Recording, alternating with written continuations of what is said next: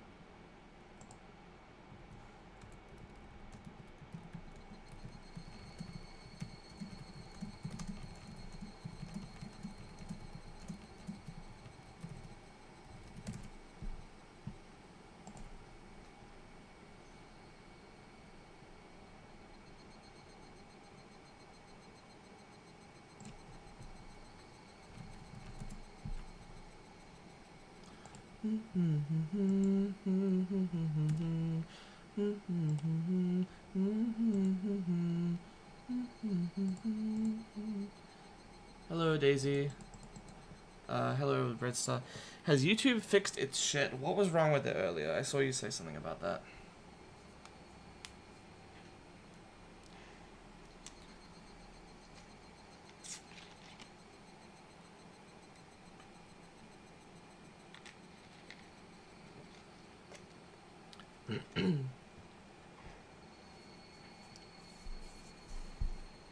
Hey, Daisy.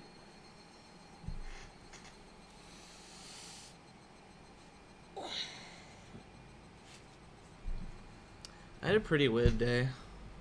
I was gonna go for lunch with my mum. So I woke up earlier than I normally would to do that. And this is after like 3 or 4 days of trying to get up earlier in a row. So I'm like, hopefully this will help adjust my sleep schedule. But I've still been going to bed pretty late. I've still been kind of tired.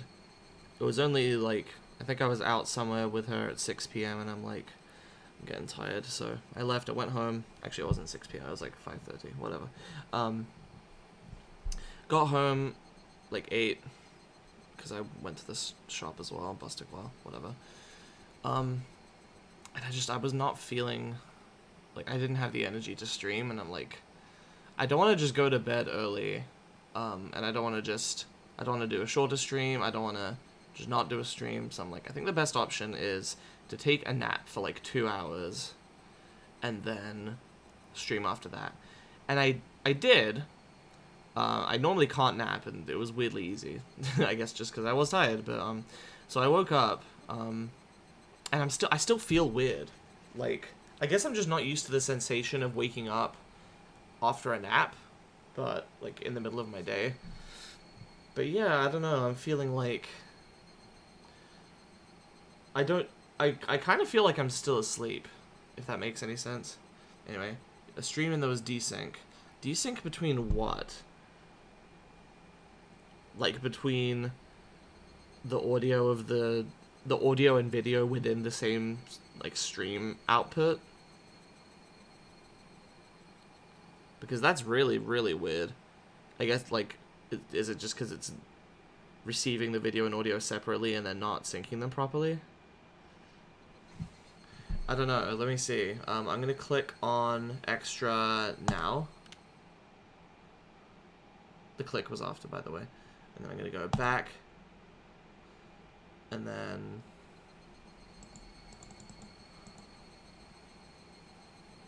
yeah, I don't know.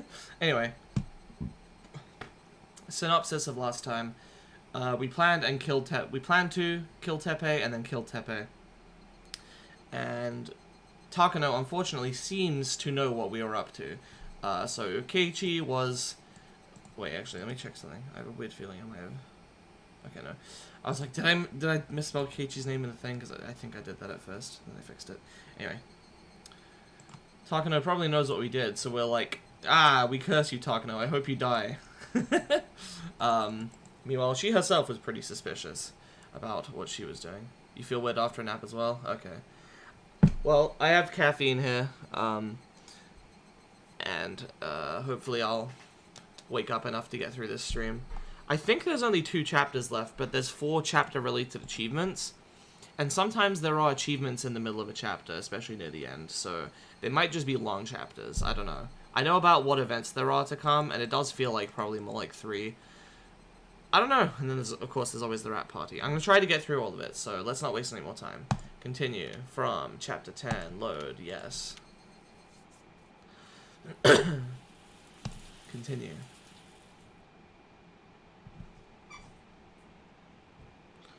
At first, I thought it was a dream. I was staring at this strange sheet, not really understanding what it was. That was all. I didn't go after it, nor did I ridicule it. Oh, I don't have my pillow here. Whoops. Give me a second. I should put a pillow behind my mic.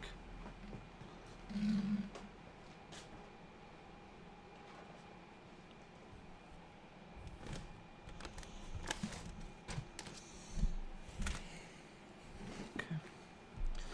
The fact was that the boring view was the ceiling of my own room, but I didn't realize that for a fairly long time. Dissociating, huh, Keiichi? Keiichi? Fuck. Doing stuff to get a good view of this? Okay.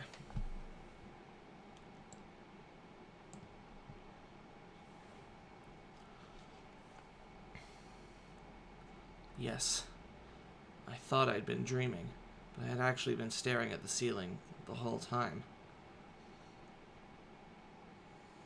Lethargy induced by the voices of the cicadas. Even after I realized I was awake, I couldn't draw forth the energy to sit up. Everything I could see, everything I could hear, everything was like a television broadcast that had already ended. It was hot.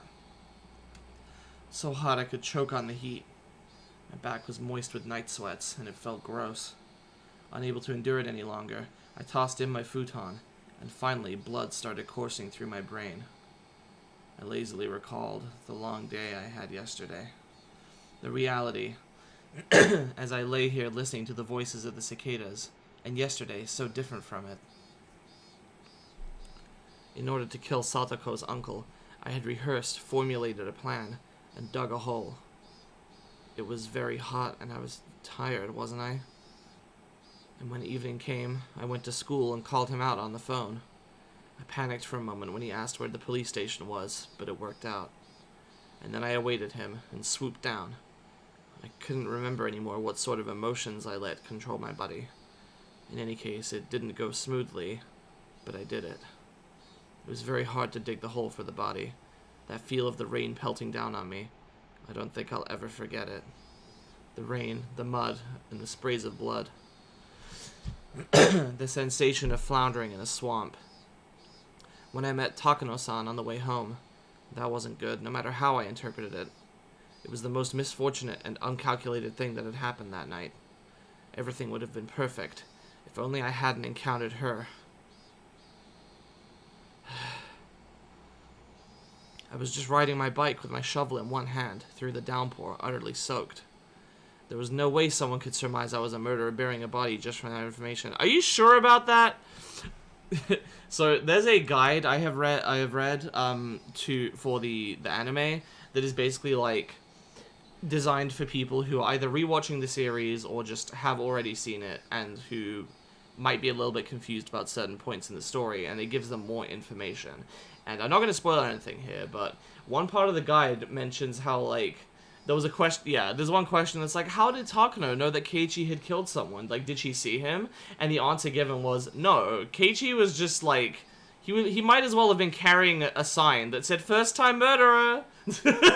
Because he was fucking wandering around looking listless in the fucking pouring rain, covered in mud, carrying a shovel, refusing to answer, like, consistently about where he was and what he was doing.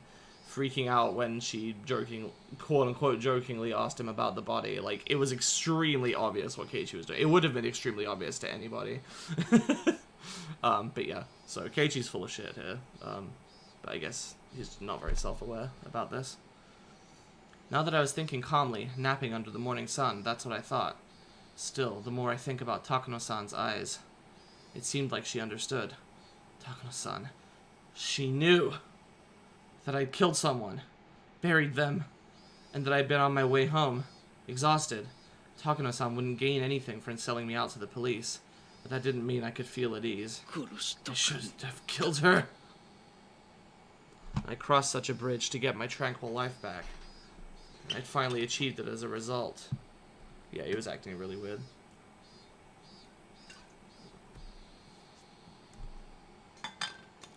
But now, for the rest of my life, for all the tranquil days starting today, I'd have to live in fear of when they could suddenly end. I may have twisted my ankle, dulled from total exhaustion. The fact that I couldn't make the snap judgment I needed to. I regretted it more and more as time went on. You didn't have a choice, Keiichi Maebara. You didn't have any choice at the time. You were tired. You were a mess. Even if you had made the decision, you might not have even been able to kill her. She might have just beaten you instead. In that sense, parting ways uneventfully could have been the safer option. No matter how sharp Takano-san's intuition was, she had no proof. Her suspecting me didn't amount to evidence by itself. Logically, I know that. But that doesn't mean I have nothing to worry about, does it? Just worry about it when the time comes. Now isn't the time to be worrying. It's the time to be smiling, right? You accomplished so much just to gain a new life starting today, didn't you? Then you should be happy at this new morning. If remembering the past is too hard for you, then just consider everything up to yesterday as having never happened. You said so yourself. How should he have killed her and disposed of the car and the body while being injured? Yeah, I mean, it's not reasonable. You'd bury it all like it never happened. Well, your wish came true. Everything before yesterday never happened. So be happy, Keiichi Maebara. Yay! Nah, that's probably not how we would do it. We'd probably be like, yay! I stuck up my hands lazily. It felt a little silly for me to be the one doing it.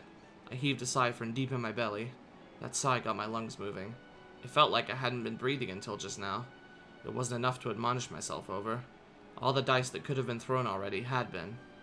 And the numbers that turned up weren't bad at all. If I lost with those numbers, then I'd just have to give up, I guess. I grabbed the chest of my pajamas and flapped it back and forth. Cool air flowed over my sweating body. Okay. Nothing before yesterday happened. Nothing. Nothing at all. I'd forget it all. Yesterday was all a dream. What time was it? About midday? Getting myself up and going to school this late seemed kind of absurd, but I needed to go. I felt like going to school would be the first step into my peaceful new life. I didn't care how late it was, I would go. I'd go to school right now and get back to the life I'd retaken as soon as I could. My lazy body immediately became lighter at the thought. I rolled up out of the futon, bounced onto my knees, then leaped upright. Nice! Stuck the landing! Keiichi doesn't think anything much of Takano acting extremely suspicious as well. I can't prove anything, but I bet she had a corpse in her trunk as well. I mean, yes, like I said, Takano was acting pretty suspicious herself. I cannot deny that. I stuck out my chest with pride at my gymnast-like pose, then took a deep breath of fresh air.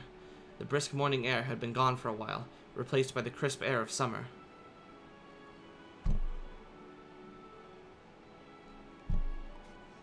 Downstairs, I got a stern talking to by my mother. Where were you last night? When did you get back? You need to tell me when you won't be home for dinner, things like that. But considering the importance of what I had accomplished yesterday, a little scolding was no problem. In fact, it even felt like the sort of thing that would happen in such a peaceful life. I listened with an irresponsible smile, and stepped out into the sun high overhead. It was around the time lunch break would be ending. Everyone would probably be worrying about me. I didn't go to the festival, and now I wasn't at school. Well, maybe they weren't too worried about it, since they would have gotten a small piece of news, but a happy one, from Satoko today. Yes, the small piece of news, that her uncle hadn't come home last night. Satoko would probably live her days in nervous tension for a while, thinking he might still come home, but eventually those days would end. And finally, Satoko, too, would realize her uncle was never coming back.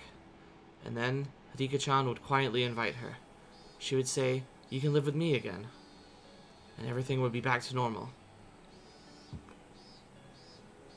You interpret it as Takano was like, we both killed someone, so let's keep quiet about it. Yeah, it's very possible. Our lives would go back to how they were before that man appeared. Satoko would start wearing that extraordinary smile, complete with those protruding canines, and fool everyone with those traps she was so proud of. I'd probably be her first target out of everyone, but I wouldn't be mad. In fact, I might actually shed tears of joy at the return of something so normal. Satoko. She'd gradually grow back into that meddlesome personality of hers. I mean, my lack of useful life skills was already completely exposed. I wondered if I'd ever be a match for Satoko. But that would be such a pleasant thing to see, too. And with such warm, fuzzy predictions, I didn't feel bad for going to school so late. In fact, I wanted to run there now to get there as soon as I could. Instead, I decided to savor the peacefulness of just going to school like normal, without running. The world I'd obtained for myself, that gave me joy just by walking like this. Yes, the world, beginning on this very day, was something I had won. Without that monumental feat yesterday, I never would have been able to come to school so cheerfully today. The school gate came into sight. Just then I heard the principal ringing the bell to mark the end of lunch break. It was a clear, refreshing sound. I stopped despite myself, and let myself take it in. Tap. I'd stopped suddenly, so there was an extra footstep. With a noise, the blessedness I was feeling throughout my whole body withdrew into any pore I could find, and as if to replace it, I felt like hundreds of hairy caterpillars were climbing up my feet. I turned back, but of course, nobody was there. A single footstep could have easily been my imagination. But the footstep felt so ominous. That extra footstep I had heard after seeing Takano-san off last night. With everything that happened on that insane night, I didn't mind something like that happening once. It had been a hell of a night after all. In fact, having just one hallucination was pretty fortunate. But those footsteps should have ended with yesterday, so if I heard them again today, there was really only one thing it could have meant. Last night still wasn't over. It was still going. Still. That insane night. Forever. The step I heard, just that one extra footstep, was quietly ridiculing the nonsensical notion that the world starting today was completely different from the one that ended yesterday. My classmates playing in the schoolyard all vanished inside like the tide going out. Suddenly Keiichi turned on its heel and died, lol. When I approached the school, it felt like that warm, fuzzy scene had ended, and it didn't feel good. At the entrance, I took a quick look in everyone's shoeboxes. Satoko Hojo. She was here. Mion was here too, and Rena, of course. Even Rika-chan was here. Tomita-kun and Okamura-kun was here. In fact, I didn't see any missing classmates.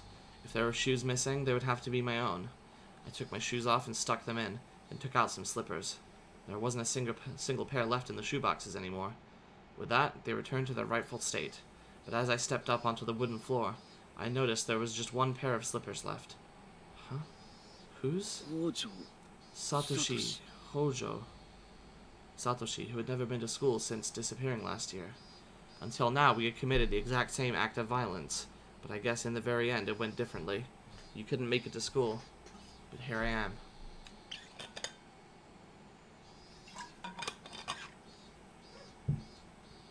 I didn't repeat the same mistake you made. I wasn't about to let myself feel superior about that. In fact, I felt an odd sense of familiarity with him. A misfortunate bond with someone I'd never met due to following the same fate. I headed down the hallway towards the usual classroom. It felt like it had been a whole year since coming here. Hey, did you forget Keiichi Maebara? Satoshi Hojo didn't really disappear on the night of Watanagashi, did he? Satoshi Hojo disappeared a few days later, on Satoko's birthday if I was right. I didn't know what day it was, but I couldn't say for sure I'd avoided Satoshi's failure unless I remained here past that day. I was still living in that night of insanity. The teacher still hadn't come to the classroom. The other door clattered open, the one the teacher wouldn't use, so everyone turned at once to see who had arrived.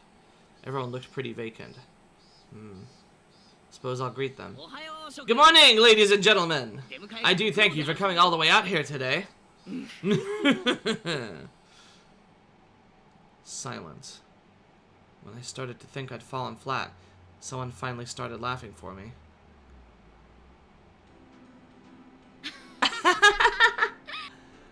Good morning, Kei-chan. You're pretty energetic today. Yeah, energetic. Maybe you haven't gotten out of the festive mood yet. How... Hearing Mion and Rena's cheerful voices made me realize how dumb those dark feelings I've been having at the entrance really were. Hey now, festive mood? I wasn't at the festival at all, remember? Before I could say that, Rika-chan smiled at me. Keiichi, did you make sure to watch my dance? Yep. He saw it just fine. Didn't you see how big an applause he gave you? And he ignored it when that troublemaker Shion came up and made a pass at him.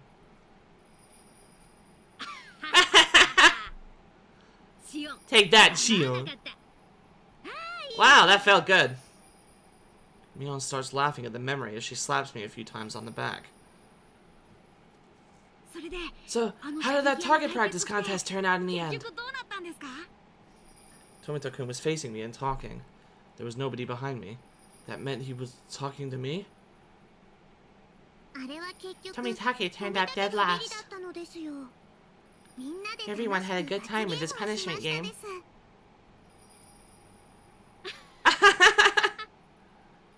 Weren't you supposed to be the one in last place, Rika-chan? It was such a turnaround when you pulled off getting that chewing gum. I should have expected that from a member of my club. It was fantastic! Crying at a time like that is a feat only Furudere would be allowed to do, said Okamura-kun, breathing heavily from his nose. In my direction. Everyone laughed. If anyone but Rika-chan had done it, it would have been against the rules. Rika-chan gave one of her nipa smiles as she just listened to it. In my direction. Rena too turned towards me. And then with a somewhat embarrassed smile, she whispered to me so only I could hear. But really, thanks. Keiichi-kun. For what? That giant stuffed animal. I was really happy. It's nice and safe right at my bedside. And I made sure to give it a goodnight kiss before bed, too.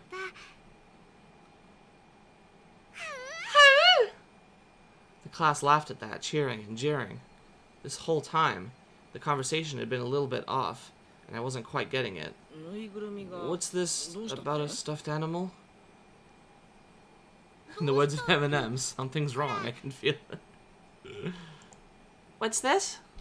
Come on, we all worked really hard at the festival yesterday to get it down, remember? The gigantic stuffed animal.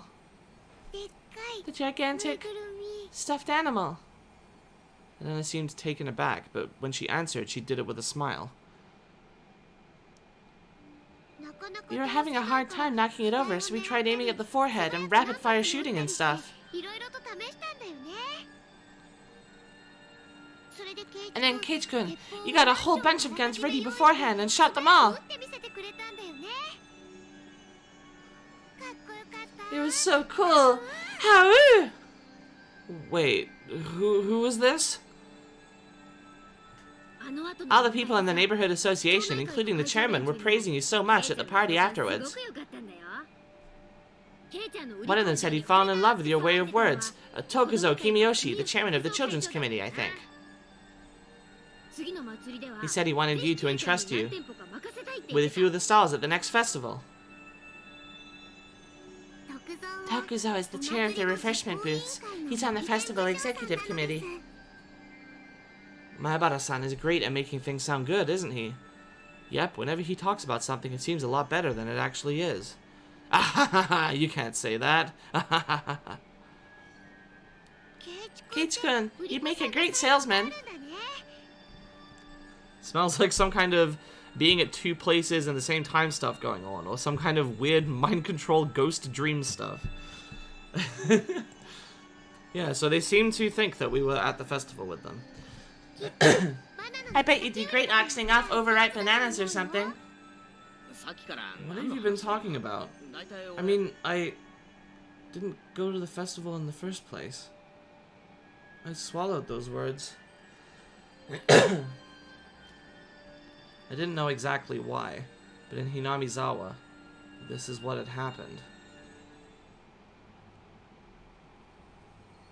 Yesterday, during the Watanagashi festival, Keiichi Maebara had appeared, and he had romped about with all the usual members of his club. He made a big scene at a few of the stalls, snatched a few sticks of takoyaki and okonomiyaki in his glee, rating each of them as delicious or terrible to get everyone excited. And they'd seen a gigantic stuffed animal at the target practice game, and everyone went after it. And then I got a whole bunch of the court guns, firing them in rapid succession, throwing each one away after using it, and admirably, I shot down the biggest stuffed animal there. And then I gave the stuffed animal the proof of my victory to Rena as a gift. Then our fun came to a close as we had to go see Rika-chan's offertory dance. There was a ton of people squeezed in there, and we all got separated, but we each managed to get into good positions to cheer Rika-chan on from. Then in the middle, when Shion came up and asked me to go hang out with her instead of watching the dedication dance, I refused, and stayed put, watching the dance until the very end. But who? Who was that? Well, everyone's been saying it, haven't they? Keiichi Maebara. I had an urge to yell in anger at my classmates for having so much fun talking about the festival yesterday with Keiichi Maebara. What the hell are you guys even talking about? Far stronger than that feeling, though, was the sheer uncanny nature of this reality I couldn't understand. A Keiichi Maebara who wasn't me was in Hinamizawa yesterday, as I threw away my humanity, turned into a demon, and was busy beating Satoko's uncle to death. I was having a great time at the festival last night. What the hell? I had to suffer through so much, desperately holding back tears, getting so worn out in that downpour, digging holes, chasing, beating, killing, dragging, and burying. Who is this Keiichi Maebara who had ignored me so, and spent such a fun, carefree time at the festival, damn it? Who the hell stood in for me as I put my life on the line, working so hard to achieve this treasure-like everyday life? If there was another Keiichi Maebara besides me, then what was I? On the night of Watanagashi, where one died and one disappeared, in accordance with Oyoshiro-sama's curse, there was only a demon who had killed someone. Sounds like a mixture of what happened at the Watanagashi in previous chapters. Yeah, pretty much.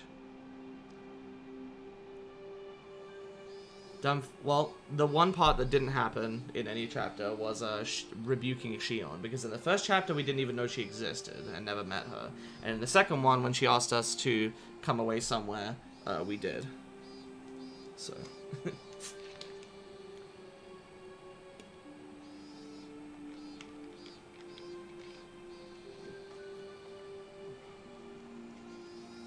Dumbfounded, as I succumbed to a horrifying possibility, I looked around at my classmates to make sure there was nobody extra I didn't recognize among them, to make sure I wasn't among them.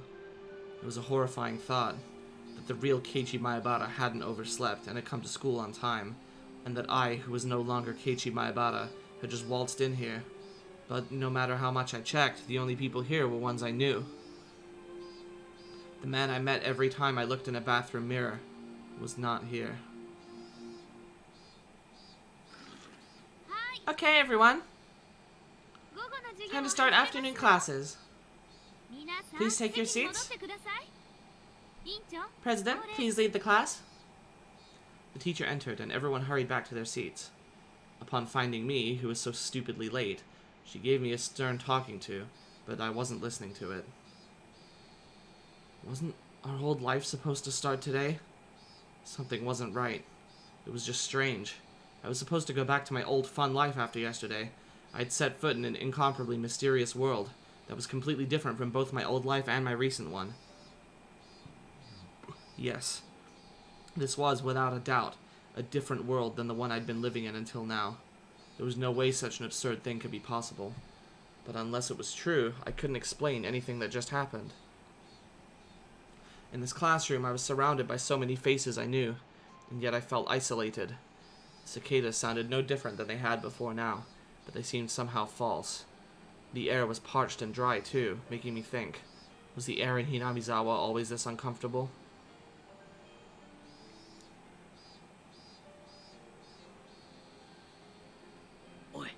Hey, Rena. What is it? We're in class. About the festival yesterday. About... When would you say I got there? Huh? To be honest, I was pretty excited afterwards, and I gobbled down some cans of beer. I mean, it's kind of embarrassing, but I don't quite remember some things. For random babbling, it wasn't a bad excuse. Keiichi-kun, you said you couldn't come at first, didn't you? You called Mii-chan's house about it, right? That matched. I called Mion and told her to take Satoko in my place since I wouldn't be able to meet up with them due to the things I had to do. We all decided while we were setting up for the festival that we'd invite Satoko-chan. We wanted to bring her out someplace where she couldn't see her uncle for a little while. That was the same too. Random weird thought, Keiichi fell into the swamp with a motorcycle and this is just hell or he's a ghost. Interesting theory. Mion said that when I called her, that everyone had already decided to invite her. And then we all went, me, Mii-chan, and Rika-chan, to Satoko-chan's house and brought her out. Satoko-chan's uncle seems like a really mean person. That part didn't matter. What I was trying to ask was, well, when did I meet up with you? How could you forget that? Keiichi-kun, this is why I said to get a good night's sleep before the festival. Whatever! When did I meet up with you?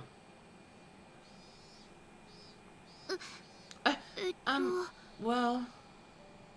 At my sudden, threatening demand, Rena was at a loss for words. Oops, I shouldn't have rushed that. I told her I was sorry. It was at the shrine grounds. It was unexpected. You were talking to Rika-chan, weren't you? Yep.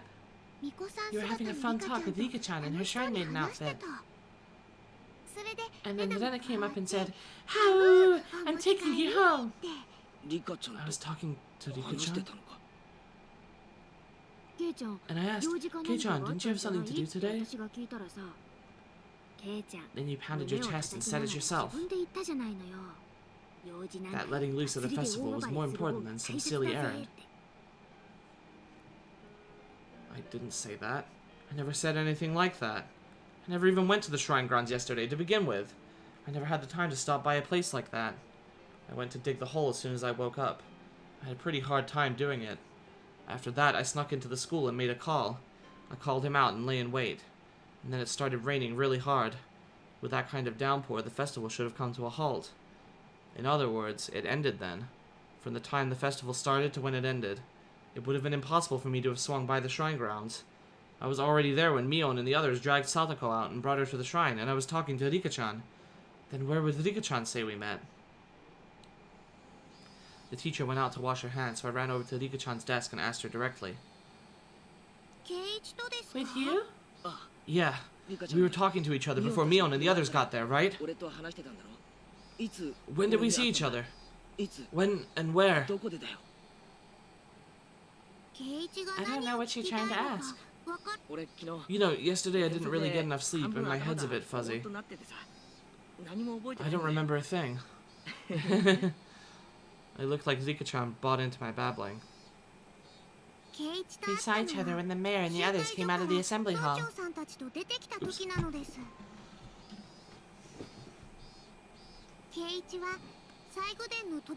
You were in front of the ritual implement storehouse. Huh? What? Honestly, I want Rena to take me home. Sounds like a good life. I bet she has all sorts of fun stuff. Rena's a sweetheart. I love Rena. And yeah, I bet she is good at taking care of people.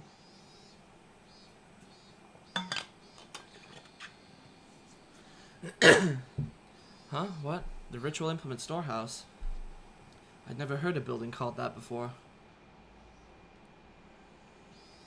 Well, maybe I have, but at the very least, I wouldn't know where on the shrine grounds it was. Come on. The mayor got real angry at you since you shouldn't go near holy places without authority, remember? Keiichi, did you forget that too? I was too scared to ask anymore. The more I asked, the more it became clear without any doubt that Keiichi Maebara was present at the Fudede Shrine Grounds during the Watanagashi festival. The clearer that became, the more doubts, no, fears I had. Who on earth was I yesterday? Whoever that was, he had a good time in my place, and managed to go the entire day without letting them notice I wasn't there.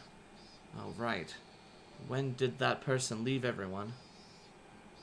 This morning, my mother got mad at me for having stayed out so late last night, which meant at the very least that Keiichi Maebara hadn't come home while my mother was still awake. The festival would have been closed because of the downpour. If I recall right, when I went back to the house's storage room to get another shovel, I think the clock said 7. Since it was already raining hard by then, the festival would have had to close down before 7. If I'd returned that early, I would have definitely run into my parents. Or at the very least, they wouldn't have asked me when I got back last night.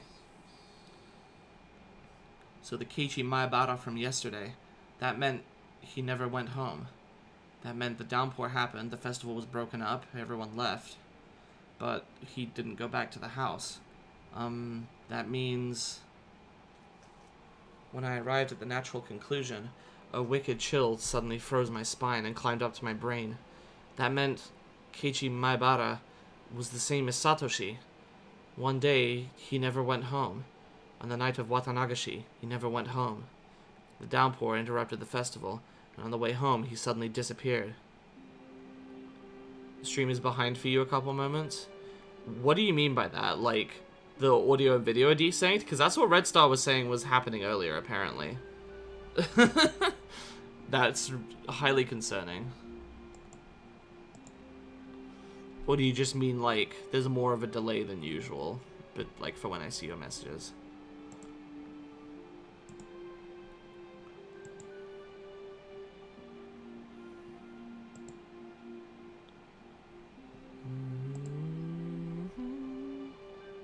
And I, who was dealing with the corpse, went home without a problem. I was so tired I wasn't even hungry, so I went up to my room without a sound and crawled into my futon. Who was I? That much was obvious. Keiichi Maebara. Keiichi Maebara was me. There may have been another one, but that doesn't negate the fact that I was Keiichi Maebara. Then that other Keiichi Maebara was what? The voices of the cicadas, steadily filling the classroom, were beginning to bother me. Suddenly, I laid eyes on Satoko. Satoko's expression was dark as always. She seemed completely exhausted, at a life of agony she couldn't even imagine an ending to. What had last night been like for Satoko? Did she have fun with everyone and feel a little happier, if even for a moment? And when she went home, the end of her dream, she'd probably gone to sleep afraid of when her uncle would return. And then this morning, her uncle hadn't come home. And then she went to school. Right now, she must have been still trapped by the rotten idea from which she couldn't be saved. That her uncle would need her when she got back. Not a desync, it's just behind if you refresh the page, doesn't automatically catch up with the part you're playing. That's weird. I don't know then, I'm sorry. But you can rest easy, Satoko. Your uncle won't ever be coming back. I couldn't tell her it was because I'd killed him.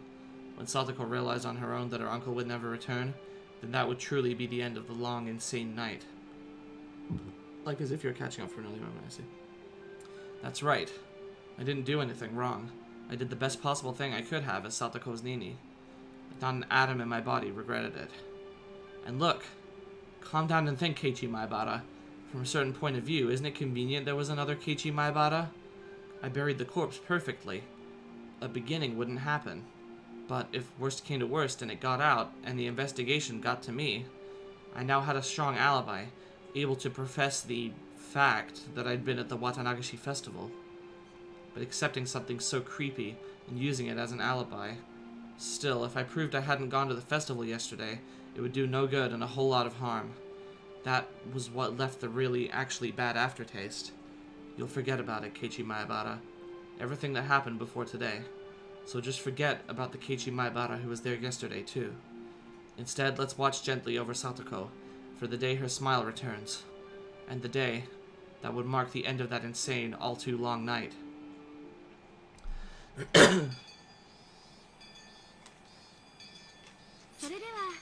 That's all for today, class.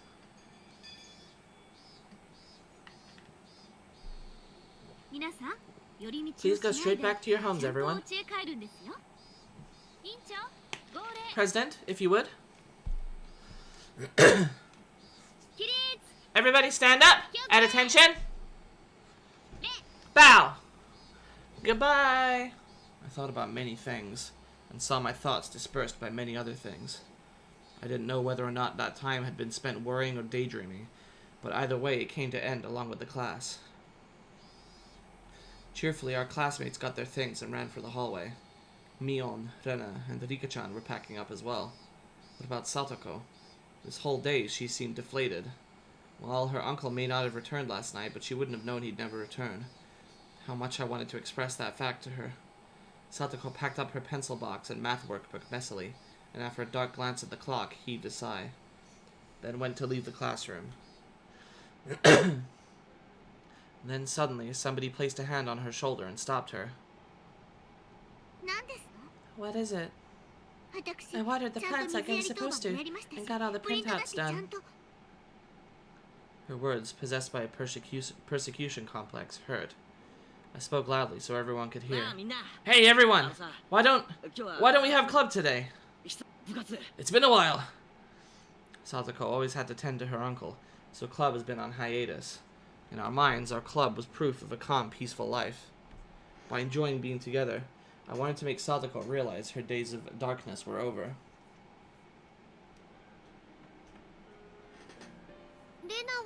I'm okay. I'll do it. Me. Well, I mean, I don't mind. If it's okay with Satoko. Under a condition. That was important. With everything up to her, Satoko gave a worried look. Come on, Satoko, it's been a long time. Let's go crazy.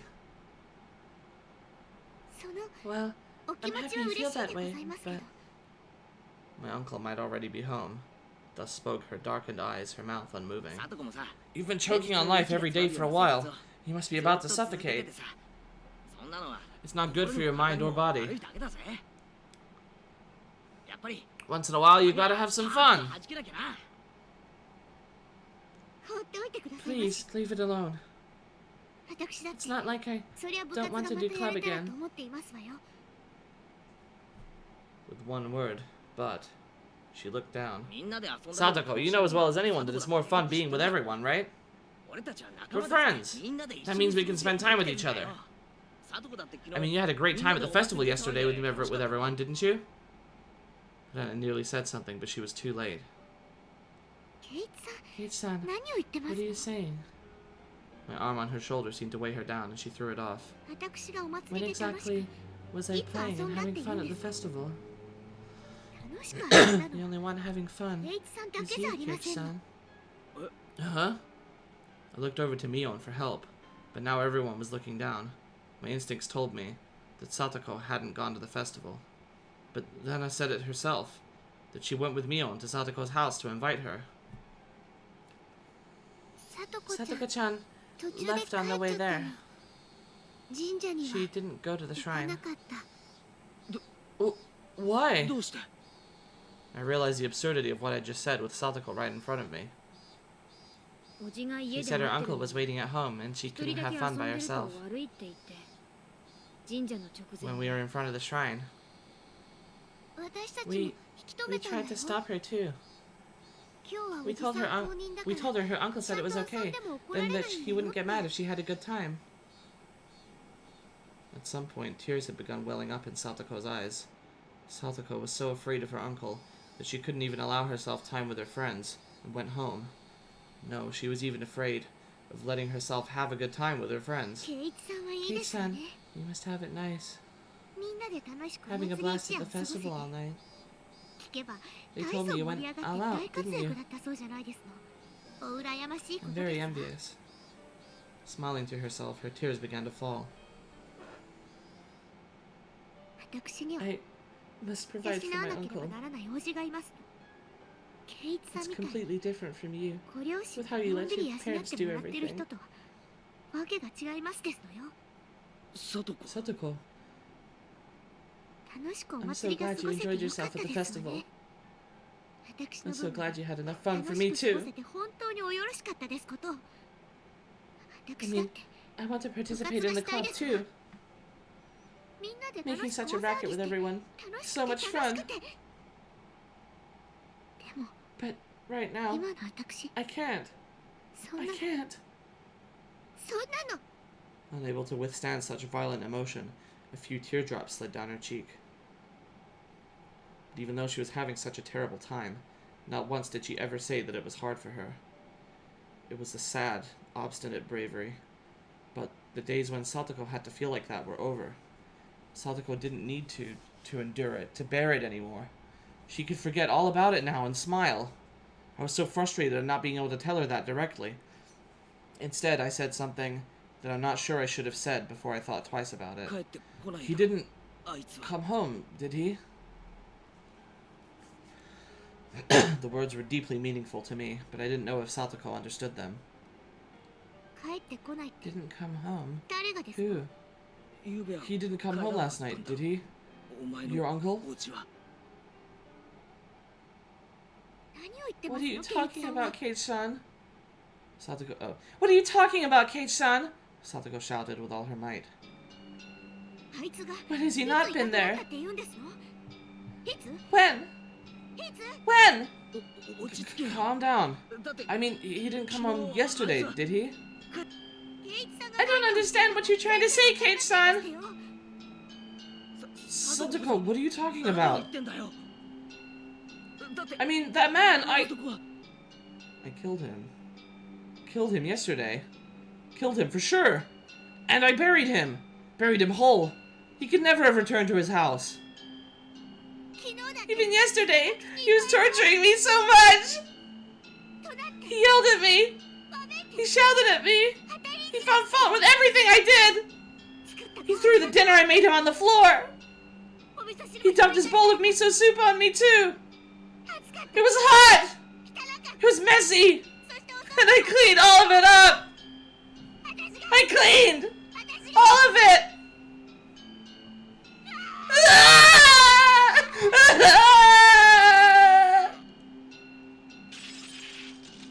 What? Our stories weren't matching up. Night? And this morning, when he woke me up to make him breakfast, he got so mad at me. He would have gotten mad at me whether I'd gotten up or not.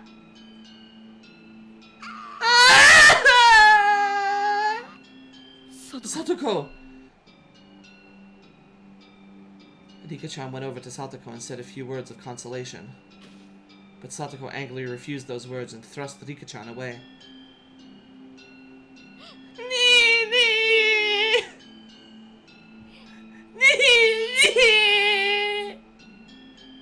Come back! Come back!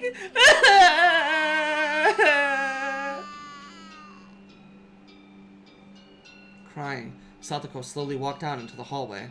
After a moment, Rika-chan went after her.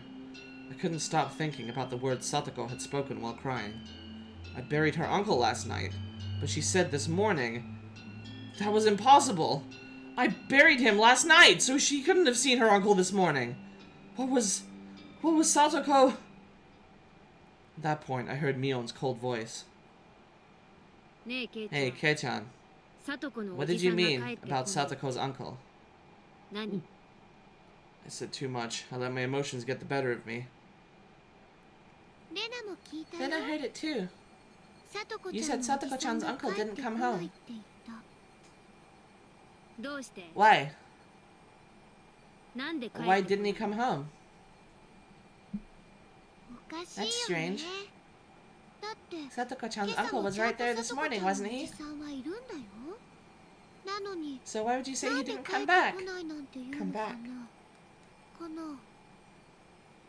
Kei-chan, you've been saying weird things for a while. Suddenly, Mion and Rena started to speak in strange and creepy voices. What were they doing? What were they saying? Kei-chan, is it somehow inconvenient for you for Satoko's uncle to be around? No, what are you talking about? Of course it would be better if Satoko's uncle wasn't here. Yep. That's true, of course. If only he weren't here, right?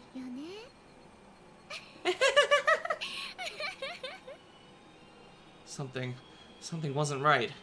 The next thing I knew, Mion and Rena were smiling thinly, and their eyes were dark and muddy in a way that I'd never seen before. And as our eyes met, that mud even seemed to fill the air. Satoko's uncle is an awful person, no doubt. I think we'd all be better off with him gone just as much as you do. But he's here. There's nothing we can do, right? Nothing we can do. Something's wrong. Something's clearly wrong here. What the hell was happening? After a moment, a chilly, liquid-like feeling, as though my blood had been mixed with sherbet, crawled up my spine. No choice. I mean, of course there isn't, but then Satoko will never... If there's no choice, what would you do? Rena was trying to prompt me to say more. There really was no choice, so I killed him. I killed him to protect Satoko. That's...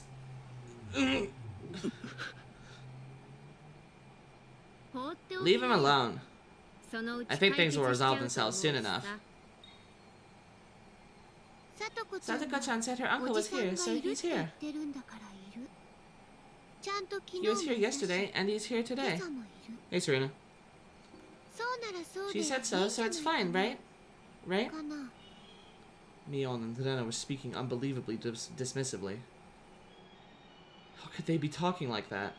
Mion and Rena, they were my friends, and were seriously worried about Satoko's abuse, weren't they? They would never blurt out something like this. And I definitely killed Satoko's uncle. No matter what Satoko or anyone else says, I wouldn't acknowledge it because him being alive was impossible. There's no way he was alive. It was impossible. And yet, since Satoko herself said he was here, that he was alive, I didn't know why or how. But suddenly, Mion and Rena were at my side, standing there silently. Let's go home, Kei-chan. After we leave, Rena wants to go treasure hunting for the first time in a while. Mi-chan is coming too. Kei-chan, you should come along. Of course, you're not allowed to refuse. If words could freeze blood, then there was no doubt that they would have frozen me solid. I could hear it, a strange sound like a layer of thin ice spreading, emanating from every joint in my body. And with them closely at my sides, we left the school as if they were police officers taking me away. They talked about silly things the entire way home, like they always did, but they always stood at my sides as if to prevent me from escaping. This was strange. Everything about this day was strange. Actually, it had been strange ever since the previous night. Yes, thinking back, it had been strange ever since killing Satoko's uncle. That creepy meeting with Takano-san was only the beginning. That insane night was still continuing. Yes, it still hadn't ended. What? What's wrong, Kei-chan? Why did you suddenly stop? Sorry, it's nothing. When I stopped, it was distant, but I definitely heard them. An extra set of footsteps. That was proof. Proof that insane night hadn't ended. Mion left where she usually did, and finally we came to my house. Okay, Kei-chan. Wait here for me. Rena will come to pick you up soon. What was it? She was inviting me along on one of her oversized garbage treasure hunts at the dam site, right? But why now? Mion coming along was strange too. Mion may have accepted Rena's little hobby, but she hated fishing through garbage, so she'd never come with her before. And the location, specifically being the dam site, was a little creepy. The dam construction site was completely outside the flow of everyday life. It was so remote that no one ever went there unless they thought to in particular. Nobody lived there, and there were no lights, so at night it got dark very quickly. I was being forcibly invited there. There was no reason I had to fear Atena and Mion. Besides, wouldn't the trouble I'd make by refusing them be a pain to deal with? In that way, it didn't seem like going treasure hunting with them was a bad idea. But that insane night was continuing. Haven't the sirens of instinct been wailing in my mind for a while now? Warning me that Atena and Mion were strange. That I needed to be cautious. The warning sirens were so freaking loud it felt like my head would split in two. Rena. I actually have something to do. Something to do? Like what? Like what? It's... I just had something to do, okay? Kids are gonna get dismembered. If you had something to do, why didn't you say it while Michan was here? I already told her to meet us at the dam site before we split up. Hang on. God damn, ugh. It's really hot in here. I don't really have anything cold to keep me cool.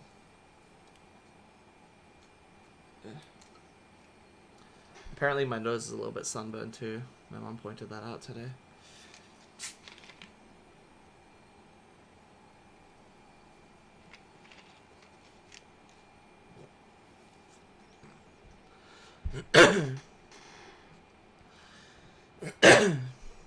Okay. Helena was smiling, but her words made her discomfort clear. Sorry, I just kind of missed the opportunity to say so. Really? You're lying, aren't you? You just made that up now, you liar. That's what Helena's eyes said to me.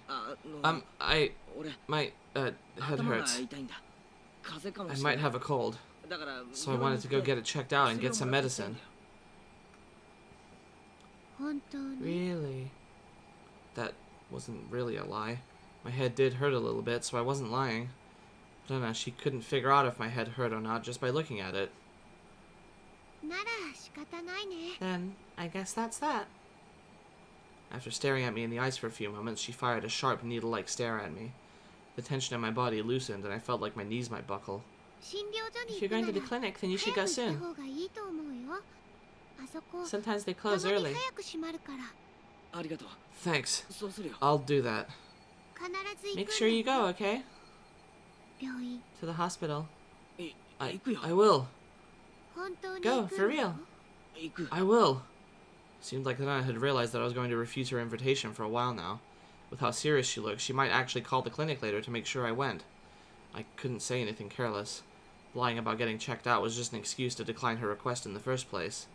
It didn't matter whether I actually went. Yeah, I'll go.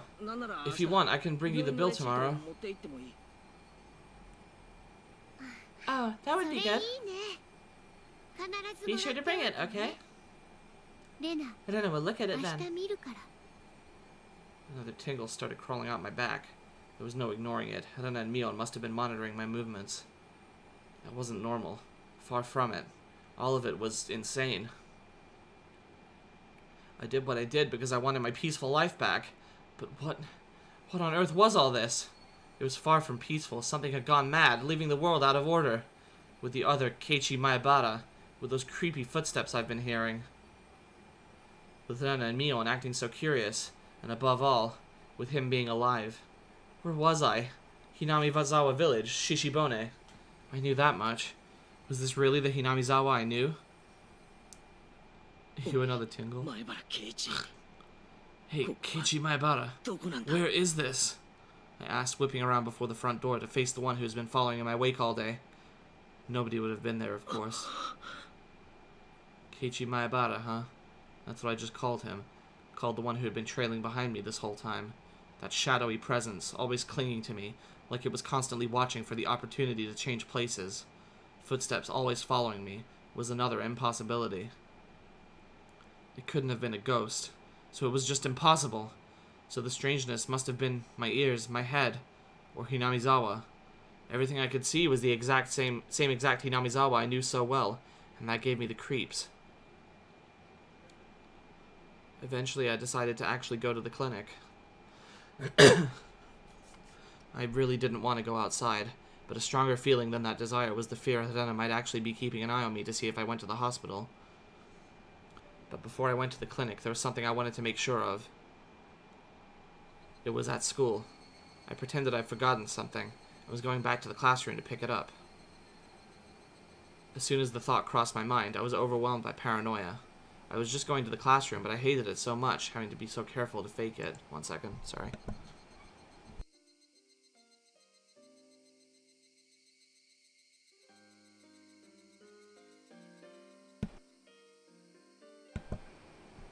Sorry about that. Okay. I was just going to the class. Oh, yeah. After carefully verifying once more that nobody was watching, I went over to the locker. Yes, Satoshi's locker. I committed the crime with the bat I found in this locker, Satoshi's bat. And then I'd thrown the bat into the swamp, which meant the bat shouldn't have been inside. But, what if the bat was still in here? It was a very dreadful, incomprehensible idea, but if it was true, it would explain a lot. If the bat was in here, yesterday's events would have all been a delusion. No, an illusion. I hadn't killed anyone, and had gone to the festival. I had a great time rampaging about with everyone. It would prove that Keiichi Maebara was really me. Proof that I was only under some strange assumption that I'd killed Satoko's uncle. Proof that it had been all been a wild fantasy. That would explain everything. Nothing happened yesterday. I'd just gone mad, unable to separate my shocking, uncle-killing dream from reality. That would explain everything. If the bat was here, would I be able to accept that reality? If it was here, nothing will have changed.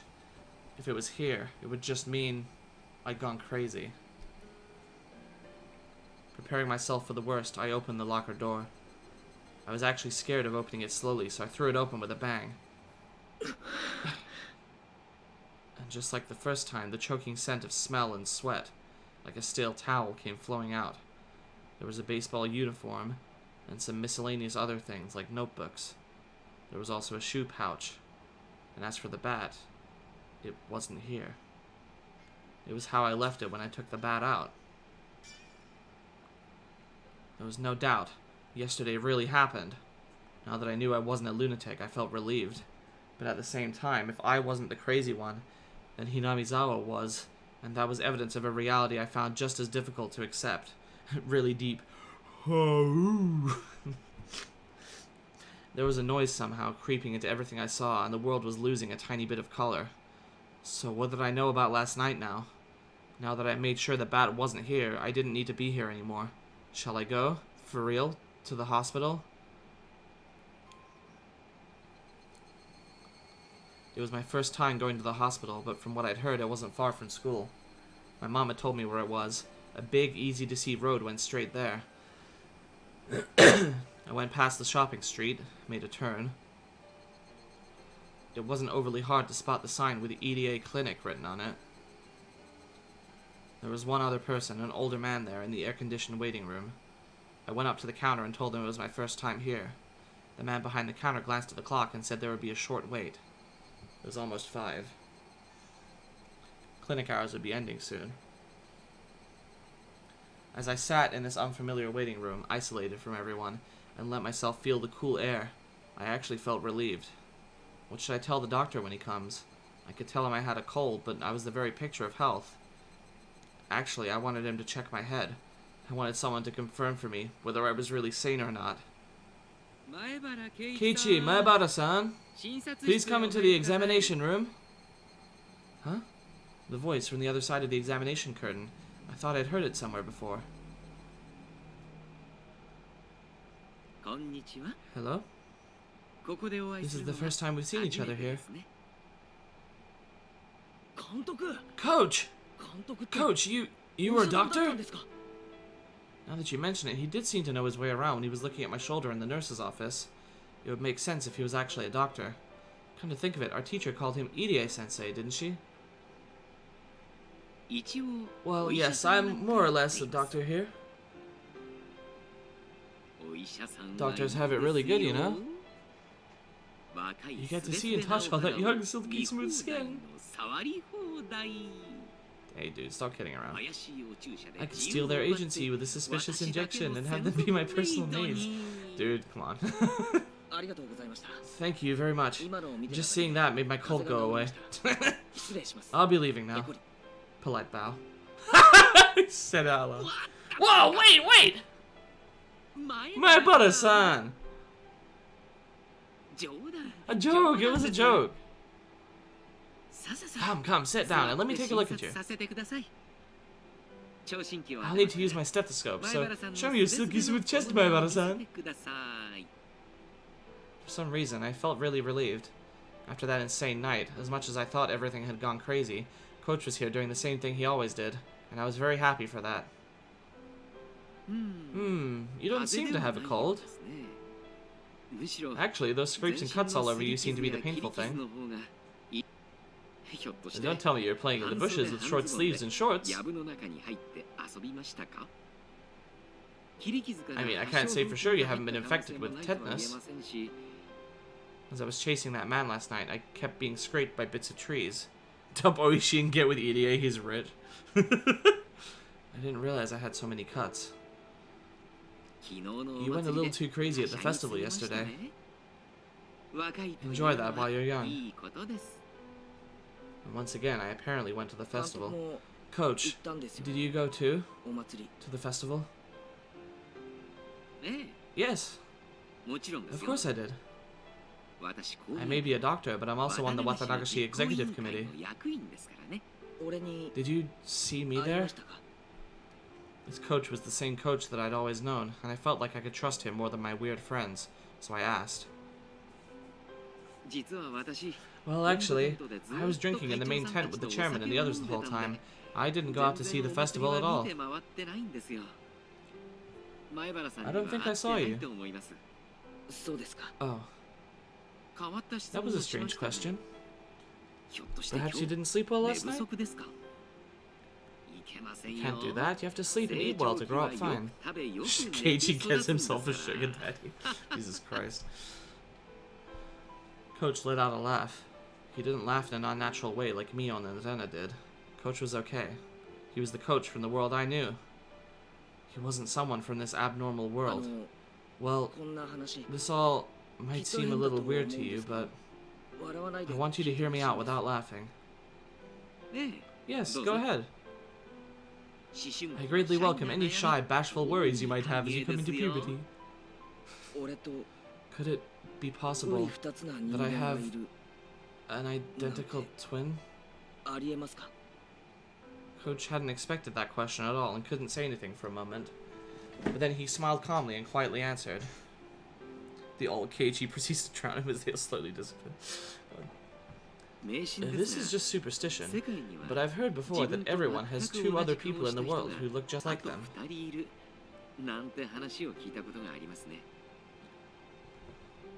If there was, I'd certainly like to meet him, though. Also, there are plenty of fairy tales where a person's double appears. The German ones about doppelgangers are probably the most famous. Doppelgangers? Yes. They look exactly like another person. Apparently, they herald misfortune, and if you meet one, you're sure to die soon. I think that's how it went.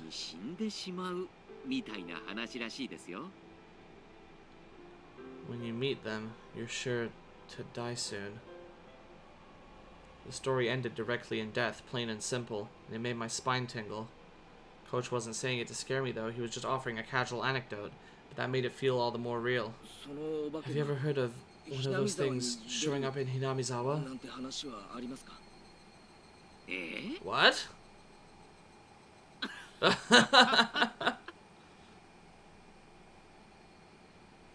Well, I can't say that I have. Coach must have thought he was being teased, so he laughed in an exaggerated way. But when I didn't smile along with him, his laughter steadily grew fainter. I'm sorry. Well, I was sort of being serious. No, I apologize for laughing. Was there something you were worried about? I wondered if I should tell him. Then, after resolving myself one final time, I slowly spoke. I didn't go to the festival yesterday. Is that right? Well, there will be one next year. And then you can... That's not what I meant! I didn't go to the festival, but according to everyone else, I was there.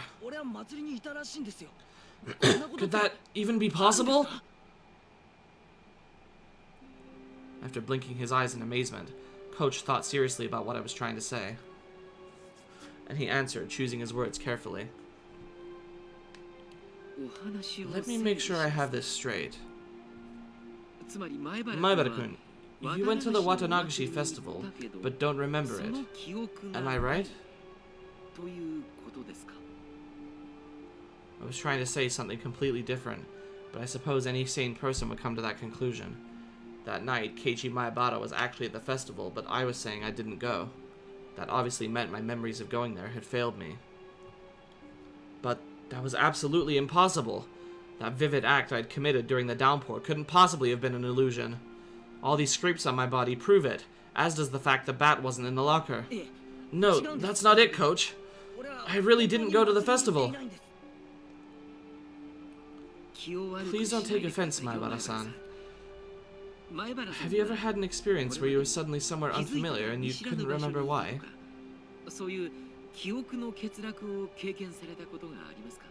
No, I didn't lose my memories or anything. Because while the festival was going on, I was definitely doing something else. It wasn't like I was asleep and unconscious or anything. You're certain you were doing something else? I know I'm being awfully rude, but are you sure you're not mistaken? I know I'm not. My memories are clear as day, and they were real. During the festival, you weren't at the shrine, and you were doing something somewhere else. Can you definitely prove that?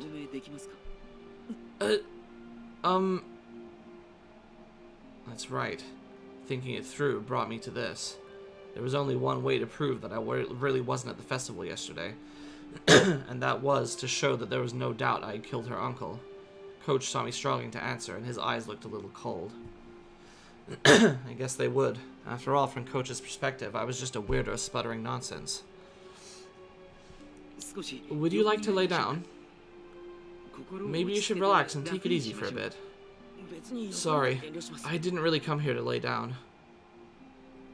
You seem to be a little worked up. Why don't I give you a sedative that'll let you sleep for a bit? That way... I'm not being strange! I realized Coach was treating me like a deviant, so I raised my voice. I apologize if I've offended you. So please, calm down. I definitely didn't go to the festival! That's the truth! I understand. So please, calm down. Take a deep breath. Does Keiichi ever shit? Like, what the fuck was realism? Well, no, you don't understand at all! Coach was stunned and stared in stupefaction. I do understand, Maebara-san. You didn't go to the festival yesterday. Is that right? I believe you. I believe you. Coach jotted down a brief note in his records. He was writing it in German, so that his patient wouldn't know what it said. But I could make a good guess as to what he wrote. You won't believe me until I tell you everything I was doing at the time, will you? Will you? Sorry. No, I believe you. Please, sit down. Before I sat, I tilted my head back a little. The blood in my face all drained out, and I quieted down. After taking a deep breath, I made sure that I was calm now. It would have been impossible for me to be at the festival. Because, at the time, I was... Should I tell him or not? I really didn't want to go on living like this, feeling this horrible. And I said them, the final fatal words. Because I was killing Satoko's uncle at the time. I could smell the concrete in the room. I could feel the air around us sharpen. Nobody moved. Only the sound of the clock ticking told us time hadn't stopped. With his mouth wide open, Coach even forgot to blink for a little while. You killed Satoko-chan's uncle? Yeah. It's fine now, Keiichi Maebara. Don't hesitate. Admit it with all your strength. Yes. Last night, I did it. I killed him.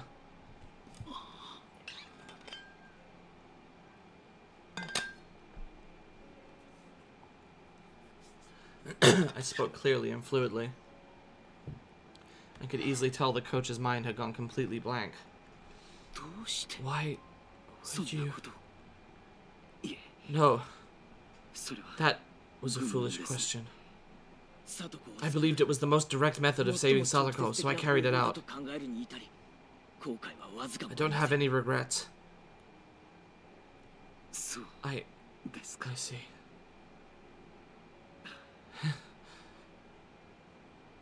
Coach smiled thinly and nodded a bit. So I couldn't have been at the festival. I left the brightness of my house for the darkness of the outside.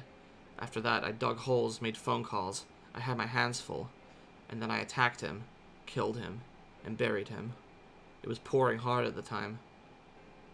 The festival started that evening, but was suspended due to the rain. There were no gaps in my memories.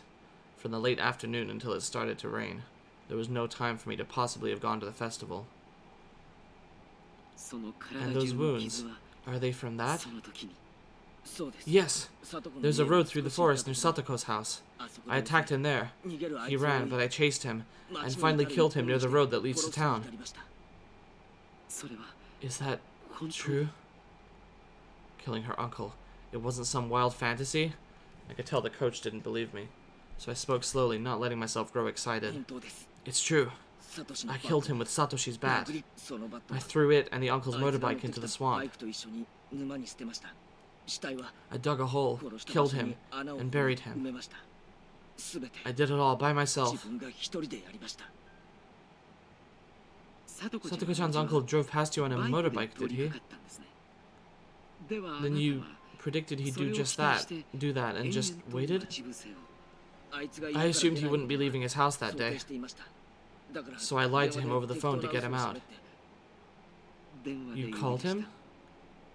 But your house is so far away from Satoko-chan's. I wouldn't think you'd be able to make it there so soon after calling him. I used a phone closer to where I was going to attack him, the one at school. But Maebara-san, it was Sunday. Wouldn't the school have been locked up? A forest ranger happened to go inside for a bit. I slipped in when I had the chance. After that, Coach grilled me on a few different things regarding the incident. He made sure to question me carefully, looking for any contradictions in my account. I'll believe you. What you did yesterday doesn't seem like a dream. I explained everything, including minor details that only someone who had actually committed the act could explain. I could, of course. It was only yesterday. Coach realized that my story had no expedient coincidences or too convenient details that would have existed in a daydream or delusion, and finally seemed to want to believe me. So, do you still think I went to the festival and lost my memory?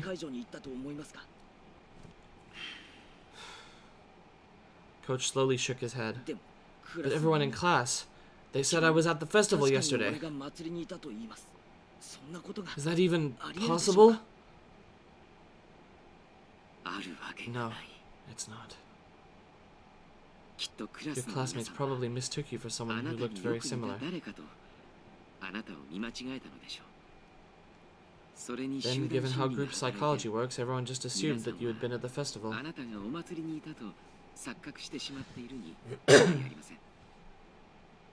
couldn't have mistaken me. Mio and all the rest said they were spending time with Keiichi Maebara. It was much more than just having mistaken someone else for me. But saying that out loud would just confuse Coach. He spoke to me in whispered tones.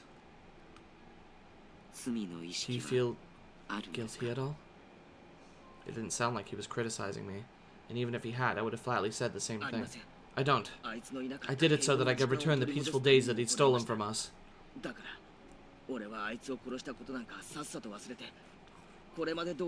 I plan to forget all about having killed him and live my life as usual. Once Satoko's regular smile returns, the one from before he showed up, everything will finally be over.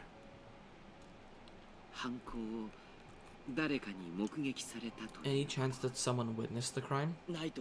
I don't think so. If someone had seen me, I would have been arrested already.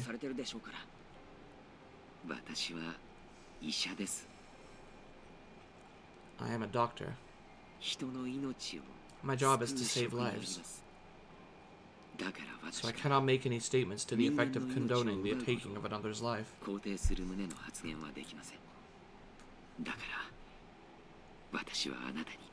So instead, I will say this.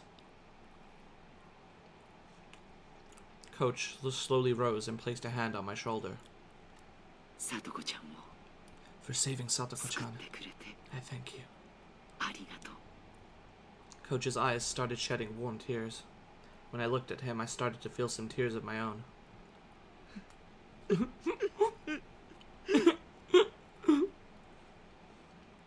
I didn't know what I was crying for. And so, for a little while, the two men in the room fought back their tears. But it's strange. What is? I'm sure I killed him, and yet he seems to have returned home alive.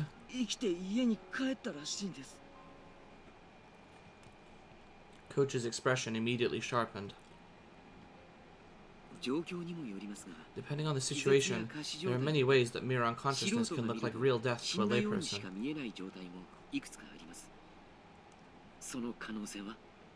Do you think it's possible he was just knocked out? I didn't check for a pulse, but I'm pretty sure I did him in. Can I ask you to reproduce the situation in which you attacked him, Maibara-san?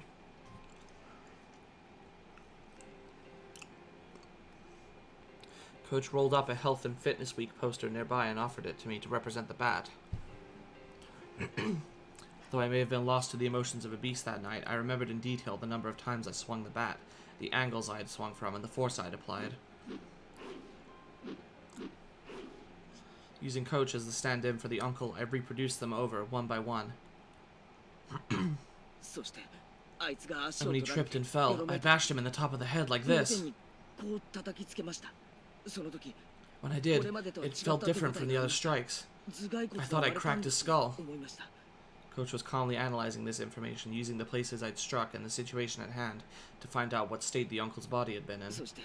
I wasn't totally sure he was dead, so I hit him a few more times after he fell. Did he react at all?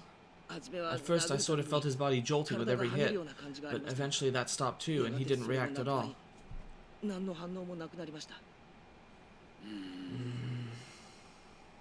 Coach folded his arms and said a few times. And then he spoke. He's dead.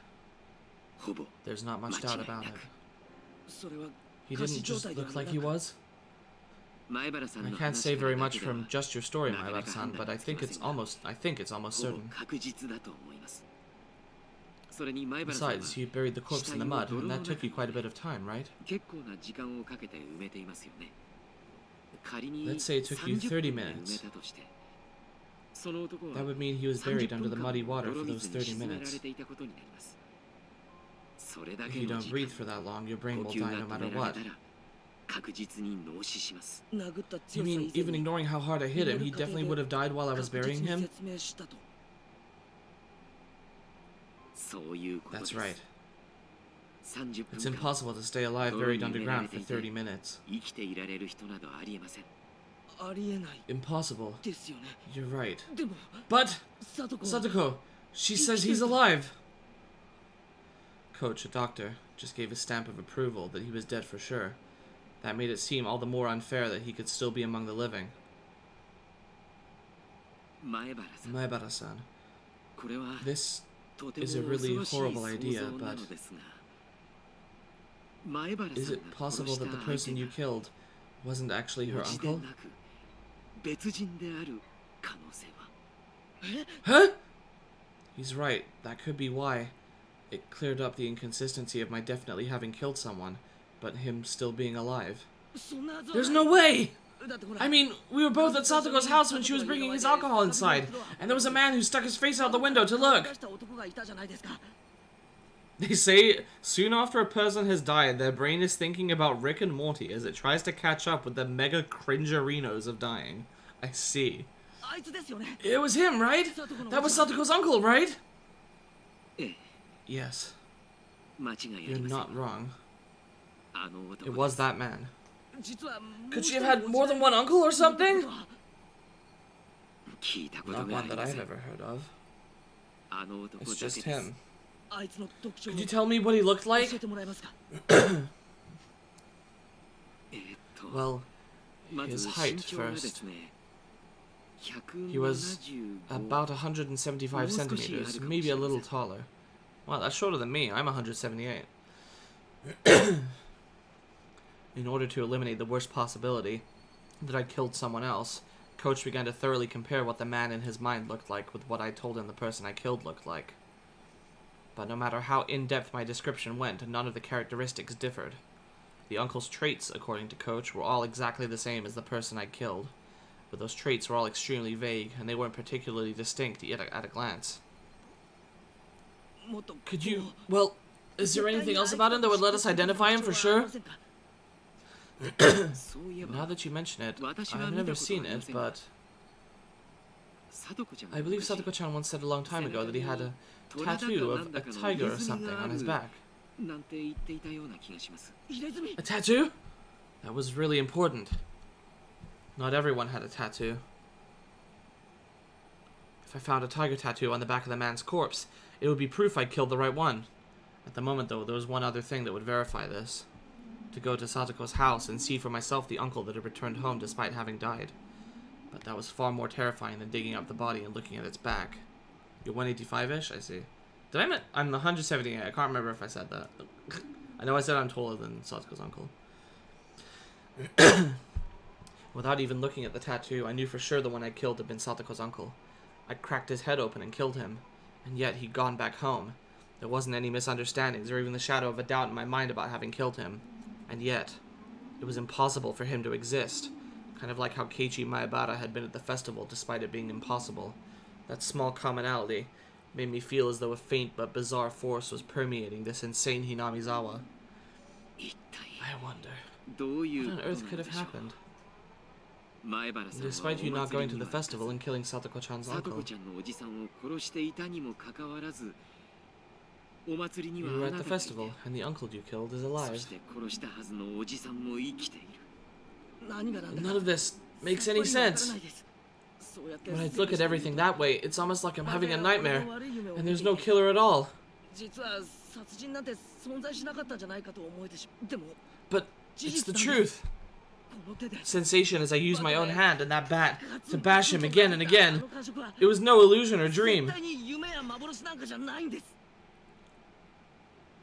Coach let out a slow sigh, then after looking at the clock, got up. Let's go over this all a little more seriously. If you'll excuse me, I'll go put on some tea. Clinic's about to close after all. I need to let the other employees leave. Coach stood up and went out into the hallway, leaving me alone. The clock was about to strike 6. I was at the festival, and the uncle I'd killed was alive.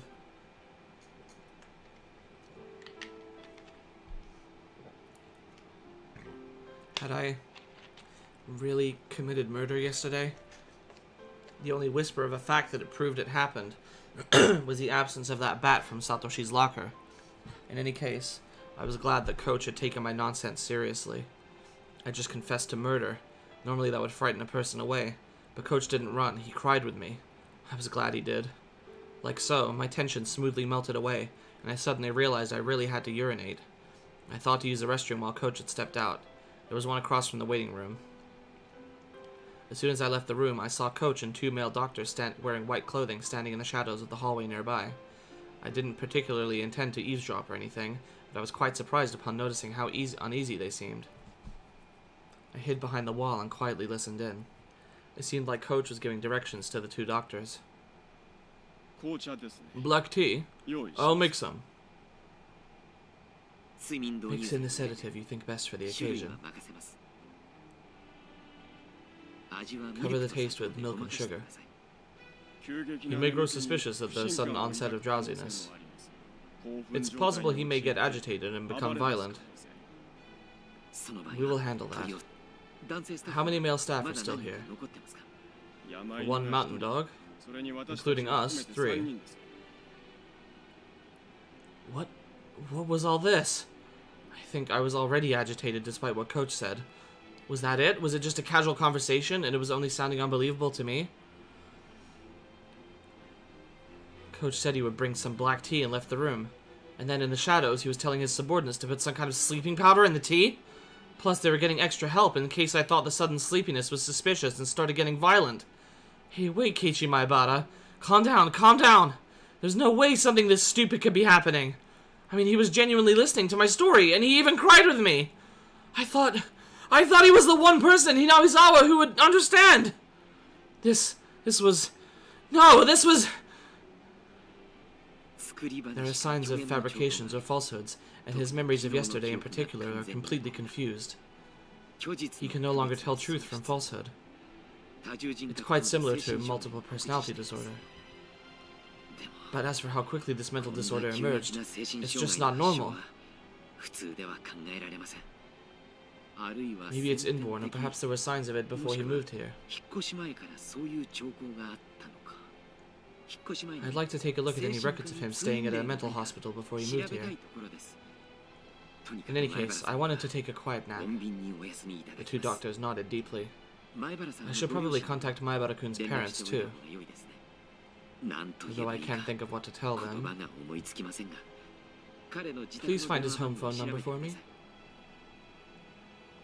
My eyes, still moist, began to shed tears once more. This was too cruel. I really thought he had actually understood and had believed what I told him. What did he mean, one mountain dog? Was he talking about a person or an actual mountain dog? We can have a look at the log and see exactly what the wording was again.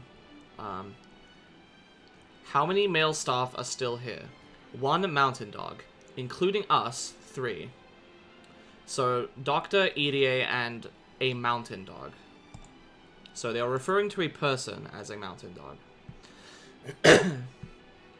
But now, from the other side of that wall, he was bluntly treating me like a crazy person. I believed you. I believed you! I had let down my guard because I thought you were the only ally I had left after that insane night. Was that a lie? All that about thanking me on Satoko's behalf. Were you just pretending in order to keep me placated? Ah! My tears fell to the floor in frustration. I was an idiot! I was an idiot! I was such an idiot for believing that bastard! I heard footsteps approaching the doctors. A man in a dress shirt with no tie came running up. Dr. Irie, it's terrible! They found Takano-san! Takano-san? Wait, where? Well, apparently they discovered her burned corpse in the mountains in Gifu. She's dead? Takano-san? The men, all surprised, exchanged glances. Dead? Takano-san? Hey, wait. So then, does that mean when I cursed her, wishing for her death, that wish was granted? What do you mean, burned corpse? Was it an accident? According to the statement from the prefectural police department, the possibility is extremely high that she was murdered.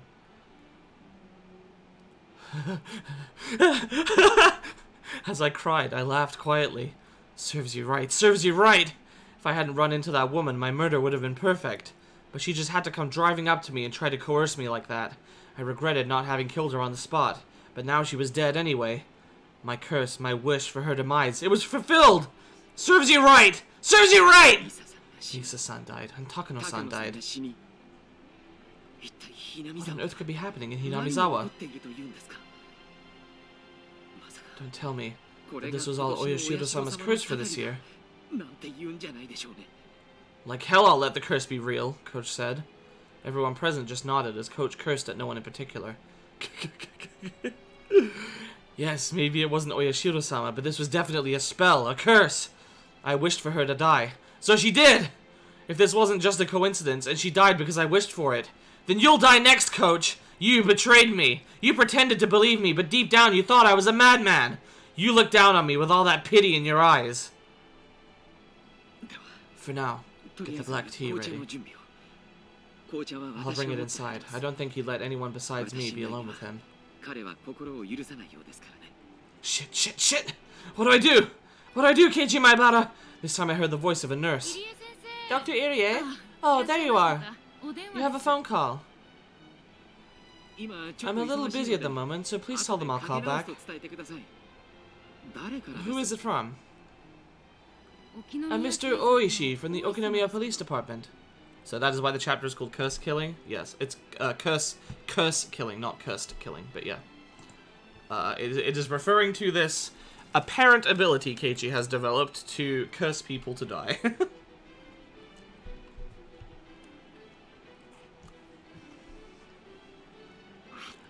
Sheesh, what bad timing. Alright, I'll answer it. Coach left to go answer the phone. The other men headed towards the room with the teapot to make the black tea like Coach had ordered them to. Fortunately, Coach having to take that phone call meant there would be extra time for me to act. I had to decide what to do now. Would I let him make me drink the sedative-infused tea, or be held down and thrown into a mental hospital? Nothing would come from starting a brawl here. They had more people anyway, and they were all bigger than me. If it came to a fight, I didn't stand a chance in hell. If I couldn't win against them, then there was only one thing left to do. Run. Adrenaline suddenly rushed into my brain, and my body started to move with keen instinct like it had on that night. My surface temperature quickly cooled, and the transmission routes between my cells enlarged. Using 360-degree visual information, I searched for an escape route. I would open the window behind me. Outside was a parking lot. There were no cars. A little beyond that was the bicycle I had taken to get here. Keiichi's a witch, burn him. I determined that this would be the quickest method of escape. I approached the window swiftly, but with little sound to raise as little suspicion as I could.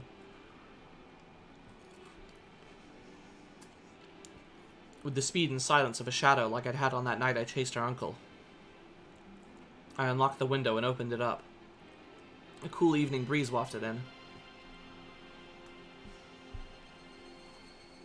I stuck my head out and looked over the parking lot again. Nobody in sight. No need to hesitate. I quietly crawled outside and closed the window behind me. I held my breath and listened carefully. Nobody seemed to have realized I'd run. I looked around. Then I jumped onto my bicycle and zoomed away.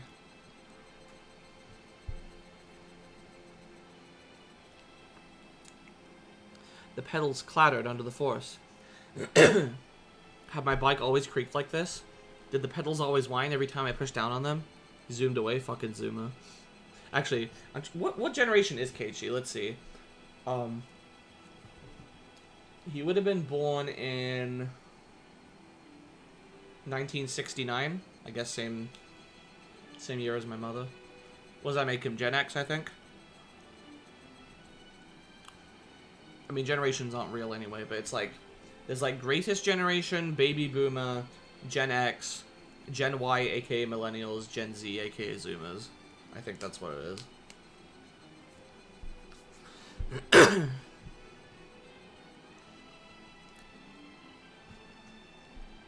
My bike wasn't the only one crying, though. My tears fell as the wind cut through them. They rode the breeze and scattered behind me. Ugh! I hate this! I hate this! I'm not the crazy one. Hinamizawa is! How dare you treat me like a madman? Die! Die! Just fucking die already! I believed you! I believed you! Ah! I'd gone to the hospital in order to escape from Rena and Mion's invitation, but the reality that was waiting for me had been too cruel. Who was insane, me or Hinamizawa? Or was the answer something else? I started having trouble breathing. I didn't have any clue what was happening anymore. The loud chirps of the Higurashi were irritating me. Were even the Hinamizawa Higurashi I knew so well calling into the wind? Gen X, okay. No, that wasn't quite it. They weren't calling. They were crying. The pained wailing of those lost in some kind of rhythm, in another world, no longer able to return to their own sunlight. I didn't do all that to end up in a world like that. And actually, at about this time, I might have been having fun with everyone else. Satoko would have gotten her smile back after realizing her uncle would never come home. And she might have shown it to us after our first club meeting in a while. That was the kind of world I wished for. So what was this? Why did I end up in such a strange, ghastly world? Someone I'd killed was living like normal, and I had enjoyed myself at the festival despite not being there. I don't want it. I don't want this strange world! When did it start to go wrong? When? When? No matter how much I thought about it, I never understood. I rode swiftly and returned to my home. It had begun to rain during my journey back, and just like yesterday, I was now soaked. But I didn't care about something so trivial right now. The pain I felt in my heart that Coach, the one person I trusted, was acting so cruelly, was far worse. Did I have no allies in Hinamizawa anymore? With the naive thought that I at least wanted my parents to side with me, I stepped up to the front door. Wait, Keiichi. It'll be dark soon. There's something you want to check, right? Yes. I wanted to dig up the man's corpse and get a look at his back. If there was a tiger tattoo there, I would know beyond a doubt he was Satoko's uncle. That long night wouldn't end until I was certain. If this insane world was all reparation, all a divine punishment, then I needed to make certain whether I'd been successful enough to even deserve to pay that price. I went to the storage room again and got the shovel. It had been washed in the rain, but the paint was peeling, making it look unsightly. I never ever wanted to touch this thing again. The sensation of it in my hands was totally different from the night before. There was a ruthless coldness about it. Yeah, it would be dark soon, so I'd need the lantern too. There would be a little bit of light from the street lights, but it would get extremely dark. I thought I put the lantern here, but I suddenly noticed it wasn't anywhere to be found. Then it hit me like a bolt of lightning. Of course, on that night I hadn't brought the lantern back with me. I'd left it at the place I buried the body. If I didn't go to get it soon, it would get very dark. And then not only would I be unable to find the spot I buried the corpse, but I wouldn't even be able to find the lantern itself. If that happened, it was all over. I need to hurry. In order to fit the shovel in the basket on the front of my bike, I need to twist it and disassemble it. But it looked like there was dirt in the joint, so no matter how hard I pushed, it didn't want to come apart. After a strenuous effort, I realized I couldn't get it apart, so I decided to hold it in one hand and ride my bike with the other. With the downpour soaking me through, and a shovel in one hand, and riding one-handed, it was as if I'd returned to that night. No, return was the wrong word. It was more like that night had never ended. The pain of the raindrops striking me were no different from then. The thing that was different was Hinamizawa. The world, and nothing else. The rain clouds were already making it dark, so now was about time for the sun to set. I could tell it would only get rapidly darker. The straight road leading to town, in the middle of it. That should be where I buried it. Yes, it was near that street light. On that night, too, the water from the downpour was splashing down from the street light's overhang like a waterfall. The pouring rain was exactly the same as it had been that night, and thus it brought my memories into focus. I left my bike in the brush and stepped into the forest, the ground already soaked with mud. Where had I buried him? Think. The darkness, the shadows, the water, the mud. Everything was the same. Think! And then I spotted the lantern by a fallen, moss-covered tree. That's right, I left it right there. If I left the lantern here, then I would have buried him over here. With the sensation of standing in the sludge, my feet remembered the spot better than my eyes did. I plunged my shovel into the ground. It's hard. It wasn't here. I just dug it up, so it should have been softer. Suddenly, Oishi? That'd be inconvenient. I stick my shovel down in a few spots to test what they feel like. One of them clearly felt deeper. I recalled where the lantern was, where the trees and things were in relation to each other, and knew that it had to be here. Under here slept that man's corpse. There would definitely be the tattoo of a tiger on his back. But if it wasn't there, then I had made a horrible mistake and killed someone completely unrelated instead. I would be more dazed at the fact that Satoko's uncle wasn't dead, than I would regret having gotten someone else mixed up in this. If this insane world was punishment for the sin of committing murder, I wouldn't be able to accept it until I killed Satoko's uncle for good. And then, without any fear, I'd attack him again. And that time, I would kill him for sure. But what if the tattoo was there? That would mean I'd killed Satoko's uncle. But that would be terribly strange. If I killed him for sure, then who was the uncle at Satoko's house this very moment? Impossible. I didn't even know anymore what I was using the word impossible to refer to. I've used the word quite a few times today. If I had to make the words impossible fit just one thing, what would it be? That much was obvious to me. It would be impossible for this crazy world to be real! I shouted, then turned behind me. There was nobody there, of course. It hadn't been bothering me for a while, but those footsteps had followed me this entire day. Even just now, an extra set of footsteps had splashed behind me. No one was actually there, no indications of anyone even, but they were there. Who are you? You've been following me ever since I came to this world. That's right. Thinking back, the first time I heard those footsteps was after Takano-san and I had parted. Those footsteps were my welcome into this strange inside-out world. No one could be there. I'd get no response. Whoever it was, they just kept staring at me. It wasn't ominous, just unpleasant. After staring into empty space for a bit, as I bathed in the rain, my illogical anger slipped away. My tension loosened, and a tired feeling reared its head. I tasted this feeling that night, too. The sudden exhaustion I felt as the tension in my brain loosened. My vision quickly narrowed, and I felt like everything around me had suddenly gotten darker. I couldn't give in to this sensation. I would light what little explosives were left in my brain and force myself to keep going. I needed to dig that man up before my stamina ran out. I needed to see the tattoo on his back. I caught my suddenly ragged breath and calmed down. Then I stuck the shovel into the soft, muddy ground again. It felt exactly the same as that night. The sense of digging a hole in the beach with water coming into it with every wave. What day was today? Had I gone back to the night of Watanagashi? Every strange thought that came to mind tormented me. Given my exhaustion, I didn't think I could manage to hold these thoughts back. Once the hole was deep, all illumination finally faded, blanketing my vision in jet black. It was probably the moment the sun had fully set, too. That night, I had feared the worst, and gone without using much light. My senses were so strained that I could see even in that darkness. But now, I didn't have that kind of strength left. I drained everything I had last night, and now the darkness would be lethal. And the fucking, Guru will get you. I decided to turn on the lantern. Putting it on the first setting would make it give off a faint light. Even with how little there was, it was enough, and people wouldn't be able to see it from far away in this rain. I grabbed the chilled lantern, turned the dial with a click, and set it to the weakest light setting and turned it on. An uncanny world of silhouettes appeared before me. A complex and strange shadowy world, created by the intricate entanglement of trees and branches. I had only turned on a light, and it was like that was all it took to make the world into something else. I let out a quick, tired breath and wiped the liquid, neither rain nor sweat, from my brow. Then I raised the shovel into the air and slammed it into the mud. That moment, the silhouettes surrounding me, ominously all moved at once. Inside my head, something packed in there, something coarse but not hot or cold, was loudly rushing about. The silhouettes were all around me, looking down at me, and one of them, a silhouette bigger than the others, stepped forward. Hey, Planeful. I haven't actually played Zork, but I know about it because Don't Starve has the same thing as a reference to Zork. The darkness that can eat you in that game is jokingly referred to as the Gru. It's not actually the Gru. It's a character to do with the lore that has a different name. But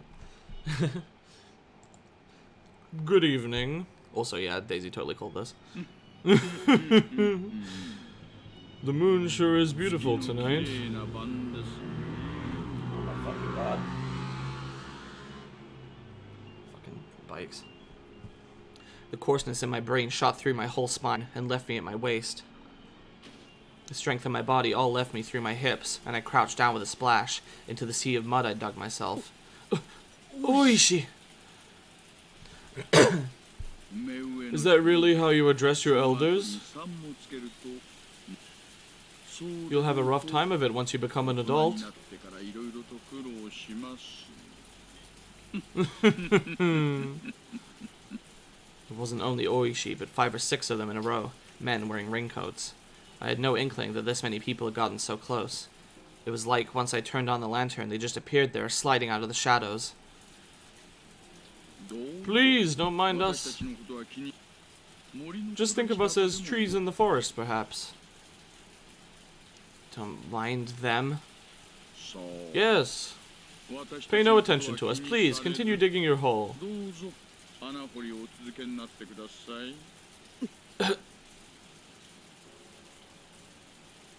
It's very late and raining very hard. And you're working pretty fervently. We won't get in your way. Please, dig to your heart's content.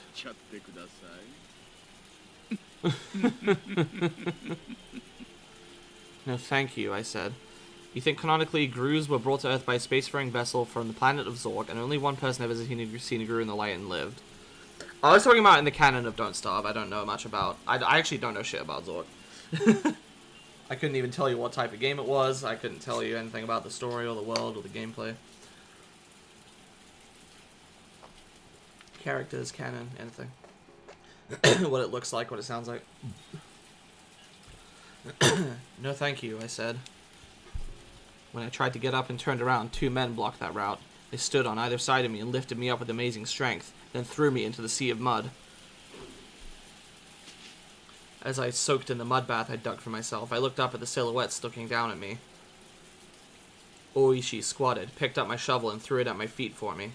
It bounced loudly off the mud and hit me in the face. Come! Obi? Okay. Please, continue. Continue. I couldn't bear the oppressiveness of the silhouettes surrounding me, and slowly I stuck the shovel into the mud again. I felt like I was digging my own grave. If I kept digging, it wouldn't matter whether there was a tattoo or not, because that man's corpse would appear eventually. It was all over, surrounded on all sides and nowhere to go. It's a text adventure, which is incidentally the polar opposite of a visual novel. Is it? I mean, Higurashi doesn't have any branching paths, but I mean, most visual novels are like, it's a story and you make choices and it determines how the story goes. I guess text adventures are usually more like, not just so much choices, but actively like having to solve puzzles and collect stuff and put it together in the right way and interact with people in the right way. It's much more interactive. I wouldn't say it's the polar opposite though. I don't know about that. I don't know if there are really axes on which you can even create diametrism for gameplay. It was all over, surrounded on all sides and nowhere to go. But I just couldn't figure it out no matter how much I thought about it. Why were they here? Was it Takano-san? There was only one person who could have made the connection between me and this place. Shit, I knew it. She deserved to die. Stopping so soon? Ah! Bam! Oishi kicked me in the back, which took me by surprise, sending me flying into the mud. Hurry up and dig, please. You really should consider the fact that some of us are standing out here in the rain. Fuck you. If you don't like the rain, then just go home. Oishi kicked some mud into my face. Use your hands, please, not your mouth. Game that you read, the other's a book that you play. Fair enough, I guess. Only stage actors do both at once. Isn't that right, boys? The men around him didn't react, not knowing quite whether they should laugh.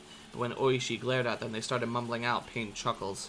Just who was this guy? I knew the world had changed after that night.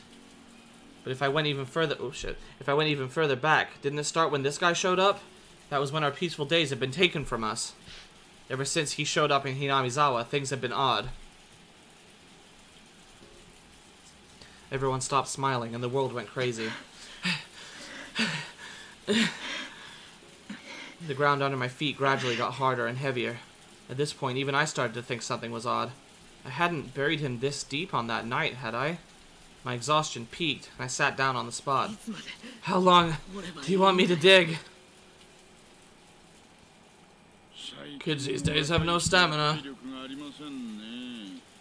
Hey, you! At Oishi's gesture, the men all pulled out their own sinister-looking shovels. As I watched a daze, one of them grabbed my collar, dragged me out of the hole, and threw me to the ground. You're back. Did you miss anything important? We've been digging... Oishi's a fucking dick. He kicked us in the back and then kicked mud in our face when we complained. And then we said, fuck you. And he's just sitting here making jokes and wisecracks while he forced us to keep digging the hole. And then we're like, hang on. This is odd even for us. I didn't bury him this deep, did we? And then we're getting exhausted. And he's like, oh, you have no stamina. And he threw us out... Like, they threw us out of the hole and started digging themselves. The rest of the men stepped into the hole I dug and started shoveling themselves.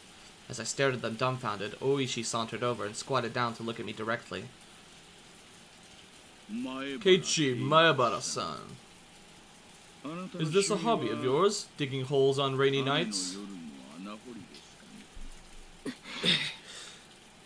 When I didn't respond, Oishi took one of the tin buckets they were using to bail out the muddy water, scooped up some of it, and splashed the whole thing in my face.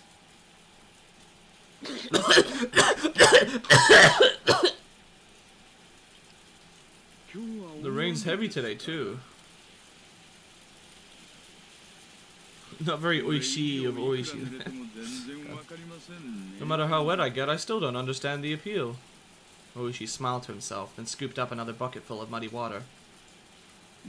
I'll ask you again. Is digging holes on rainy nights your hobby? Who the hell would have a hobby like that?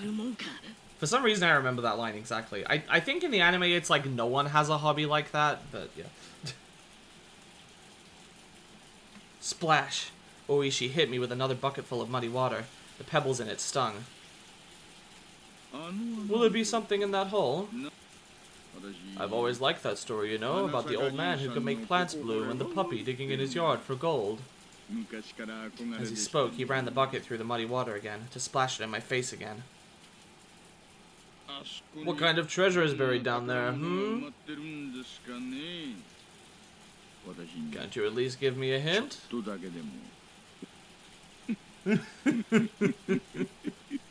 If you want to know, then dig on your own time, you fucking pig. I wasn't saying that out loud, but Oishi mercilessly drenched... Whoops, what? That went faster than I thought. But Oishi mercilessly drenched me in muddy water again anyway. Shit! Shit! Shit! If only you hadn't shown up, the world wouldn't have gone wrong. Ever since you showed up, things have been strange. Satoko got abused by her uncle. I ended up killing him, and the world went crazy. He was how it all began, because of this culprit. He splashed another bucket of mud in my face. My insides were seething with anger. Die, you. You die too! If I have some strange power to kill someone by cursing them like with Takano-san, then you're dead! And it won't be Oyashiro-sama's curse, it'll be mine. I'll curse you and kill you! What a rebellious look you're wearing. Why don't we use this opportunity to teach you a thing or two in that regard? We really do live in peace these days. When I was about your age, corporal punishment was the norm for everything. Oishi-san. One of the digging men in raincoats wiped some sweat off and called Oishi over. Oishi tossed the bucket away, then turned around with an evil grin on his face. Yes, what is it? Please, look at this. Acceptance, or maybe resignation. I wanted to say to them, so you blockheads finally found it. Yeah, that's right, I'm the one who killed him. But you're the police, so it's your own job to figure out who he is, right? Come on, prove to me that he's really Satoko's uncle. What on earth? We think it's an old drain pipe. It seems to be connected to the irrigation channel over there. Let's smash the thing. It's not being used, is it? The men all exchanged glances, then hesitantly broached another topic. Oishi-san, the ground down there is pretty hard. I don't think anything could be deeper than this. Did we get the location wrong? No. At first, it definitely felt like the place had been dug up before. Muddy water has 10 pp, so you can do it about 6 or 7 more times. God damn it. But after digging so far, the ground suddenly hardened. We think we've gone down further than the hole that was originally dug. So, what does that mean? There was a hole here and someone filled it back up? Is that what you're trying to tell me? What? What were they talking about?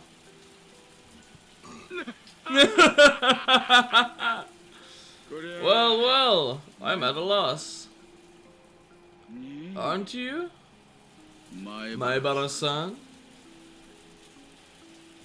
Oishi grabbed my collar and dragged me to the huge hole they dug. The mud inside was like an ocean, and I couldn't see any drain pipe down there. One of the men stirred it with a shovel, letting me hear it clang against something hard. There was no doubt I'd buried him right here, but I hadn't buried him this deep. I didn't dig deep enough to unearth an entire drain pipe. So, then, this man, his corpse, where was it? Proof that I'd been successful on that night was gone. Gone! Then what on earth was I actually crazy after all and just possessed by the delusion that I killed someone? That couldn't be. It was the unmistakable truth. It couldn't have been a hallucination. But now the most important evidence that it hadn't been an illusion was gone. I killed him. I buried him. I had absolute unwavering confidence in that fact. Then did I fail to kill him? After I left him here, had he started breathing again? Crawled out and gone back to Satoko's house? Was that it? I'd come here to see whether he had a tattoo or not. And yet the truth I unearthed was far more than that. Yesterday, what was I killed him. I buried him! There was no doubt! But for some reason he lived and crawled back out! That was impossible too! I'm so tired of hearing the word impossible over and over! I get it! Dead people don't like to play by the rules here in Hinamizawa. And I'll kill you as many times as I need to. I'll keep killing you until you never show your face to Satoko again! Oishi and the others were muttering to each other. Eventually, their conversation ended, and Oishi came towards me. What did he want to say? What did he want to do? I stiffened, tensing up. And then Oishi just ignored me like I wasn't even there, and passed right by me. The other men, too, they ignored me and shuffled away. Eventually, there was no longer a sign that anyone was around, and I returned to my quiet world of silhouettes. The only one left there was me. Only the sound of the pouring rain filled up the silence.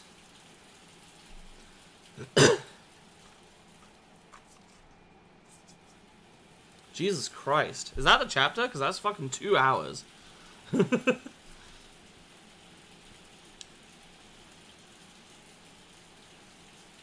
Yep. New tips. Inquiry request and record of malice. Achievement unlocked. Gone. View new tips.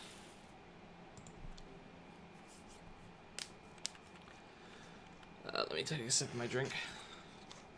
Cool. Okay, I have soda, and I don't have any, like, actual drink that won't dehydrate me.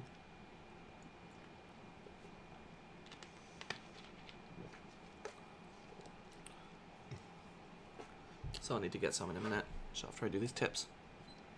Okinomiya Police Station Command Center transmission recording. June 20th, 8:08 p.m. This is Okinomiya Police Station. We read you loud and clear. Hello.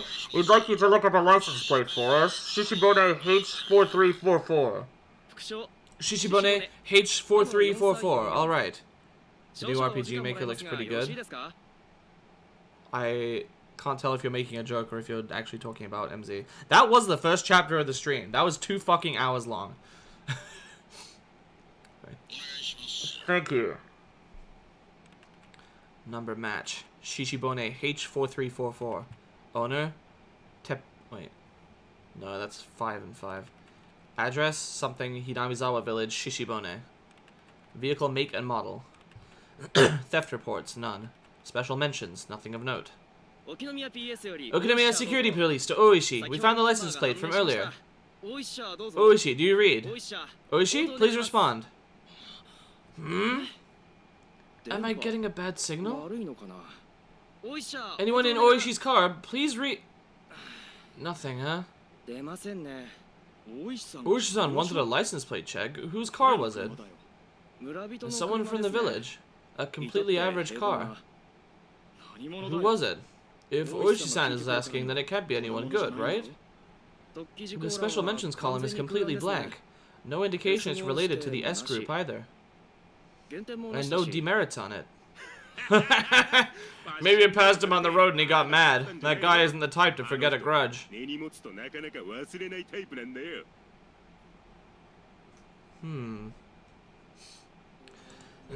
Record of malice. He said it smelled. He said the food smelled. He said it smelled because I smelled. He said I smell because I don't take baths. He said to take a bath 3 times a day because I was a smelly person. He said I had to stay in the bath for a long time every time. He must be possessed by something too. Pickles, 2 jackal waters, caramel sauce, and a washer. I don't know what you're referencing. This is the same thing the man who died said. Why does he know what that man said before? That much is obvious. The same thing that possessed that man is now possessing him. Can a sudden earthquake make a big hole in front of the house? If it did, he would definitely go and look into it. And then I just have to push him in. I won't give in until I get that chance. I won't give in. I won't cry. I won't give in. I won't cry. Someone is apologizing again.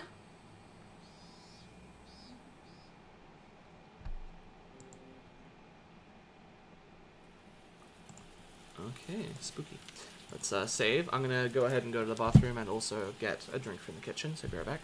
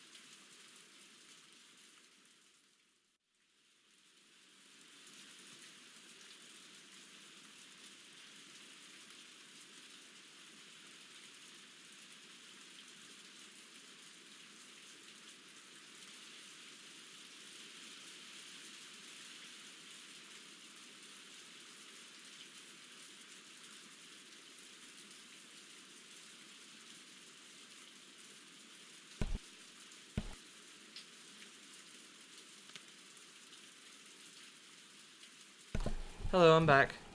Okay, let's continue. The body wasn't there. The police didn't arrest me because of that, but I didn't know whether to feel happy about it. Just like Satoko had said, I had failed to kill her uncle. The body wasn't there, so I was forced to conclude as much, no matter what strange natural disaster, coincidence, or miracle it might have implied. In order to free Satoko, I became a demon, and this abnormal world was my reward. Yes, metaphorically I had fallen into the demon world, but if that price had been in exchange for the life of Satoko's uncle, then that would have been fine. Since Satoko's uncle was still alive, still shackling her to him, I needed to become a demon once again. One more time. No, as many times as it took. I would kill that man over and over again until Satoko was liberated. I had already awoken. I looked at the clock to see that it was early in the morning at just about 5. It was already light outside. Once I'd hardened my resolve to become a demon again, I could feel my whole body teeming with the awakened power once more. Time wasn't an issue. No matter what, I'd do it. I got myself up. The exhaustion from the past 2 days was completely swept away, and I didn't even feel sleepy anymore either. I slowly rose and made sure my body was moving like I wanted it to. I could feel blood flowing through each and every one of my fingers. As I got dressed, I let my mind wander, and had a strange thought. These 2 days, while I've said it was for Satoko's sake, the only thing on my mind has been killing. I've said it was for Satoko, but while actually carrying out the act, I had completely forgotten about Satoko, albeit only temporarily. Maybe initially it was for Satoko's sake, but now I was just a demon, killing for the sake of killing, and as a result, I'd sunk into a world fit for such a demon. Maybe it was the same for Satoshi. He resolved himself to kill his aunt to save Satoko, became a demon, then disappeared from the sunlit Hinamizawa, vanishing into the demon world. Which meant that after all was said and done, I had met the same fate as him. I tried to avoid making the same mistakes, but it happened anyway. Which meant that maybe Satoshi was here. Satoshi had come to this world a year before me, so he would be here somewhere. Then, surprised, I stopped walking.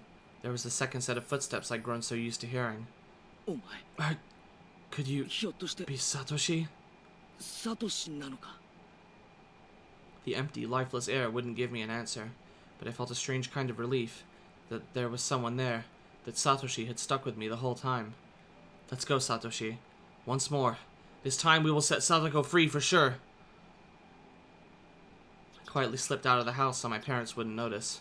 If they caught me now when I'd been out way too late for 2 days now, they'd give me a really angry talking to. I didn't have the time to allow for that to happen. Today I would put an end to it. If the dead body disappeared, then I didn't have to bury it. I could just burn it to ashes and then take them with me so I could kill him again every time he resurrected. I'll do it again. I'd kill him again, and this time I'd set her free. Outside, the morning light was so beautiful as to stagger belief.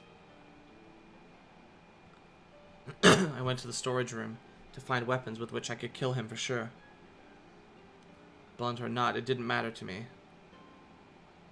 Right now, I didn't need to care whether someone saw or if the police came. This world had gone crazy after all. A world where I'd shown up at the festival and had fun even though I wasn't there. Even if the police arrested me, I probably ended up going right back home as if nothing had happened. Both me and that other Keiichi Maebara.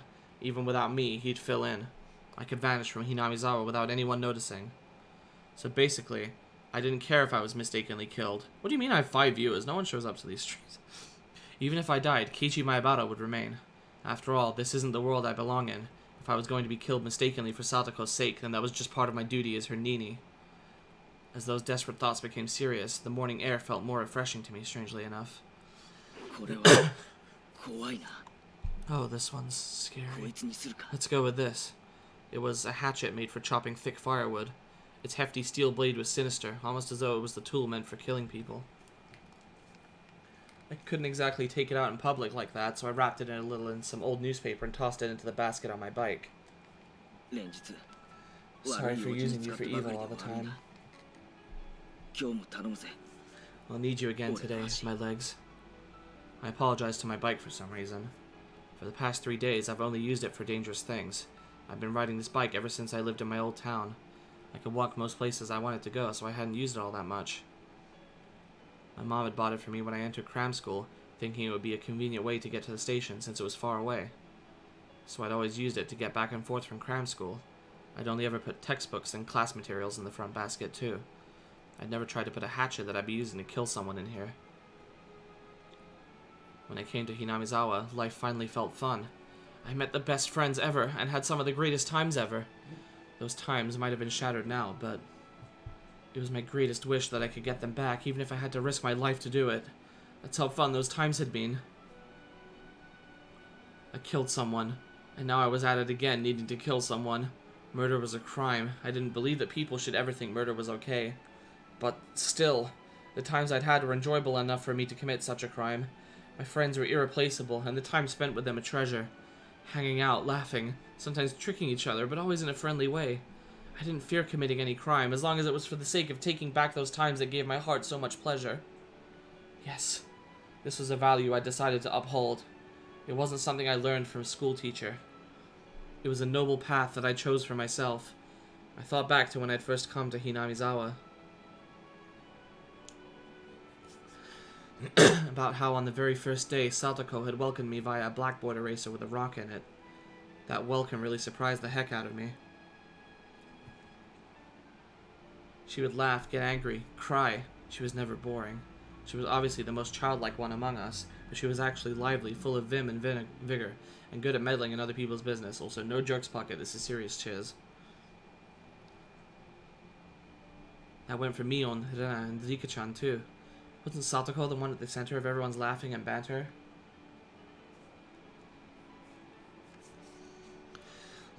Satoko would try to look cool. And Mion would make fun of her endlessly. Then Satoko would cry, which would put Rena in a state of ecstasy. Rika-chan would be greatly delighted. And I happened to get mixed up in it. We would always fool around like that. It was lonely when someone wasn't around, but if I had to name one for whom it was the worst, it would have been Satoko. Her smile was everyone's smile. Ever since she stopped smiling, so did the rest of us. And for the rest of us, not smiling was the same as dying. It was just like when I was silently going to cram school every day, just to maintain my unchanging test scores. So basically, we were nothing when she wasn't smiling. She was full of hot air, but she was our princess, cute and unhateable. In that case, I was her knight, searching for the dragon's castle in order to win her smile back. Knights, of course, use swords. The awesome two-handed kind. I'm probably the only knight in the history of the world to be taking someone on with a thick, rusty hatchet. Then I saw an old person in the ridge of a field waving to me. Oh my! Kate-kun! Out for a morning ride, I see. Good morning!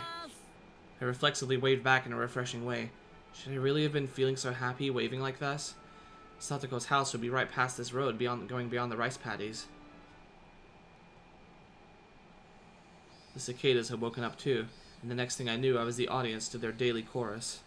I gave myself a hit or two in the head, and drove away my merry morning mood. I took a deep breath, then tilted my head back, quelling my pointless excitement. The body wasn't there. Its absence either meant my killing him had been an illusion, or that I'd killed him and he'd risen from the dead. If I was at the festival, then maybe I should have considered it an illusion. Coach probably thought that way, which is why he treated me like a lunatic. But it being an illusion was just impossible. I killed him without a doubt. Without a doubt. If that had been an illusion, then that would make all of this Hinamizawa I was in right now an illusion. If that was the case, then here's how it would end up. I was actually in a vegetative state due to a traffic accident, and I was currently dreaming in a hospital bed about how great it would be to spend time with friends in rice paddies like these. Alright, Keiichi, no need to go game theory on me. That was a terrifying thought, though. If this wasn't an illusion, then the only possible answer was that he'd resurrected. It would make him a literal monster. But if he was such a monster, then I was no less than a monster myself. I didn't hesitate to kill someone, and I could even wield curses. Takano-san had died probably because I cursed her. Or maybe that was a little much. If Coach and Oishi died too, like I'd cursed them to yesterday, then I'd believe it. I set my bicycle aside and went to take a look. His motorbike wasn't here. Of course it wasn't. I sent it down to hell that night, throwing it into the Onigafuchi swamp. Or maybe, just like how the corpse wasn't here, maybe the motorbike didn't get thrown into the swamp either. The fact his bike wasn't here might have been because he had gone to town and hadn't come back, not necessarily because I'd thrown it into the swamp. If her uncle wasn't around, then that was convenient on its own. Then I would just show myself in, then wait for him to return, sharpening my hatchet. If he was there... Forgotten sensations came back to my gut. A feeling of tension rose within me. The sensation was like poison, dulling my actions. But it could also be the trigger to allow me to awaken to my superhuman, otherworldly self. I held the hatchet, still wrapped in newspaper. Its weight in my hands was profound, sinister, and reliable. I hadn't put on my watch, so I didn't know what time it was, but it was probably still a little before 7. Satoko would probably be awake, preparing breakfast and her lunch. But her uncle would probably still be lazing around in bed. A guy like him probably would have stayed up late drinking, and probably always slept until noon. I considered ringing the doorbell and having Satoko open the door for me, but if her uncle woke up at the sound, I'd waste my chance of him still being asleep. If Satoko saw me sneaking inside without ringing the doorbell, she'd be surprised. If I ran into her, what would I say? I've come to kill your uncle for you, so stay quiet? No, I couldn't do that. That would be like making Satoko responsible for his death. Be quiet and go wait outside. Maybe that would do it. How would Satoko react to that? She would probably try to get me to give up on killing him. I would have to lie somehow to get her to go outside. Satoko didn't need to know that a murder was going to occur in this house. I couldn't quite think of a good lie to tell her, but I couldn't do much just standing around like this. I made up my mind and grabbed the doorknob. Then slowly turned it and pulled. It wasn't locked. The gap between the door and the wall steadily grew larger. The chain wasn't even on. The oppressive smell of life in Satoko's house hit me. At the entrance, there were a few pairs of shoes and sandals. I couldn't tell whether he was here or not just by looking at them. I could hear a television on somewhere. The television was in the messy dining room. There was food scattered about the table, giving an impression decidedly different from a happy family's mealtime. Meals were for eating food while thanking the person for making it, meaning whatever occurred in this dining room wasn't a meal. Nobody in sight. No sign of anyone either. But with the television on, he must have been close. Could he have anticipated my coming and be hiding, waiting for me? The tension I felt was so thick, so tight, that I thought it would choke me. The newspaper wrapping the hatch's thick blade didn't hamper its power at all. I tightened my grip on it, then very carefully took a look around. Where had those peaceful feelings from before I'd arrived here gone? Even the sound of sweat bubbling up on my brow got on my nerves. And then I looked at the table and realized something. This wasn't breakfast. The grains of boiled rice were all hard and dried up. Then was it last night's dinner? I left the dining room, keeping vigilant, went down the hallway, and found the stairs to the second floor. When that man was playing with his friends, he looked out of a second-story window. It was highly possible that room was his own and that he slept there. I tiptoed up the edges of the stairs, quietly climbing, without making a sound. I couldn't hear any kind of snoring. I didn't hear anything up there. I went through a few rooms, slowly and quietly opening the paper doors, checking inside, but I still couldn't find anyone around. To search more efficiently, I got down on the floor and pressed my ear right up to it. I could hear the television in the dining room, and a low hum, perhaps of boiling water. It was then that I started to harbor some feelings of suspicion. This house wasn't right. It seemed like people had been here since the TV was on, but it wasn't normal for nobody to be around this early in the morning. I silently descended to the stairs and went back into the dining room. I looked at the food scattered about. Completely dried up rice, an overturned bowl of miso soup, a package for a side dish bought at the supermarket. I could tell Satoko had definitely been the one who made this. The food was far from Mion's perfection or Hadena's gentleness, but it was sincere. Judging by how she cooked for me at my house, and from the type and amount of side dishes, I deduced the meal was from last night. The number stamped into the food package read 830620. June 20th, 1983. That was yesterday. And there was food for two, which meant that this was last night's dinner, and that Satoko's uncle would have been here then. Stop it, Keiichi. Don't even think about saying the word impossible again. Anyway, her uncle was here last night. That much was the truth. He'd found fault with Satoko's food, thrown the bowl of miso soup, and flung the rest everywhere. Hidden deep within my feelings of calm and composure was lit a flame of anger and a curse. Should I have ever shown this man any mercy? I heard the sound again, the one from before, like a water boiler. What was it coming from? The first floor? But where? The bathroom, maybe? I could hear the noise coming from the other side of the frosted glass at the far end of the changing room. Oops. It had to have been the sound of the water boiler for the bath. Steam was enshrouding the glass door, and the heat from it was leaking into the changing room where I was standing too. My misgivings deepened. People didn't normally take a bath this early in the morning. If one did, then it would mean that in this house time had been stopped ever since some moment last night. Whistle, whistle, whistle. Was it being reheated? The water boiler in the bathroom had been active this whole time. I checked in a clothing basket and saw Satoko's familiar uniform stuffed in it. The uniform had stains and dried rice stuck to it. Certainly not something she could wear today. It was probably from the miso soup at the dinner table yesterday. I looked hard at the frosted glass, but I couldn't see anything at all through the steam. And then an electric surge ran through my mind, and a terrible premonition came over me. Could she... She couldn't possibly have been in there since last night. That would be impossible. But no!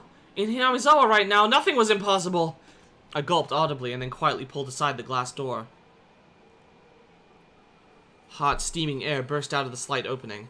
The fan wasn't on in the changing room, so it went completely white with the steam. Just as the hot vapor poured into the changing room, cooler air also flowed into the room with the bath. And I just heard, due to being hit by that air, a very weak moan. That was all I needed to know who it was. Satoko! No answer. Satoko was in the bathtub, surrounded by a thick layer of rising steam. The top half of her body was leaning over the edge of the tub, and she was passed out. The water boiler kept on making a whistling noise, as if angered. I could see the gas flame through a small window. It was roaring at full force, completely blue. Satoko's entire body was boiled red and flaccid, as though her bones had melted away. She was almost like a doll as she laid there unconscious. I wasn't sure how many seconds passed as I stared in complete bafflement. I came back to my senses and promptly shut off the boiler. Then I dragged Satoko's small body out of the bathtub. The water in it was as hot as the water in public baths. Was she in this boiling water for the entire night? She'll die! She'll die! Satoko's body was lighter than I'd expected as I laid her on the floor and wrapped her in a towel. I went back into the bathroom and opened up the vent, creating a path for a cool breeze to come through. Upon the breeze hitting her, Satoko moaned again. It'll be alright, Satoko! It's me, Keiichi! Do you understand? Can you hear me?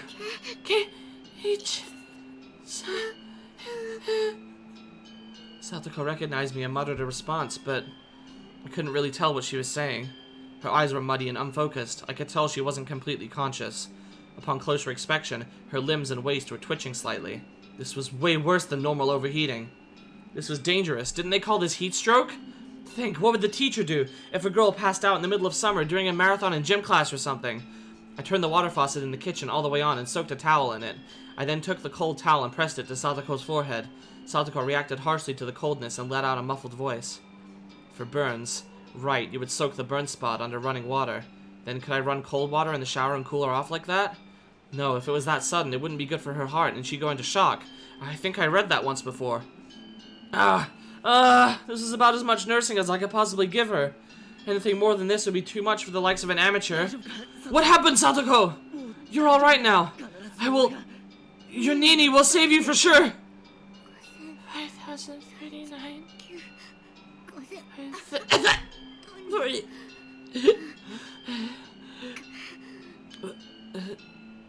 What was Satoko reciting under her breath? I brought my ear to her mouth to better make out the mysterious spell-like words she kept saying. And at that moment, I understood what they were for. Satoko, you're counting? Why? People tell little kids in the bath to count to 100 a lot, right? Satoko was counting like that. But 5,039? You moron!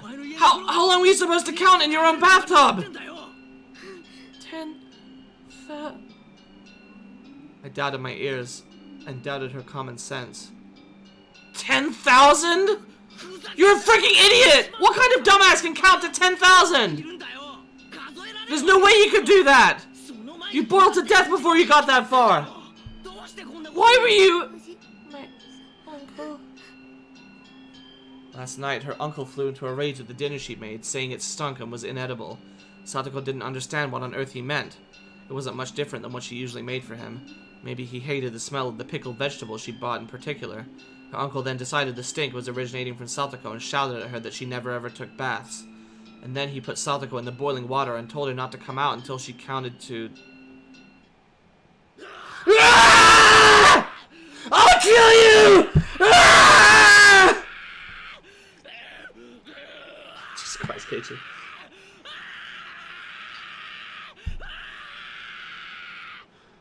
You good? God, my throat hurts. I did it like a third as long as you did. I snapped and exploded. Raising the newspaper-wrapped hatchet, I stampeded through the house. I searched for anything, traces, signs, smells, vibrations, heartbeats. With a war cry, I raced up the stairs with such force I could have stomped a hole through them. Then I found the futon in the room I thought to be her uncle's, and well aware he wasn't sleeping in it, I bashed it with the hatchet. Did he run into the closet? I'll bust the entire closet down, door and all! And if he's not there, then maybe there's a secret door! Any switches or levers in the walls here? I smashed into wall after wall with the hatchet, crushing them. Dust rose into the air and broken pieces scattered about the floor. I smashed all the glass windows too, for good measure. I'm not doing that, my throat hurts.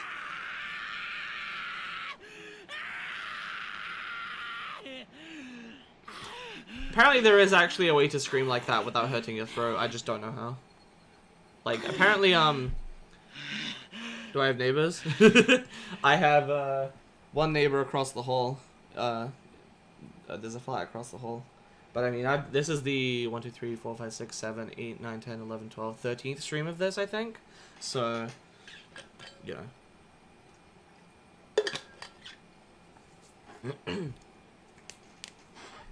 No complaints. After I destroyed everything beyond recognition in her uncle's room, my reason finally kicked in and suppressed my emotions. Anyway, her uncle wasn't in the house right now. I'd have to leave killing him until later.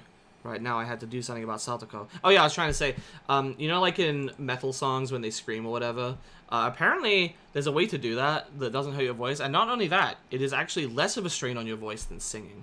I don't know the technique. I would like to know though. That sounds interesting. I went back to the changing room. I don't know if voice actors do it for like screams and stuff though. Satoko was still lying limp on the floor. There was nothing more an amateur like me could do for her. I needed to take her to the clinic. Coach had treated me like a lunatic yesterday and tried to lock me up in a mental hospital. I never wanted to see his damn face again, but I still needed to go to the infirmary one more time. I needed to have a doctor look at Satoko. I thought about putting her in the dirty uniform lying in the laundry basket, but I had no experience dressing someone, so it would be pretty difficult. Shit, I don't have time to be wasting here. I eventually gave up on clothing her and decided to carry her in her bath towel.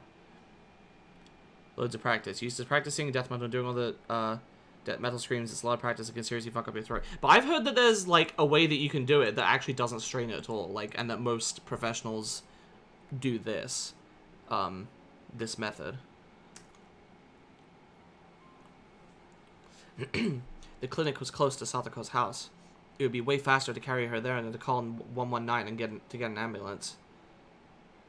I threw the biggest towel I could find over her and prompted her to stand. Can you stand? I'll carry you over to the clinic. Thank you.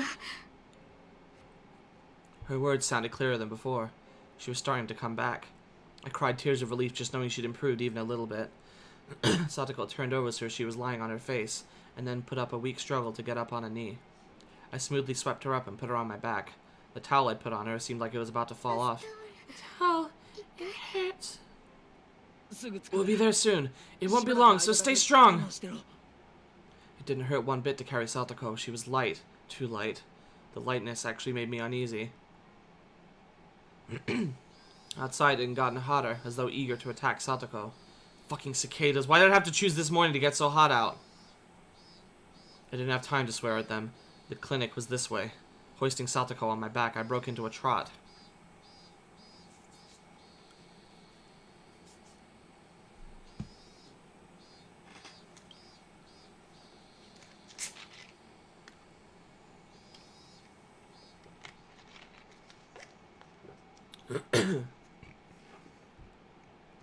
The hilly road to the clinic, with which I'd never had difficulties before, was now tortuous.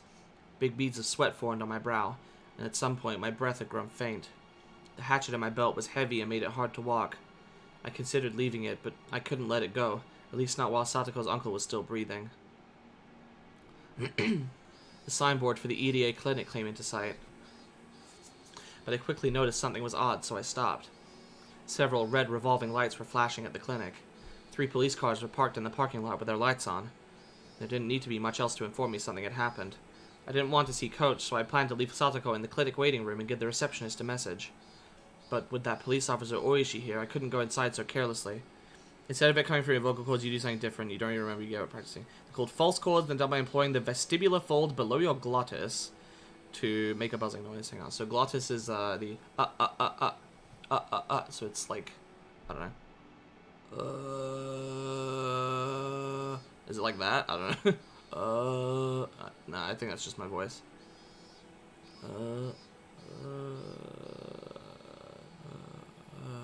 I can't do it. I don't know. I would need training. Fair enough. Anyway.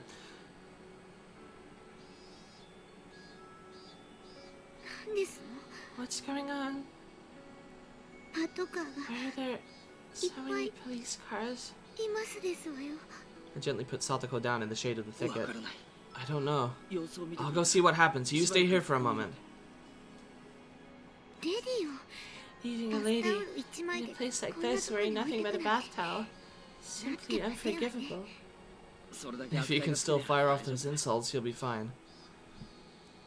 I'll be right back, I added, getting to my feet. Cautious of my surroundings, I hid myself behind a car and got closer to the officers grouped at the clinic's entrance. I overheard an officer wearing a necktie, probably their leader, and a white-robed doctor having a discussion about something. The doctor didn't seem to be Coach. It was one of those who Coach told to make the tea yesterday. So you were the first one to find it, since you are on morning duty. So then? What did it look like? He was sitting on the sofa in the head office. He looked like he was taking a nap. There was a jug and an empty bottle of sleep medication on his desk, so you immediately thought he had tried to commit suicide with it. Great impression of the brutal metal scream during 12. I wasn't trying to do a metal scream, I was just trying to find what this fold was to see if I could make the buzzing noise in any capacity. Funny you should say 2012 though. I don't really listen to death metal, but I know a few songs that have it, and probably the first one that I liked was a song from Area 11's first album, All the Lights in the Sky. The song is The Strays. It does not have a lot of it, but there is a very brief one at the end of the second chorus. And I believe that, since that came out in January 2013, it was recorded in 2012, so... Anyway. There was a... Oh, yeah. What else? His high temperature and dilated pupils indicated a severe disturbance of consciousness. It seemed like a typical case of sleeping pill poisoning, so I immediately began to treat him. Without calling the police or an ambulance? This is a hospital, and I'm a doctor. Since his life was in danger, it's my job to treat him at once. Yes, I understand. Okay. What else? His breathing was in disarray, so I put him on a respirator. I also administered breathing stimulants. It had no effect, so I prepared a medical ventilator and... Right.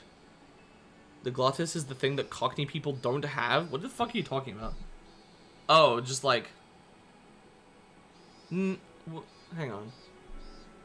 No, they must have it, because they use it a lot when they say things like butter and water. Like, that's the stereotype, is that they use that glottis more than they're supposed to, instead of the letter T. like the whole, like, British meme is, like, that's, you know, that's very... that's like a low-class kind of dialect there, and they,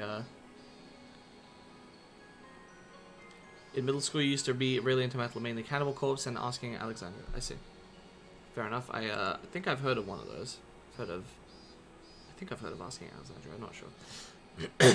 I don't have a particularly wide taste in music. I must admit. Oops. So, in other words, you did what you could, but it wasn't enough. That's it, right? You reported this as soon as he died? Yes. It was very unfortunate that we were unable to save him. Just then, a radio in one of the police cars started to buzz, producing a broken mechanical voice. This is HQ, this is HQ. Komiyama-san, can you hear me? Over. Hello, this is Komiyama. We've come up with something. It looks like he committed suicide with sleeping pills. No notes or anything. Suicide? What the heck were they talking about? Someone had committed suicide at the clinic. A bottle of water. Bottle of water, yeah. Or actually probably bottle of water, yeah. Anyway. Someone had committed suicide at the clinic. But who? I wished Takano-san dead, and she died the next day. And yesterday I wished Coach was dead.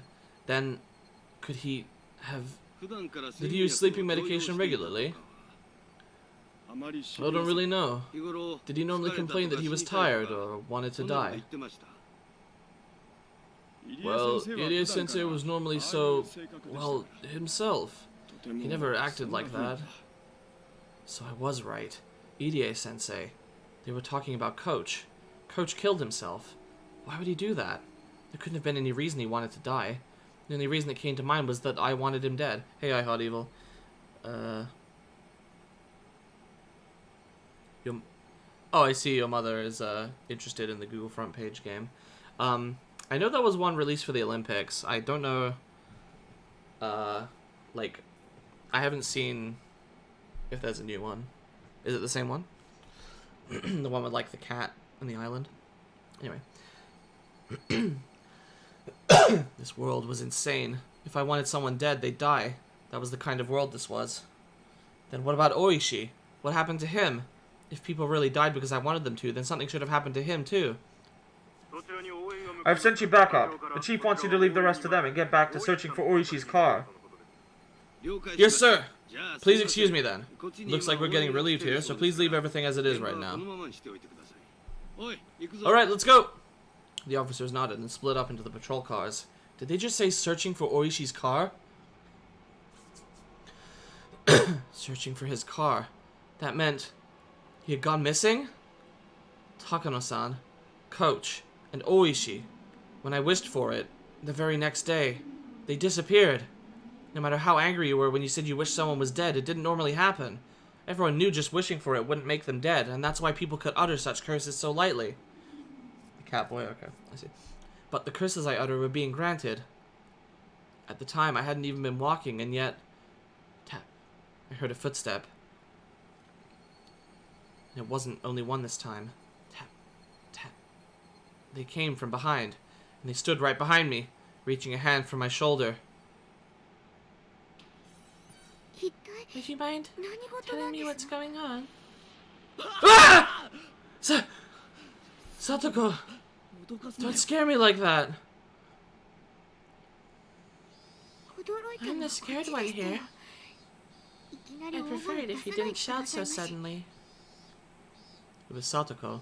Her eyes were still unstable, unfocused, but she seemed able to at least walk on her own now. She looked far better now compared to her earlier exhausted state. How do you feel? Are you better? My head still hurts, but I can't stay outside looking like this forever. She gave a smile, a show of courage, but her legs were still shaky. Anyway, what on earth is going on? From what I just heard the police talking about, Coach apparently committed suicide.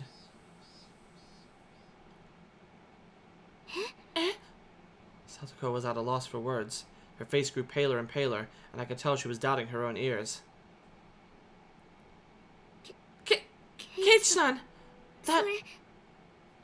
Is that true? I didn't mishear you? That's what I heard. They said Irie-sensei killed himself with sleeping pills. Shouting suddenly is kind of Keiichi's thing.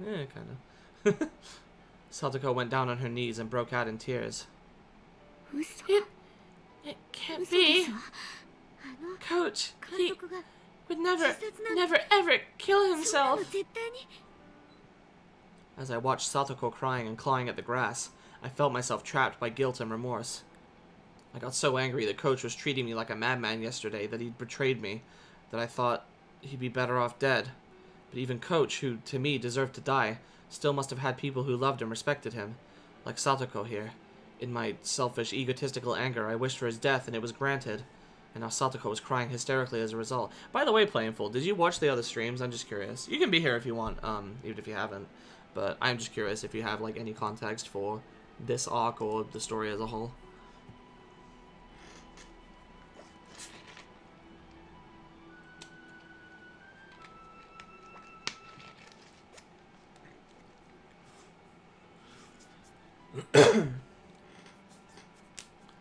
And now Satoko was crying hysterically as a result. The guilt tore at my heart. I worked myself up to murder for Satoko's sake. I decided I wanted Satoko to be happy. But was that really all it took? Murder meant taking someone's life. It meant making everyone attached to that person sad. In Satoko's uncle's case, of course, nobody would be sad, so I didn't feel a sense of guilt at all.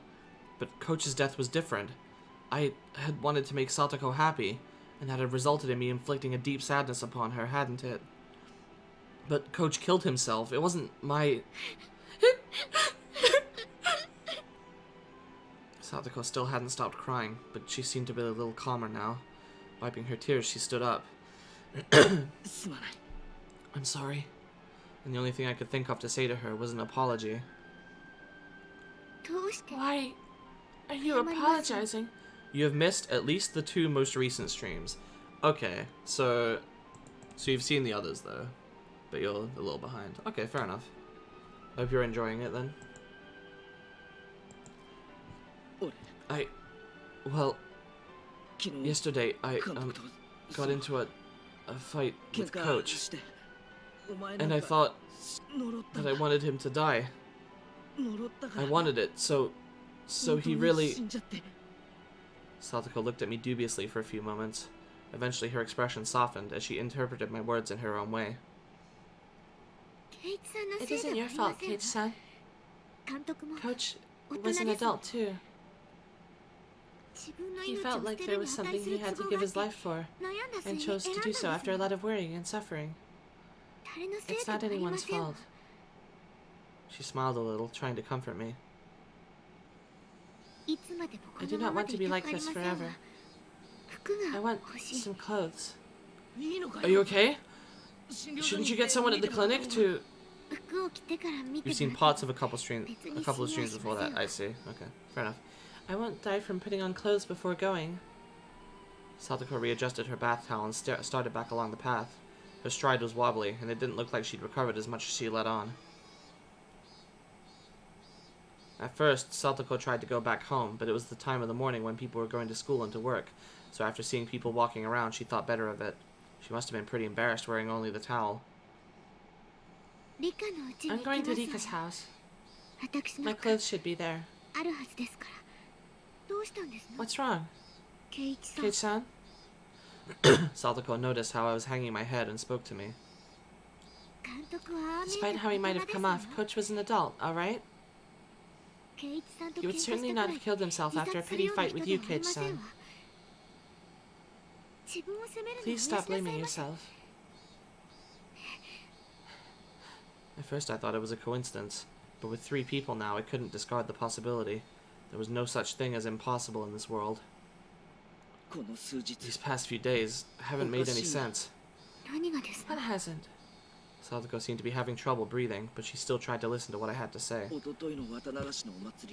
At the Watanagashi festival the day before last, you went home on the way there, right? And I went there and had a lot of fun. So it would seem. I do apologize for getting so upset with you about it. Satoko remembered how she blew up at me in the classroom yesterday and bowed to me a little.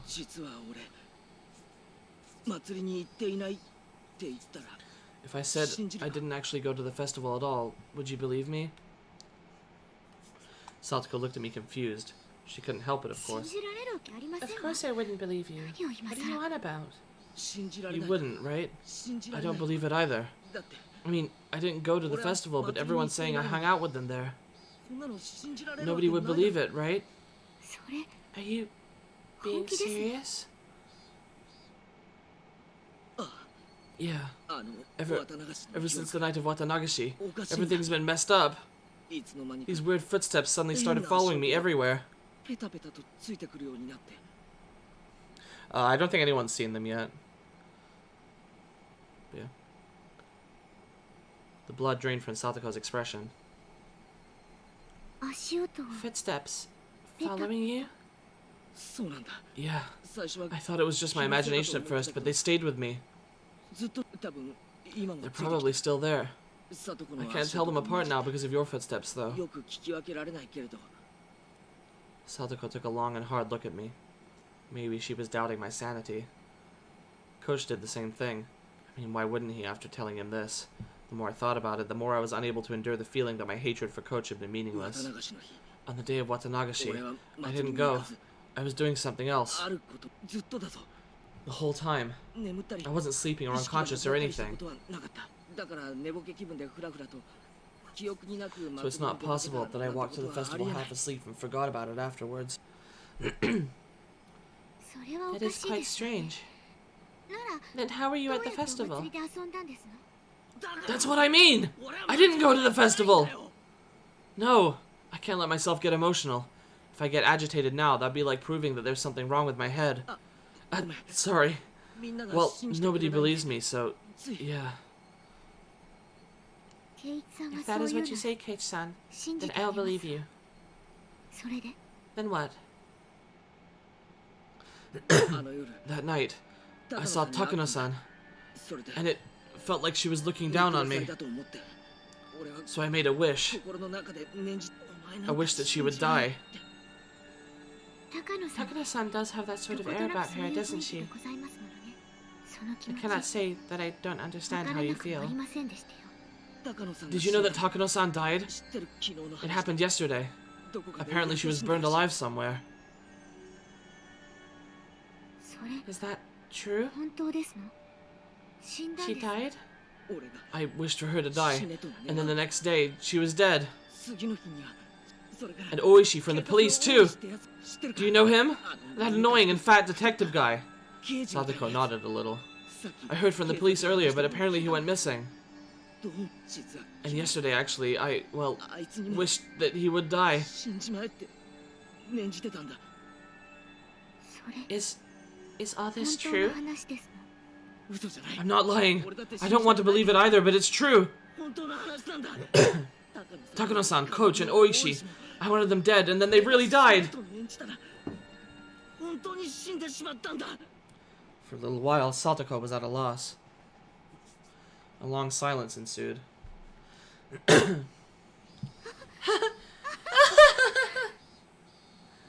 What a scary story.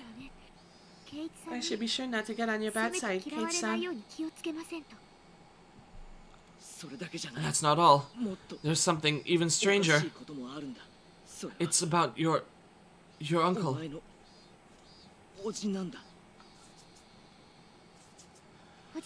I would rather you not talk about my uncle. He was there yesterday, right? At your house? Can we please stop talking about him? I don't want to! It's impossible. He couldn't have been there. I said stop talking about him! No! No! That man couldn't have been there after the night of Watanagashi. Because I... No! No more, please! No more about that man! I killed him! With my own hands! Even the cicadas stopped crying. Her face was streaked with tears, and it stiffened even more as she looked at me in disbelief. On the night of the Watanagashi festival, I killed your uncle! So, it's impossible that he could have gone back home. But still, he went back! And last night he found fault with the dinner you made him, yelled all sorts of things at you, and then basically boiled you in the bathtub. That couldn't possibly have happened. So I wanted to make sure I'd actually killed him. So yesterday, I went to dig up the corpse I buried. But the body wasn't there.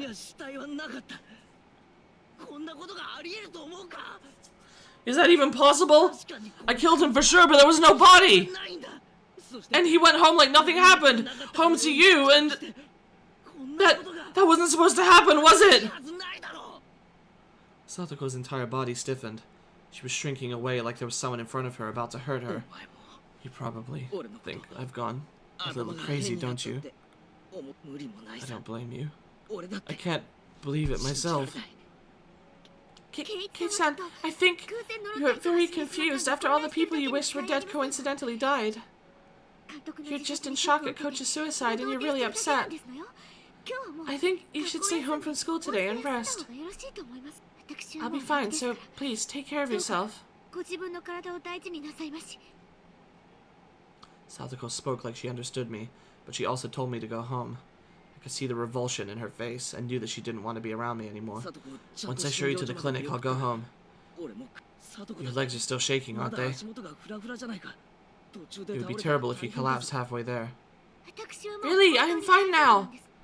I do not want to keep exposing myself to a man any more than this.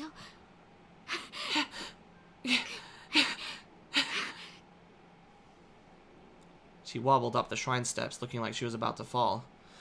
I immediately ran up to her and helped her stay on her feet. But then Satoko promptly jumped away from me. That outright rejection hurt a lot. Once she got to the top of the stairs, her breathing was ragged, and she wasn't even looking at me. At this point, I was being ignored. Well, it was more like she didn't want to have anything to do with me. It really was a feeling of rejection, and that hurt my heart more than any blade could have. This is the path I chose for her sake. To be treated like this at the end of it all was just so saddening. Don't be naive, Keiichi Maebara. You never wanted to be repaid in the first place. You didn't do it so that Satoko would thank you. You did it so Satoko would be happy. And that was what led to this ending. Rika-chan's house was a disaster prevention storehouse used by the town council. If you went past it, a little further through the shrine grounds, you'd apparently reach the back of the assembly hall. Satoko was heading there, walking quickly, the gravel under her feet crunching as she went. Did she want to get there as soon as possible, or did she want to run away? I couldn't tell. And then I heard the vigorous sound of wings flapping. I turned around and saw a crow. I hadn't seen many crows since coming to Hinamizawa. I saw them a lot in my old town, though. On garbage day, they'd flock to trash collection points, peck through the bags with their beaks, drag out the contents, and have a feast.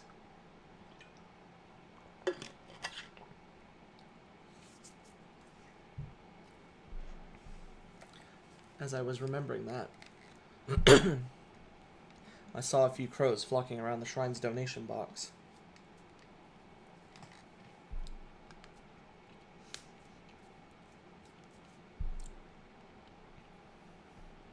And I thought how terrible it was for someone to leave a garbage bag in a place like that.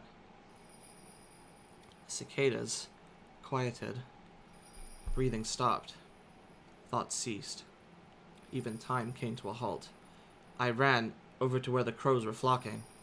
I ran there in order to drive a horrible idea out of my mind. I definitely hadn't wanted this. There's no way I would ever wish for this, even by mistake. This was not... When they noticed my vicious approach, the crows all flapped upwards, fleeing into the sky. When the crows' big, black bodies flew away, they exposed the garbage bag. What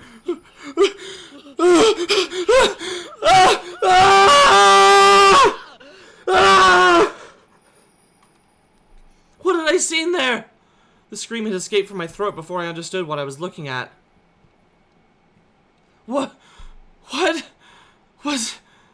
What's this?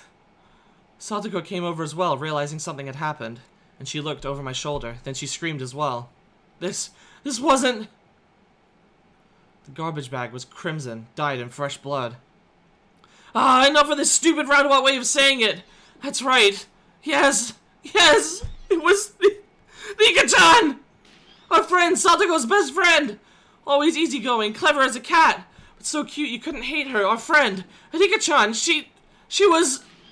Nika-chan was stark naked. She was face up, limbs sprawled. Her eyes were like glass, just staring up into the sky. And ah! Nika!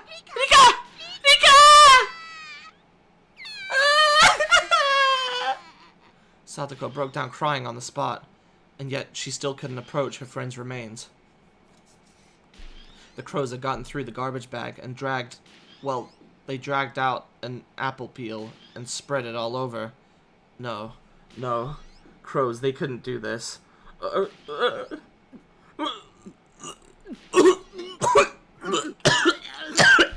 On the spot, I started vomiting. The sour taste became a bitter one as I threw up over and over again. Rika-chan,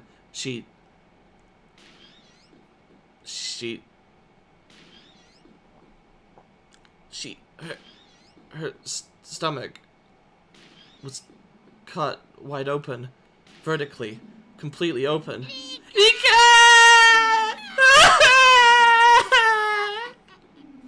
Crows couldn't have done this. And from her open stomach, her organs, her bowels were dragged out like children's toys left all over the floor. That unbelievable sight induced oxygen deprivation in my brain. Color left my vision, a pounding headache, dizzy, and I wanted to vomit. It was like the nightmarish remains of a ceremonial killing. Someone, somewhere, had killed Rika-chan, brought her here, laid her here with her limbs sprawled out, and then cut open her stomach and dragged out her intestines. Red and pink viscera was sticking out of her gut, and her intestines were scattered in every direction like it had been for fun. The entire ground was covered in an ocean of red and black. A few of the crows had hopped around inside that ocean. They walked through the sea of blood, leaving bloody footprints. And those footprints, there were several still left on Rika-chan's body. Those sinister prints made it seem even more like a bizarre ritual killing. I may have wished for Takano-san, and Coach, and Oishi to die, but I didn't remember ever wishing for Rika-chan's death. Yeah, it wasn't me! It wasn't me! It wasn't me! I stumbled backwards and stepped on a newspaper. A newspaper in a place like this? The newspaper was what was covering my hatchet. I kept it wrapped up and on my belt in order to carry Satoko, and that newspaper had fallen off. Sheesh, don't scare me like that. I bent down to pick it up, and then Satoko looked at me with such disbelief as I'd never seen and froze. She was looking straight at me, at the hatchet, on my belt. I just want to point out, by the way, that in the anime, this scene is way stupider because I like the anime, don't get me wrong, but Keiichi has a lot of moments of being a complete idiot, and this was one of them where when he sees Rika's body by himself. Yeah, that's right. Yeah, exactly what you said. He takes an axe. He has his little hatchet with him that he was going to use to kill Satoko's uncle. He comes over and it drops in the blood, and he's like, whoops, and he picks it up, and then he, like, swings it at the crows, and all the blood flies around everywhere, and then Satoko sees him like that. That's the first thing she sees. Like, in this case, she came over, you know, pretty much immediately, and only then did he pick up the hatchet, so it's stupid. In this one, you know, his actions are a little more understandable. Anyway. You accidentally dozed off? Did you, like, go back and, like double speed through or something? Yeah, this chapter is pretty intense. They mention at the beginning of the chapter they have a quote-unquote difficulty even though there's no gameplay, and that's basically just for difficulty of getting through the content. Onikagashi is described as being pretty difficult. Watanagashi is like, this one's not as difficult. And then this one, they're like, the difficulty is more than Watanagashi, but not as much as Onikagashi. I don't know if I agree with that. I think this one's harder to get through than Onikagashi. Though Onikagashi is scarier, I guess. It's more horror. This one's more just, like, fucked up. Yeah, anyway. Calm down, Satoko! This isn't what it looks like! Satoko, trembling madly, backed away. It wasn't me! It wasn't me! It wasn't... She didn't care at all that she was exposing herself through the towel. She just trembled and tried to step back from the demon in front of her. Satoko, please, calm down! Please, relax! Satoko! No! No! Screaming weakly, Satoko began to run unsteadily. Run away, that is. He fell asleep during the discussion of lacing his tea with poison, so you must have missed a lot. Well, when Irie was discussing, like, drugging him? Because, yeah, there's a lot. I'm not going to try to summarize it because there's too much, but,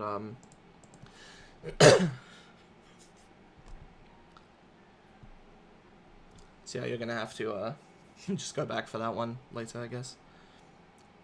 Wait, please wait, Satoko! You're wrong! That's not it! The way she ran away, it was so weak, so slow. So if I wanted to go after her, I could have caught up. But if I tried to grab Satoko's shoulder or something right now, she might actually go crazy. So I had to follow her and try and clear this up. You killed Takano-san, and Coach, and Oishi-san, didn't you? You killed my uncle, and then you killed Rika! You murderer! No! It wasn't me! I didn't kill her! What are you saying? You just said it yourself, did you not? You wanted them to die, and then everyone died, didn't they? Well, no. I just wishing that they were dead. I couldn't. You don't even remember what you did, do you? How can I trust a person like you? Didn't your memory of killing them just slip your mind? No, maybe you're only pretending not to remember. Besides, what is that hatchet for? Try explaining that. It's for... See? Kate-san, you're a killer, aren't you? Why did you do it? You were a little mean, but you were fun and kind. And once I even thought you might be my real Nini. Why did you turn into this? I might have been able to slowly answer each one of Satoko's questions at a time, but in this situation, explaining my innocence in such a short period of time was impossible. I mean, I didn't even know if I was really innocent anyway. At the very least, I killed Satoko's uncle. There was no body, but I killed him, without a doubt. At that point, I was far from innocent, and I wished Takano-san, Coach, and Oishi were dead, and that curse of mine was granted. When I wished for Takano-san to die, I didn't think of it as anything more than a normal thing you say to someone you didn't like. But then she actually did die, and I realized that if I wanted people to die, they would. And hoping it would happen again, I cursed Coach and Oishi to the same fate. So even ignoring Takano-san's death, Coach's and Oishi's were completely premeditated crimes. Was I a killer, just like Satoko said? Was I unable to distinguish between illusion and reality, and turned into a demon without remembering it, becoming a killer who carried out Oyashiro-sama's curse? No, that couldn't be. It was impossible. Ah, damn it! The very word impossible was impossible in Hinamizawa right now. How many friggin' times have I said that word these past 3 days? Satoko had started crying again and was walking unsteadily. At first I felt like she was still running, but now it was like she was walking away crying from someone bullying her. Why did things turn out this way? Why? If there was an answer to that, then I wanted to know it too. Why had it turned out like this? After Nini went away, I was lonely for a long time. But then Kate-san transferred to our school, and everyone was happy again. It was fun again. Every day was beautiful. Yeah, she was right. Those days were bright and beautiful. And yet, after that, Satoko and I shouted the exact same thing. How did it turn out like this? The cicadas were sneering at the spectacle, our strange game of tag. Shut up, shut up, shut up! Eventually, I heard the murmuring of a stream. The forest parted, and a suspension bridge appeared. Satoko was crossing dangerously, wobbling as though she might fall at any moment. And when I stepped onto the bridge, it swayed a lot, causing Satoko to stagger and fall on the spot. Satoko! Are you okay? Don't come near me! You murderer! Satoko shouted, her hatred made very clear. I want to test something quickly. I was like, I'm pretty sure in the old version, this bridge is like way less like modern and like, well, like good, what do you call it? Like sturdy looking, I guess. Whatever. Satoko shouted, her hatred made very clear. It was sad. If words could cut, then this warmth flowing from my eyes would have been blood for sure. Why did you turn out this way? Kate-san, I really liked you. I wanted to go up to her and give her a hand, but the distance between us was uncrossable. If I got any closer, Satoko would start shouting again, and say things that would hurt me deeply again. So I couldn't approach any closer than this. Satoko, I don't know how things turned out like this either. But I can say this. I wasn't the one who killed Rika-chan. At least that is true. Please stop being so absurd. How do you expect me to believe anything someone who can't even rely on his own memories has to say? I tightened my hands into fists. This was mortifying. I wasn't crazy.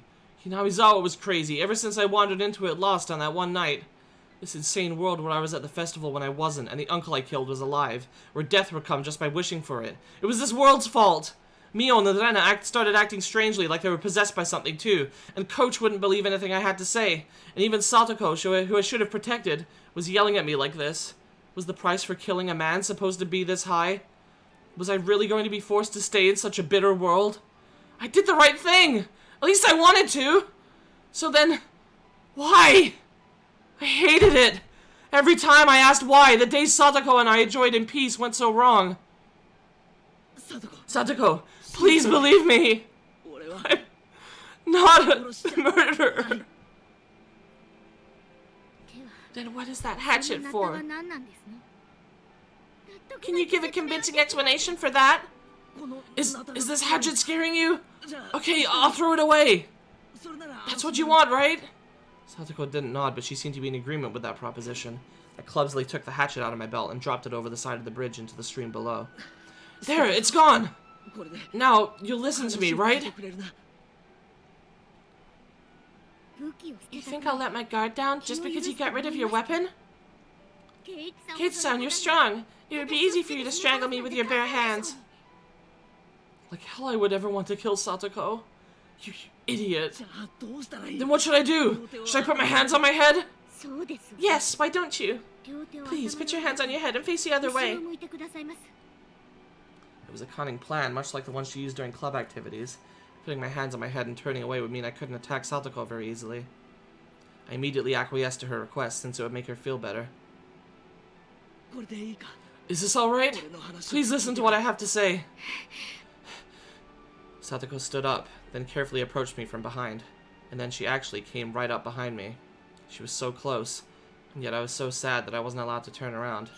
I sort of think I understand that it isn't your fault, Keiichi-san. Huh? I think probably you've just been possessed by something evil. Until before, I thought Keiichi-san was a killer, but now I know. After looking at your eyes, I could hear that Satoko was still crying, but her voice was gentle just the same. Keiichi-san could never kill anyone. Something simply possessed his body and made him do evil things. Was she speaking literally right now? Was she trying to admonish me? I couldn't tell. Come to think of it, maybe they were possessed just like Keiichi-san. At the time, I was only thinking I would be killed, so I didn't think about it. But now I understand. That was the work of something evil that possessed you. Satoko, what are you... It was less like she was talking to me, and more like she was talking to herself, like she was confessing at my back. I understand, you know. It isn't like I haven't experienced it myself. Satoko's voice started to become mixed with sobs. Her pained voice tore at my heart. But I didn't know what Satoko was talking about. I climbed to the top of the ritual storehouse once. It was a few years ago.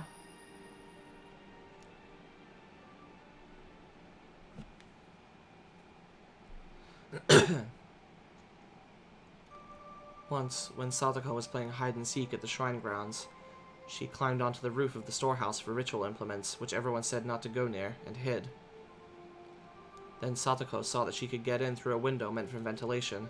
For Satoko, the word curse was plenty scary, but she was more curious about what was inside the unknown storehouse. She removed the grating on the window, which was already hanging off, slid her small body into it, and climbed down inside.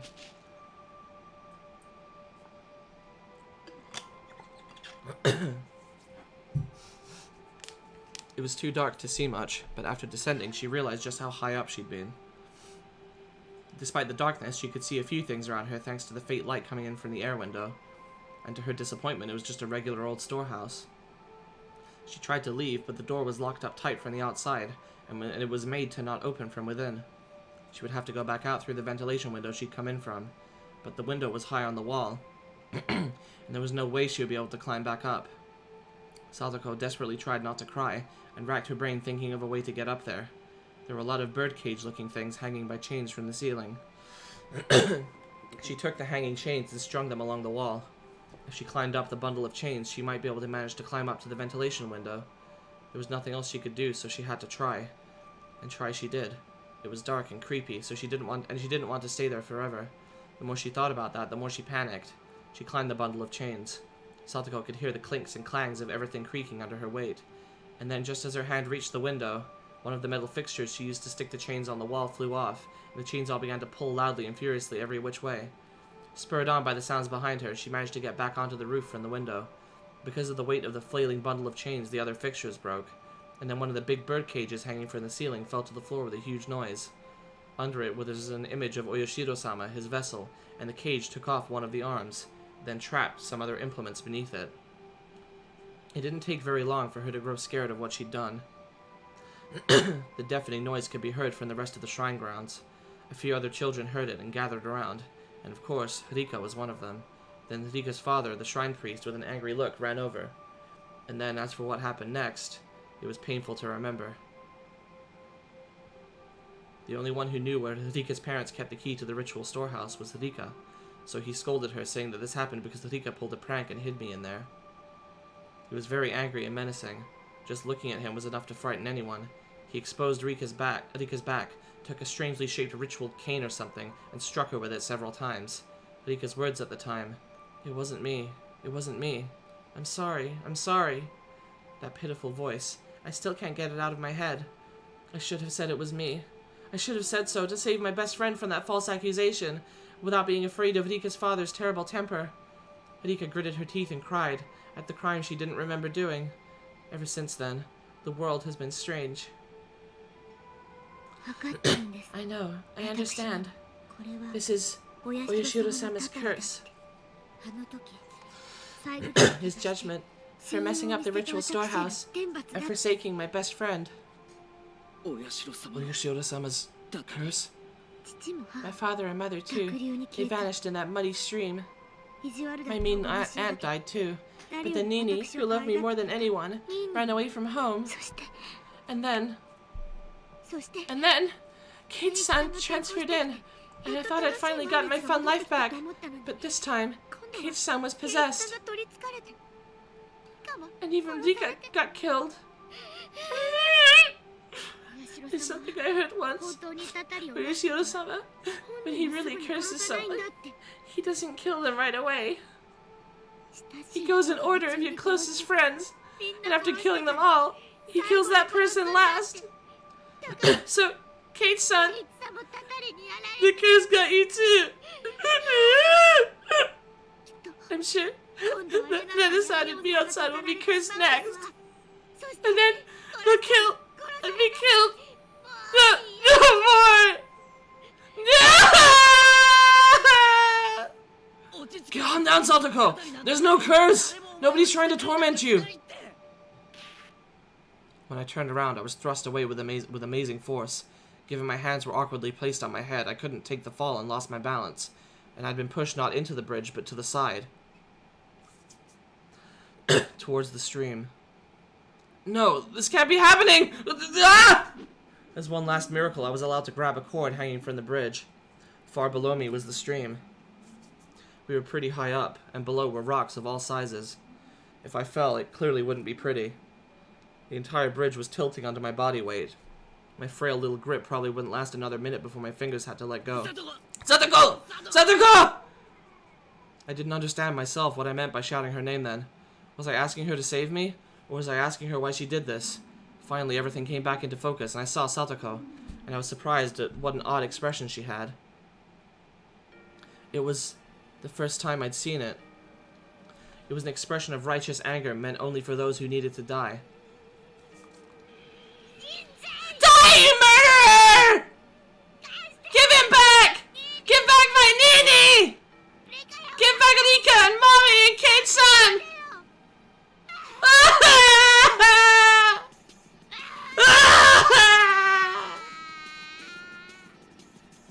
As she screamed, she jerked the bridge to and fro. She didn't have to do that. I was going to fall anyway. I won't lose to the likes of you. I won't lose to some stupid curse. I will never ever lose to you. You took everyone. I will never lose to you, not ever. Satoko, please, just let me say one thing. I don't know what my face looked like at the time, but it seemed like it was enough to quell Satoko's agitation. I know that what I did isn't exactly praiseworthy. No, in fact, maybe I should never have done it at all. But I did it because I wanted you to be happy. Please, just believe that. You... The very end, you're still pretending to be Kate-san! Satoko didn't seem to have any more desire to listen to what I had to say. And for that to happen at the very end like this was tragic. I didn't do any of it so you would praise me. If it made you happy, that was all that mattered. We were nothing. Without your smile, we were nothing. So after I disappear, please, smile. If you can get on with your new life by me dying, then please just smile. Can't you at least promise me that? Stop speaking! Don't use Kate-san's mouth like that! Fall down! Die!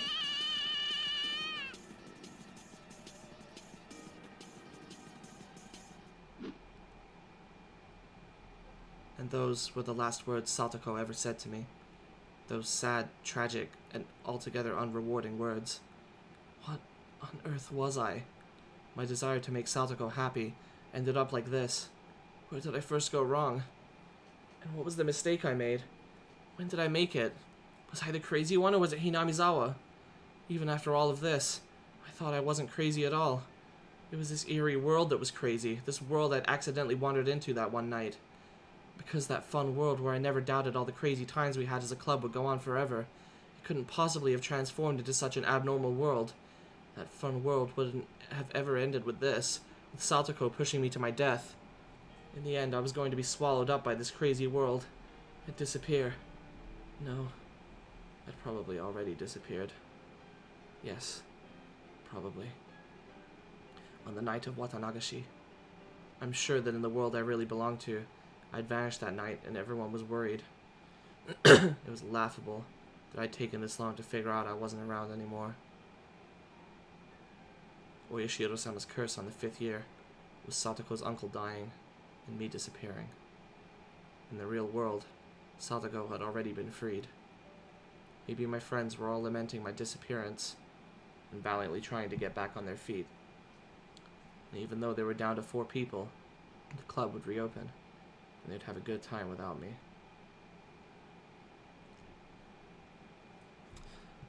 Satoko has thrown us into the water. It's worth noting that, it's probably not super helpful to think about it in terms of, like, who will the murderer be this chapter? Like, it's more complicated than that, usually. So, yeah. Waiting for the Deo to come back. I'm sorry, everyone. I couldn't come back home. But this is what I wished for.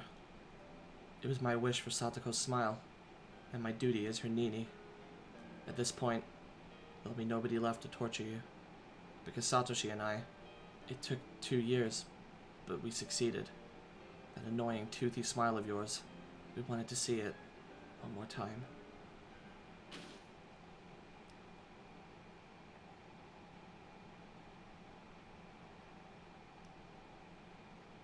My pain wasn't gentle or merciful. It was a sharp pain, violent, powerful, and ruthless. What little compassion I had receded in the span of a moment. It's more kinda, how will Keiichi's life go wrong this time? I mean, yeah, sort of. And now, I could die. I could say goodbye to this insane world. Farewell, crazy Hinamizawa. Thanks for giving me the psychic power to kill people whenever I wanted. If you'll still allow it, I'll wish for one last thing. The death of this very world, of this crazed Hinamizawa, so that nobody would ever again have to find themselves lost here again.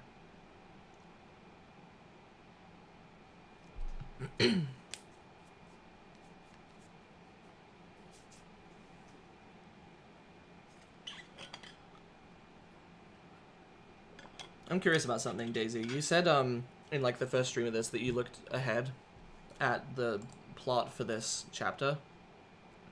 So, but you were surprised, achievement unlocked a demon, by the way. But yeah, you said you were surprised, you seemed surprised when you saw Arika's death, so. I guess you only saw some of it. Anyway, research notes. Oyashiro-sama. Nobody really knows what characters to use to write Oyashiro-sama. Knowing this is hard, partly because, depending on the time period, he has been called with various titles with subtle changes to his name, and nobody knows the real one. The only thing all time periods agree on is that the 4 syllables O, Ya, Shi, and Ro are always used.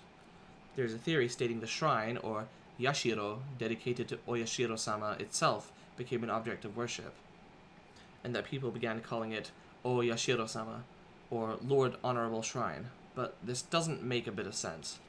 I don't know whether this is related, but people say the Fudide family, the most respected bloodline in terms of worshipping Oyashiro-sama, actually inherited his blood. And in the legend the Fudide family passes down, if for 8 generations in a row the firstborn child is a girl, the 8th daughter will be the reincarnation of Oyashiro-sama. If we go by this legend, the characters used for Oyashiro-sama's name should be O for honorable, Ya for 8, and Shiro for generation. These character assignments are simply something I've thought up. There is no way to verify it. If this is true, then Oyashiro-sama would have been named as such under the assumption he would come again. The second coming of an object of worship can be seen in several religions, so this isn't unusual. You only read part of it, you know what happens next, though, I see. But a few of these religions call the second coming of their object of worship a day of judgment or something along those lines, and we must not forget they mean it to be the end of the world. Rika Furude, pampered and loved dearly by the elderly folk in the village. The rumors say she is the 8th generation, and Oyashiro-sama. I do not know the family tree of the Furudes, but at the very least I can confirm that for the past 2 generations, the first child has been a girl. Rika Furude watches over Hinamizawa. If the village were to lose her protection, what would happen? Would peace between man and demon be lost? Would it once again create a hellish landscape where man-eating demons run rampant? A gruesome feast of the demons, who suddenly remembered how delicious the weak humans were, who could only cry, scream, and run for their lives. What would that look like? Just imagining it is enough to make my heart pound with excitement. I guess that was written by Takano, because she is fascinated with these stories. Achievement unlocked, Detective Tatarigoroshi. That's for reading all the tips. Alright, save and load. End of chapter 12.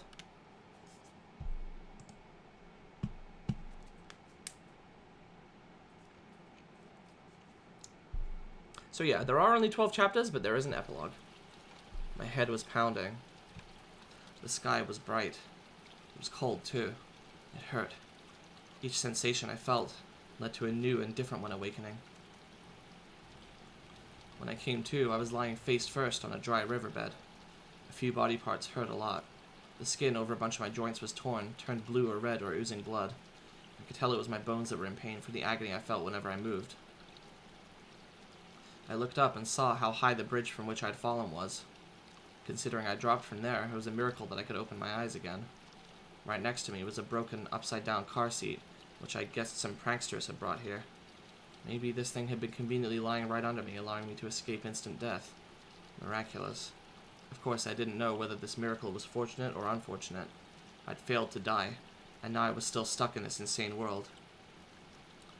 You remember the scene with the axe from the anime? You just didn't know it was in here? I see. How long had I been unconscious for? The sun was high in the sky, so it looked like only 1 or 2 hours had passed. But my body's sluggishness didn't make it feel at all like so short a time had gone by. Mentally, it felt like I'd been asleep here for a decade. Ow! The more feeling returned to my body, the more pain flooded in. It hurt so much it would have been better not to have woken up. I needed to get to a doctor. Yeah, to Coach's clinic. The term Coach's clinic brought memories back one after another, memories I wish I hadn't recalled. Satoko was no longer on the bridge. She would have returned to Hinamizawa by now. And she would put on some clothes, go to the clinic, get a checkup, and report on how crazy I had seemed. The police were waiting for me without a doubt. This time, would they find out for real that I killed her uncle and arrest me? Or would they just send me to a mental institution? Fuck! Would they just send me to a mental institution like I thought they might? Still, I didn't care which it was. Please, someone stop all this pain. You can boil me or cook me after that, whatever you want. I began to walk unsteadily, just limping along. I went downstream, and then through an animal trail-like path in the woods. I walked haphazardly, searching for a path I knew. Eventually, I finally came across a familiar road, and set off towards the clinic. Not to my house, but to the clinic, which had treated me like a lunatic. It was hot and humid. There was no wind, and the air was stagnant. For a while now, I'd been smelling the terrible stench of burned eggs, and it made my face scrunch up. And then at last, I noticed something. I couldn't hear any cicadas. It was the first time I'd heard Hinamizawa be so utterly silent. When I thought back, it seemed like birds always chirped in the morning, cicadas always cried loudly in the afternoon, and Higurashi always rose up in chorus in the evening. Always something to hear. I couldn't hear a single insect. The only thing I could hear was the rustling of the wind brushing the treetops. I'd never experienced this sort of quiet before. Even the only sound coming from the trees lacked life somehow. The trees were yellow, and many leaves were spread on the ground, despite it being too early for autumn. Even the weeds that had been growing so persistently at the side of the road had yellowed, browned, and lost their vigor. Only the sunlight itself was of the June Hinamizawa I knew. and yet it seemed like the seasons had switched all of a sudden. Looking at the fallen leaves and rotting weeds led me to spot a few small insects turned on their backs. They weren't moving. They were corpses. I looked closer to see insect corpses scattered all around, like a child had collected them as samples and then strewn them about. This stench, what was it? It was terrible, like burned eggs, combined with all the bug corpses and leaves falling from the trees in summer. Had someone sprayed herbicides or pesticides around here? Even at school, we apparently fumigate. They call it pest disinfection or something, once or twice a year. I hadn't run into anybody, despite how bright it was outside. It was mid-afternoon, and yet I felt like I was sauntering about at midnight. Well, with this smell, nobody would want to be walking around outside. Just what was this, anyway? There was no sound, no noise, not even a breath. Hinamizawa was silent. The school would come into view right after turning this corner, and yet I couldn't hear any commotion at all. None of the shouts or grunts that children always made. It was simply quiet. Just as pretending to ignore the silence had grown intolerable, I saw the school. Higurashi aren't nakuing. They're not going kana kana kana kana kana kana. And finally I heard something. It was the sound of a few trucks. There were a few very tall trucks parked in the schoolyard, idling. About 10 workers in raincoats were unloading things from their trunks. It was hot and humid, even in my casual clothing. I couldn't imagine how unbearable that must have been. And then I remembered. Our school was rented from the Forest Service field office building, wasn't it? It wasn't strange at all for Forest Service trucks to be doing some kind of work in the schoolyard. Besides, what did forest rangers do anyway? Keiichi, isn't this what you wished for? I felt bad for them having to work in such heat, and with such a stench about. They were taking colorful it's because I'm trying to put on an accent. If I was just speaking normally, I would say they were taking colorful cargo out of the truck. But, like, they were taking colorful cargo out of the truck and lining it up in the schoolyard. They were containers, fairly large ones, inside multicolored patchwork bags. Heavy, too. They were being carried in pairs. Those words entered my eyes and then passed through the backside of my head. What was it? Colorful cargo out of the truck, lining up in the schoolyard. Containers, large ones, inside multicolored patchwork bags. Okay. Heavy, too. They're being carried in pairs. They lined them up very neatly, like tuna at a riverside fish market. Several dozen, hundreds of tuna were completely filling the fairly wide schoolyard up. I forgot my pain for a little while, captivated by this big forest ranger job I'd never seen before. As I stood there watching in a daze, the people in raincoats working on the other side noticed me. One of them pointed me out and shouted a few things back and forth. I thought they might yell at me for getting in their way, so I decided to leave post-haste. But then 2 trucks drove up behind me. I stepped aside and they entered the schoolyard. Sheets covered their trunks, but I could tell they were completely full. As they passed, there was an awful smell that made me want to choke. It wasn't the same burned egg smell as before, but an even worse one, like rotten crab meat. What on earth was it? I've been enshrouded in one terrible stench after another all day. Then, certain white letters emblazoned on the side of the passing trucks caught my eye. Ground Self-Defense Forces. What? Self-Defense Forces? Like the army? Why was the army in the schoolyard? Hey you! Where did you come from? Suddenly someone slapped me on the shoulders from behind. I turned around, and a canopied SDF jeep was parked there. The SDF person had on a green raincoat and a gas mask like in the movies, carrying a compressed air cylinder. He didn't look normal. There wasn't an inch of exposed skin anywhere. Where did I... When I tried to talk, I stretched a wound on my head. It made the SDF people exchange glances. I couldn't see their faces through their masks, but they seemed surprised. Do you live in Hinamizawa? Can you tell us your name and address? Well, yeah, I sort of live here. My name is Keiichi Maebara. Oh, and my address. It's in Hinamizawa Village, Shishibune. After seeing me tell them my name and address without hesitation, one of the SDF people watching from the jeep started talking into a radio. Base, do you read? Base, do you read? We have a 402, survivor discovered. I repeat, we have a 402, we found a survivor. He's in front of the Forest Service office. This is base, we copy. Secure the survivor at once. What is his status? Healthy. Wounded all over, but not fatally. He can walk on his own. We'll send him to HQ for safety. I was prepared to go along with the police, but the SDF... I couldn't help but think it seemed a little bit much. They urged me into the back of the jeep. And then they told me to put on this gigantic gas mask. I did so. One of the troops fiddled around with it, strapping it tightly to me. It was heavy, hard to see out of, hot, and difficult to breathe. Just looking at the world through the lenses made it lose its sense of reality. My breathing sounded like some giant monster through the mask. At this point, I had no idea what was happening. With much trepidation, I asked the trooper adjusting my mask. Excuse me, has something happened? Where were you? What were you doing? Hey, don't answer a question with more questions. I was the one asking you.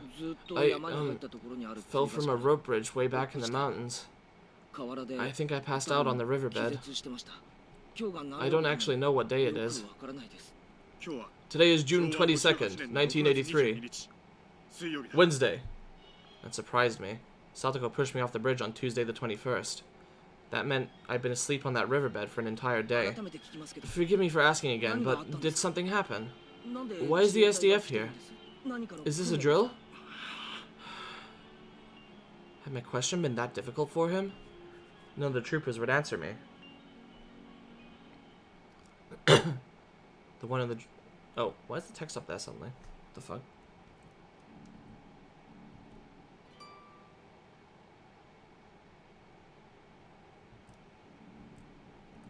I guess just a glitch. The one in the driver's seat, talking on his own radio, turned on the vehicles. He turned the dial and some broadcast station or another came in. I started to listen to the voice of a radio announcer I was familiar with. Was conducted at the Prime Minister's office. In regards to questions from the press that the SDF not responding to the disaster promptly was directly related to this unprecedented, unheard of catastrophe, Chief Cabinet Secretary Okuno had this to say. What the fuck is going on with the text? Hang on, I'm gonna make a save. Give me a second.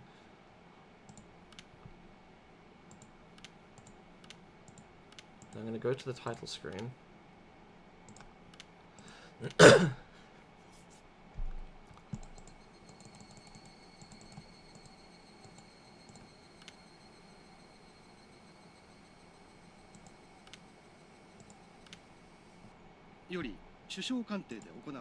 Okay, I guess it's supposed to be that, whatever. She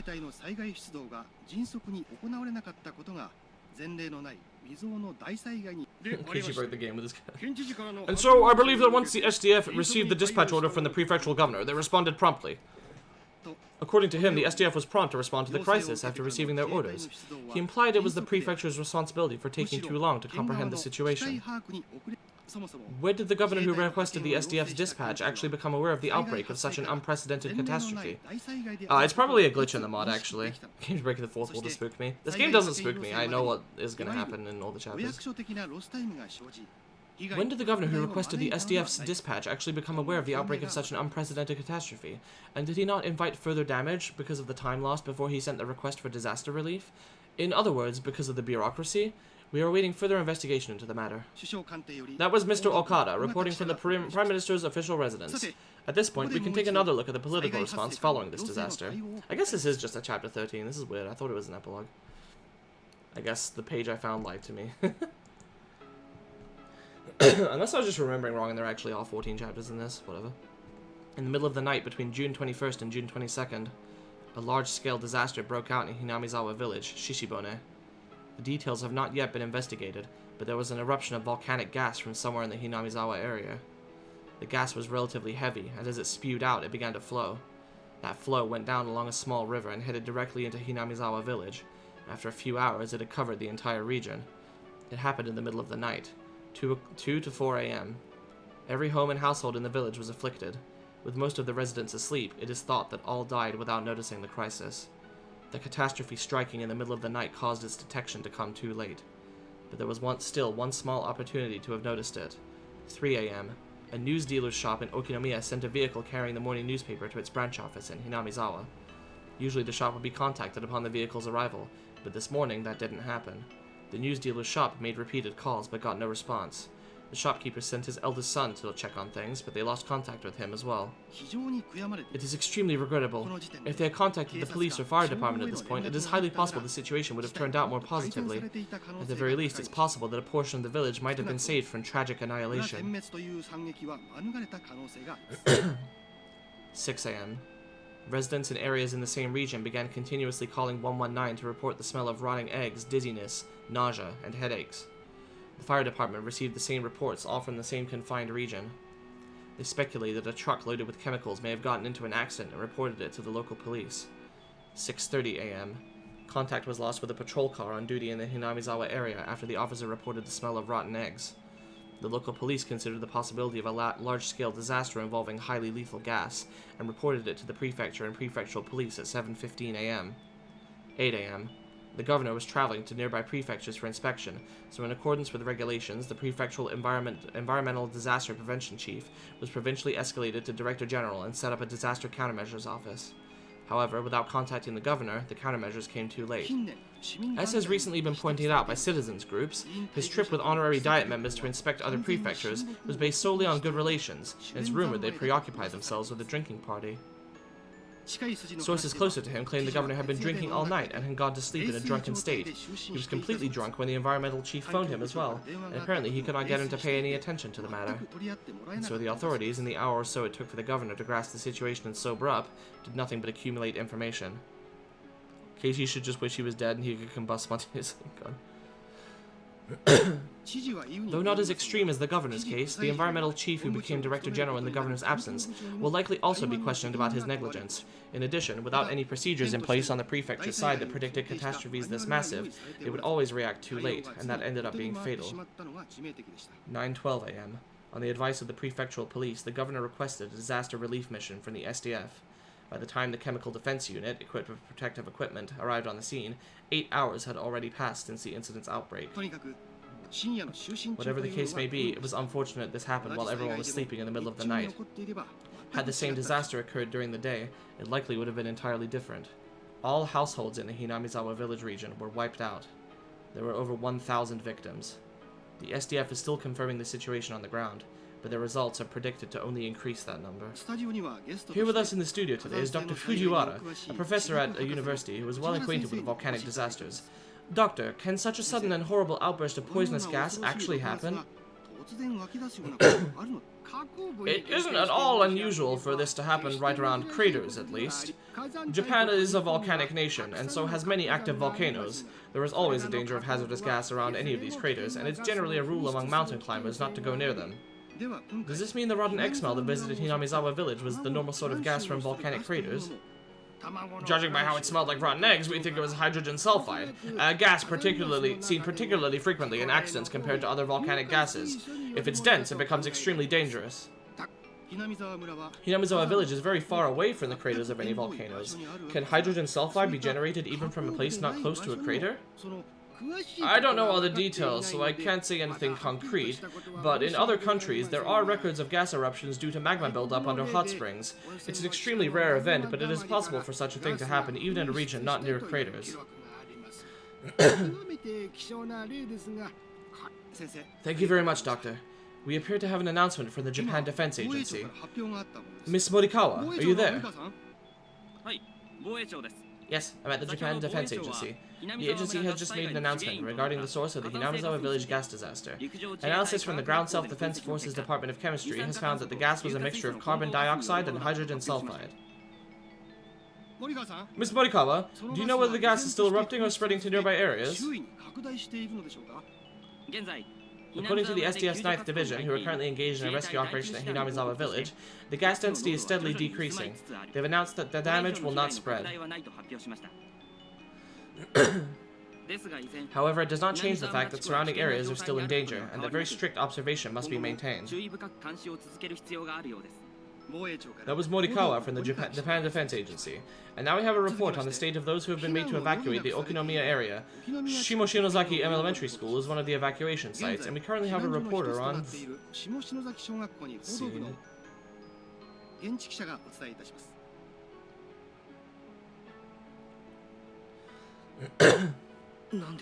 Wait, what? Inside the jeep, clambering and bouncing along the rough road, none answered my muttered question. An unprecedented catastrophe had destroyed Hinamizawa in a single night. Where was Hinamizawa village anyway? Someplace deep in the mountains, right? These are places I'd heard about on the radio were always like that. They were all places I'd never heard of, much less knew the locations of. Wiped out? What does that mean? Don't they usually say how many died and how many were injured? How many people were alive? Where did everyone evacuate to? Eventually, we came into view of Coach's clinic. For the first time, I saw the flag of Japan hanging on a pole outside. Japan's circular sun hung down as though exhausted. Many SDF tents were set up in the clinic's big parking lot, and many strict security vehicles were parked there as well. Don't go to Hinamizawa Village on June 21st, 1983. Worst mistake of my life.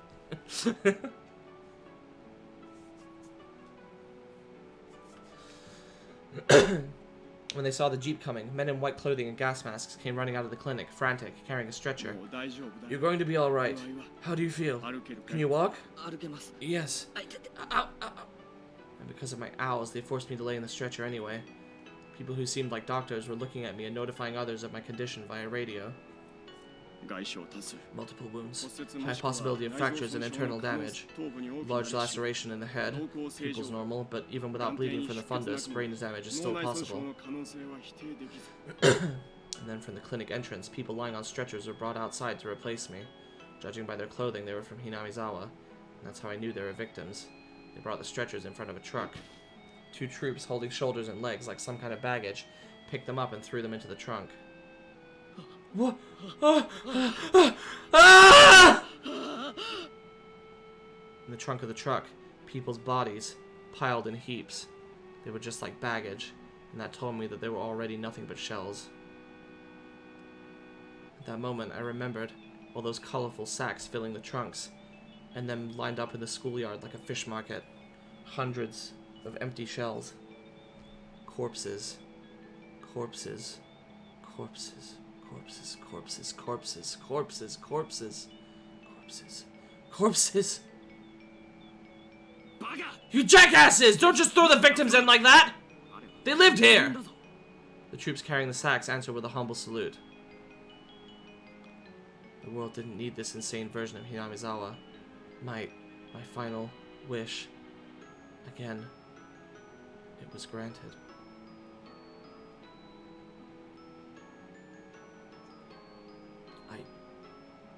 Didn't understand anything anymore. None of it mattered. I wished, I cursed, and then it happened the next day. And please, tomorrow morning, let me die. That insane night, it's still going on. Please, please end it already.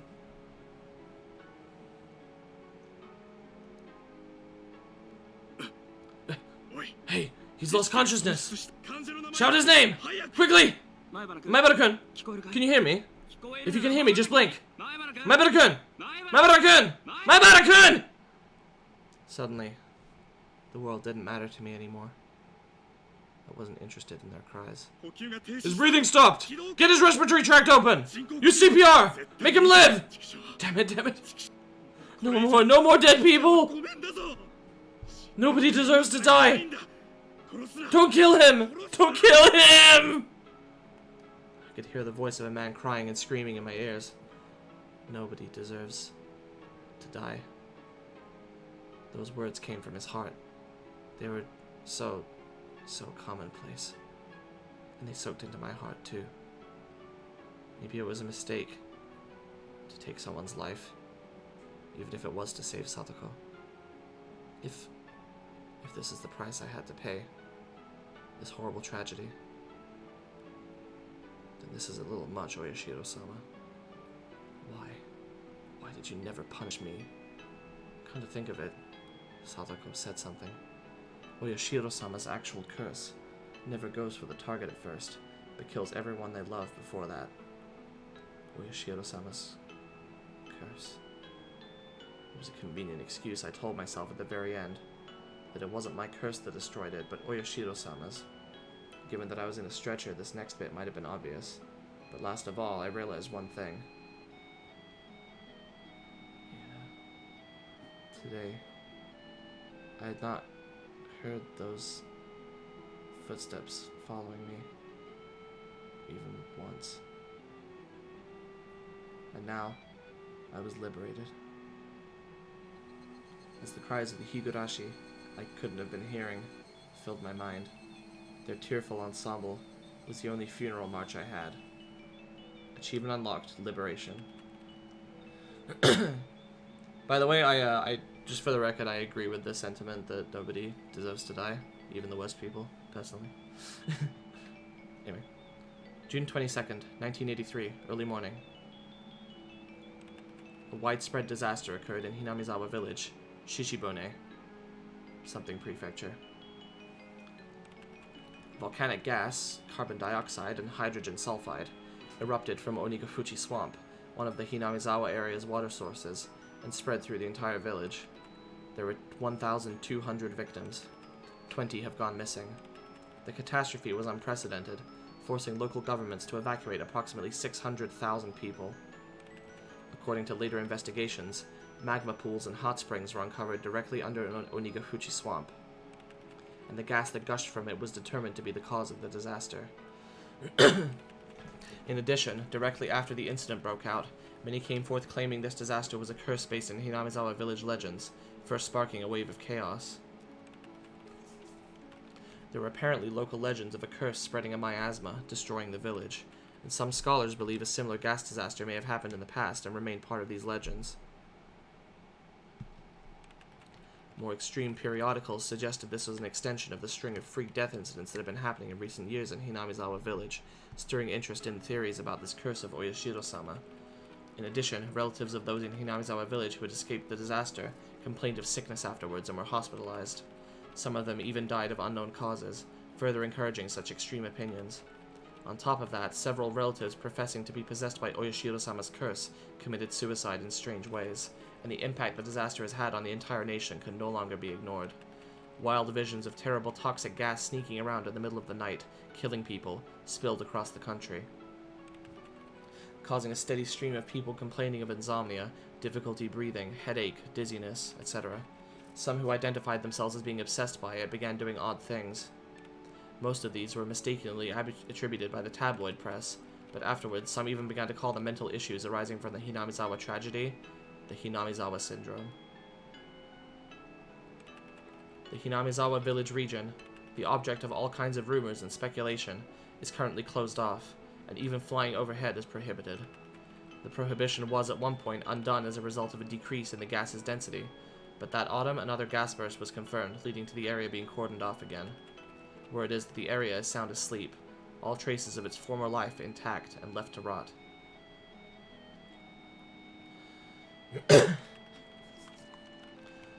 Only one survivor remains, Keiichi Maebara, age 14, who lived at Hinamizawa village.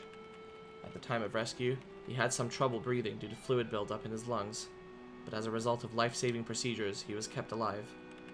He's currently in a general hospital somewhere in the prefecture. The press have been asking him for some time, but all interviews are being refused. What did he see at Hinamizawa? What happened between June 21st and June 22nd in Hinamizawa village? Today he remains silent, unwilling to speak of it.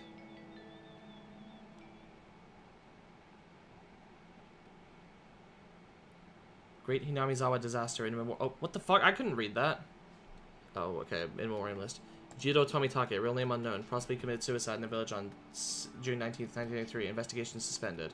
Mio Takano, strangled to death in the mountains. Body was found veteran Chris. Investigation continues. Kurado Oishi went missing during investigation. Investigation continues. Katsuya Kumatani went missing. Kyosuke Irie possibly committed suicide. Rika Furude possibly murdered at the shrine. Investigation suspended. Hinazawa village gas outbreak in memoriam list. Reina Ryugu, Mion Sonozaki, Orio Sonozaki, Satoko Hojo, Teppei Hojo went missing on... Okay. Ichiro Maebara, Aiko Maebara, Daiki Tomita, Suguru Okamura, Rumiko Chie, Kiichiro Kimiyoshi, Yukikazu Kameda, Tatsuyoshi Kasai, Shion Sonozaki committed suicide at the victim's hospital. Keiichi Maebara attempted suicide at the victim's hospital on 8/29/1983. Diagnosed with a severe mental disorder due to disaster, blah blah blah. He's refusing all interviews, living his life in peace. Higurashi When They Cry, Serial Murder Novel Number 3, Tatarigoroshi. Scenario Ryu Kishio 7, Partner in Crime, Yatazakura, Scripting, Yatazakura, For You, BT. I think either For You or BT actually died at one point during the development of one of these chapters. I don't think it was this one though. Anyway, more credits.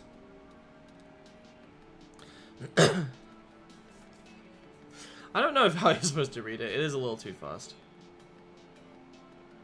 What do you mean minigames BT? There's no minigames.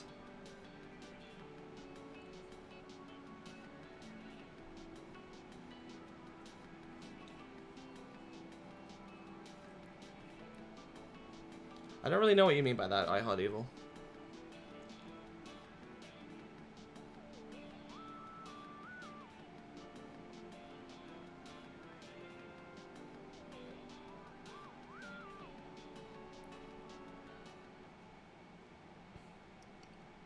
June 2003.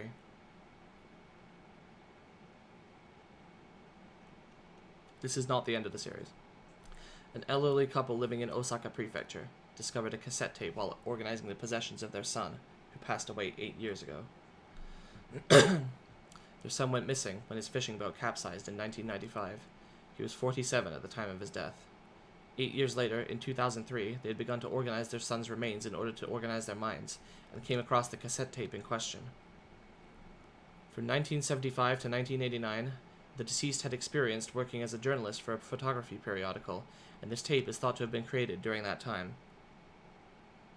One of the rules of what? The label on the tape read 11/28/1983 Keiichi Maebara. It is thought the tape was recorded during an interview with Keiichi Maebara, the only survivor of the Great Hinamizawa disaster that occurred in June of 1983. As the only person who lived through the disaster on the night of June 21st, shrouded in mystery, many interested parties attempted to question him, but he never once spoke physically to anyone in a public place. Therefore, the tape caused quite a stir, possibly being of extremely high value. Click. It's really hard to talk about stuff when I know I'm being recorded. Please, don't worry about it. Here, it won't be a problem if I do this, right? After this, the sound quality dramatically decreases. Did he cover the recording device with something? Then let's get started. Here's my first question. Keiichi-kun, where were you the night of the great disaster? I had gone behind the shrine, then took a path through the woods for a while. There's a rope bridge there. A little while before you get into the mountains. I fell from there and lost consciousness. Did this happen during the night of the disaster, between the 21st and the 22nd? No. It was the morning of the 21st, on Tuesday. Which means I woke up on the afternoon of the next day. I think I was out for a day and a half. Why on earth were you there? I mean, I'm sure everyone wants to know, but the bridge you fell from that day, a weekday I might add, was quite far from both your house and the school, wasn't it?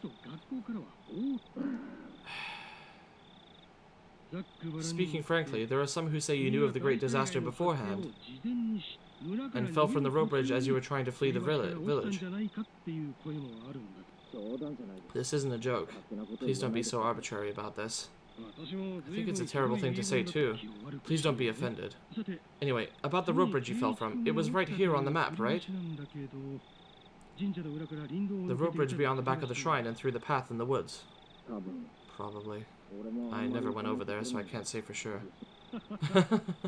I guess I just want to know why you're out somewhere you'd never been before on a weekday morning. And then, well, about the riverbed you fell unconscious on, have you heard the rumors about that being impossible? Impossible. That word. Again. Again. For a little while, Keiichi Maebara mutters the word impossible several times.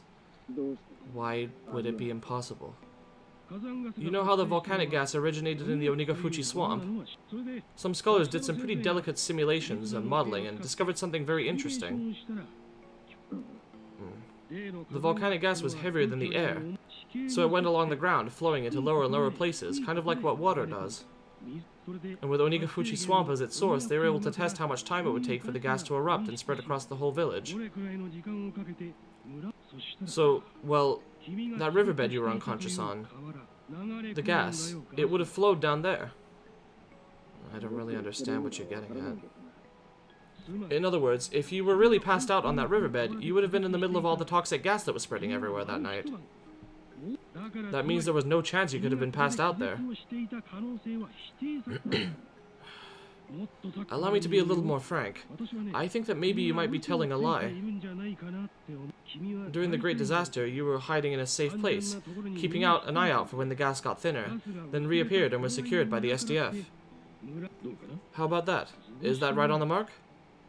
For a short time, the journalist presses Keiichi Maebara further, in a teasing way, but all that can be heard are heavy sighs. Even if that was the case, I wouldn't be surprised at this point. What do you mean you wouldn't be surprised? Was this recording really taken of Keiichi Maebara? Some harbor suspicions. You said it before, didn't you? That it was impossible. Impossible things happen in that Hinamizawa all the time. There are people who shouldn't be existing. Dead people end up alive. It's not really that unusual. Never thought I, of all people, would be asked to prove that I was still alive when I was supposed to have died.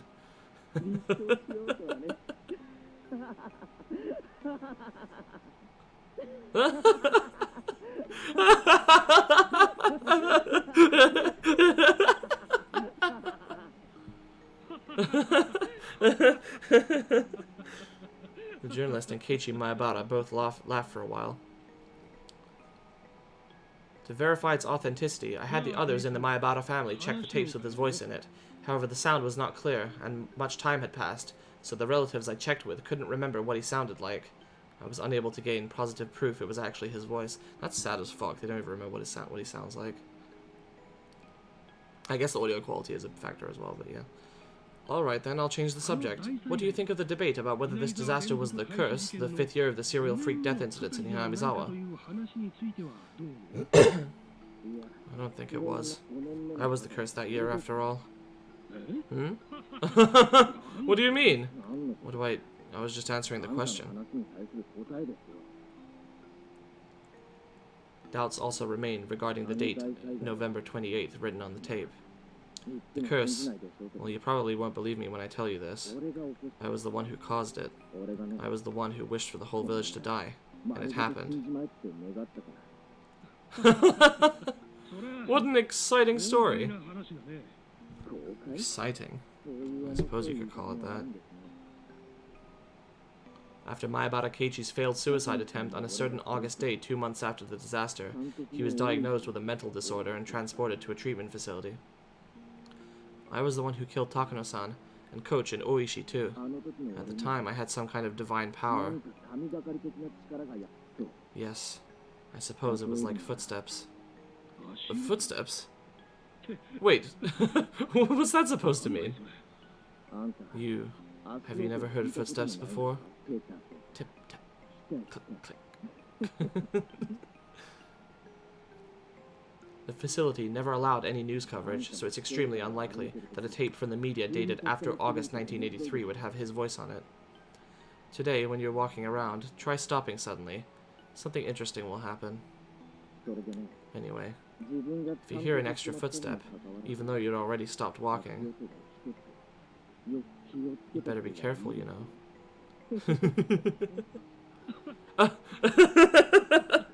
Yes, I'll be careful.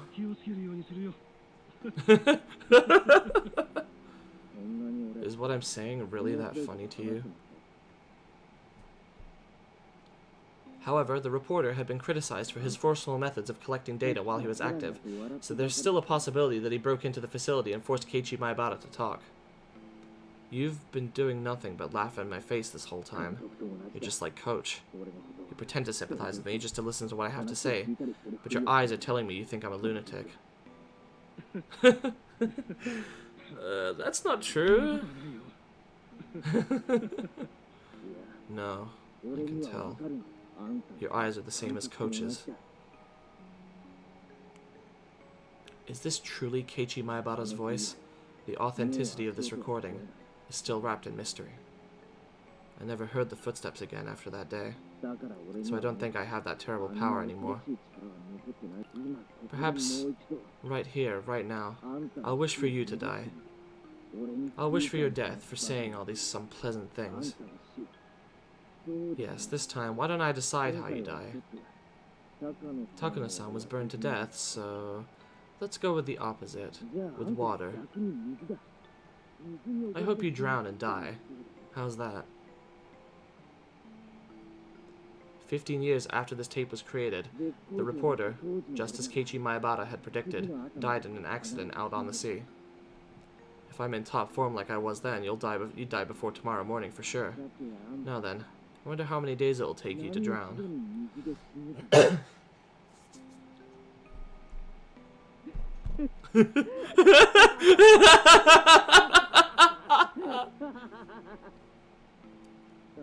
You better be careful, you know.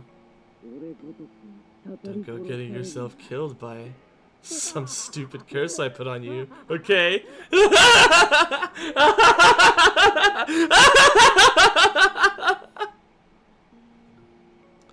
The recording ends in the middle of Keiichi Maebara's laughter. And Keiichi Maebara...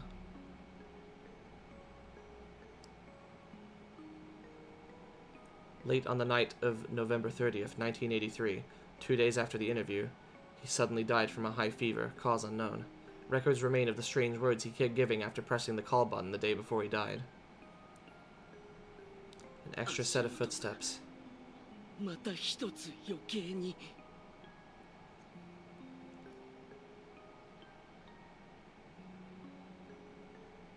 Keiichi learned nothing? About what? What do you mean?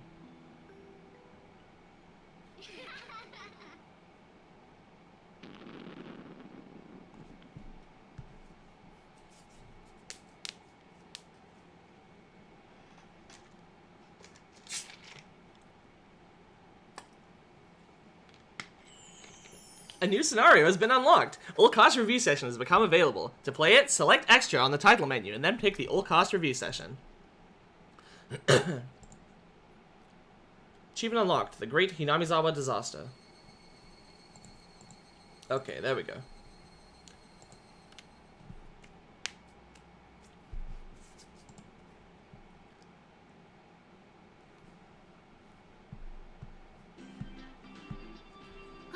Thank you very much for enjoying Higurashi When They Cry, Chapter 3, Tatarigoroshi. What mistake of what? Oh. I mean, it wasn't even a mistake. At that point, he didn't give a shit. He's just like, let's see if it works. Yeah. I gotta get us back into a good mood for the end of the stream. How did you like it? It had a different sort of atmosphere than the previous chapters. I would be happy if you enjoyed it.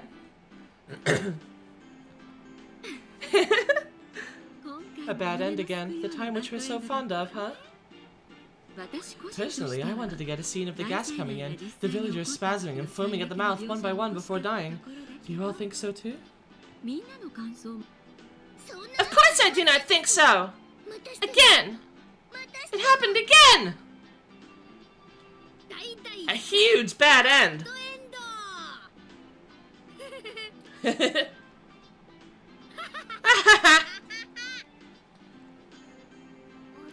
Huh? Mi-chan, you sure seem happy about the bad end. Well, it's more like all we can honestly do at this point is laugh. The terrible endings have been escalating through each chapter, and it finally reached a culmination, I suppose. I'm also glad for the all-cost review session to brighten the mood. Everyone died together as friends. As friends, Nipa. Same Takano? Wow. I guess you could say that. I die every time though, and I'm a little tired of it. It would be nice to have an ending where I didn't die once in a while. Tomitake-san, you're kind of like a time signal. When you die, it's like, oh, we're in the second half now. Kind of.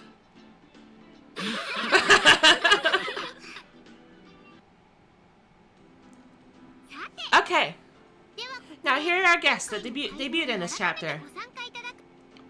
Everyone give a big round of applause. First is Coach Irie Kyosuke-san. I'm honored to have your introduction. Hello there.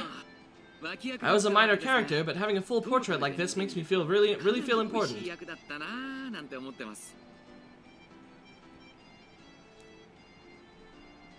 It's true. You had too many appearances, too much dialogue, and too strong a role for a minor character. I don't know how much I'll get to appear from here on, so please root for me. Justice for Tomitake. Thank you very much. Next up is our teacher, Chie-sensei. Hello there, everyone. I've appeared in various scenes, and this time I was given that memorable scene, the curry showdown. I just can't forgive those who would slight curry.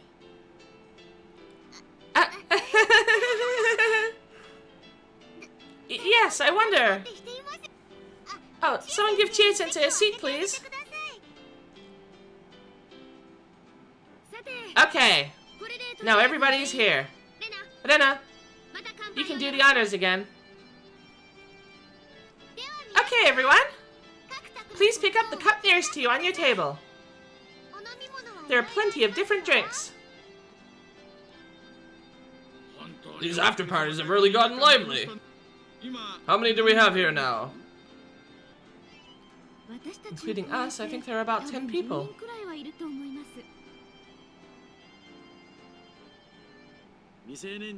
Now we finally have the same number of minors and adults. Curry munching freak. We can all drink without being ashamed. Speaking of beer, how is it something so delicious when cold, so it turns so bad when warm? I wouldn't call beer delicious.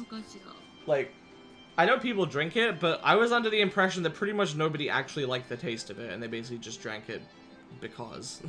Like, because it's alcohol and because it's a manly drink or whatever. I was talking to my friend the other day, because I'm teetotal for the record, I don't drink. But I was talking to my friend Charlie, and he was asking me, like, do you still not drink? He was like, just out of curiosity, how come? And I was like, well, there's a few reasons. One of them is just, like, I'm not going to get into all of it. I can maybe talk about it another time if people are interested. But one of the reasons, among several, is just that, like, I tried a sip of beer when I was a kid. Like, my dad let me have one, and it was fucking disgusting. And I was like, oh. And as soon as I said the word beer, he shook his head. He's like, no, beer's disgusting. Like, but you can, you know, there's other drinks. Like, you know, he had an amaretto yesterday. He had like fucking 6 amarettos yesterday. With Coke, I think it is. So yeah, warm beer helps when you have a cold. Ugh. Just have like, I'm trying to think, what would be the benefit of that? It's like, it's made of yeast and hops and stuff, right? Can you just make a, like, wouldn't bread have a similar effect? I don't know. One of the 7 wonders of the world, I say. But yeah, anyway. Beer is an acquired taste? Okay, I can get that, I guess. You like the chocolate stouts, the ones that tend to be dark. I don't know that much about alcohol, but I have heard of them.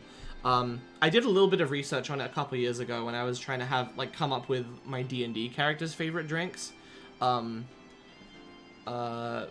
one that I played the most of, Maria, I made her favorite drink rum.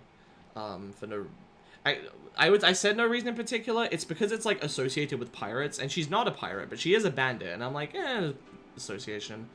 It seemed like the type of thing that a bunch of, like... She used to be a bandit, anyway. I was like, I don't know, I feel like bandits might enjoy rum.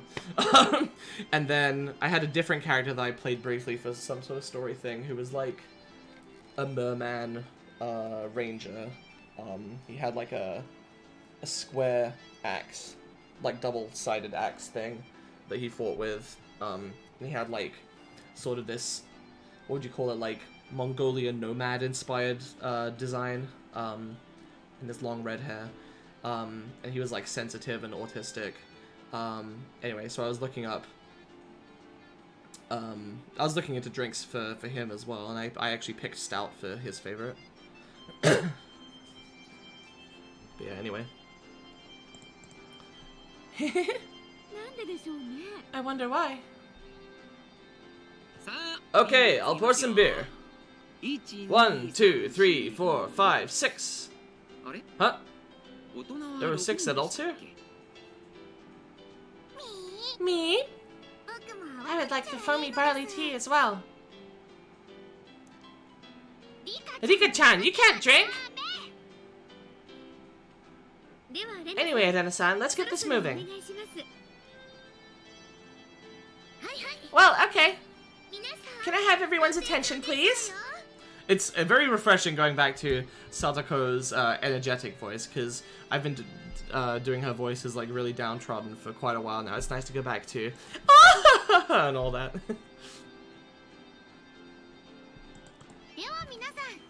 Alright, everyone. Excellent work on the Tatarigoroshi chapter. Bourbons for bandits? I don't know what bourbon is. Cheers! Cheers! Yay! Clap, clap, clap.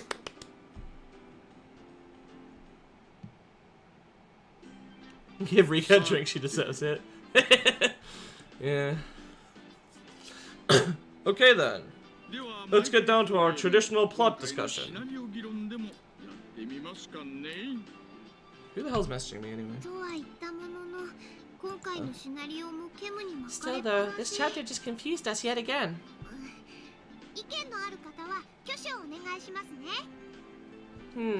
Well, if anyone has an opinion, please raise your hand. Wow, everyone's being so discreet. No hands? Then why don't I break the ice? Oh, excuse me, could you change the music, please? To something a little more mysterious. Yeah, that's good. The mood has been set. Alright, Takano-san, take it away. I think that just by poring over the Tatarigoroshi story, the mystery won't be revealed. I know what you mean. Obviously, that's how the stories have been set up. Was there something like that in particular? I don't know if I'm right, but in Onikakushi, when Maibara-kun was eating in the restaurant with Oishi-san, Sonozaki-san found out, and it was a little mysterious, right? Bourbon's a type of whiskey. Okay.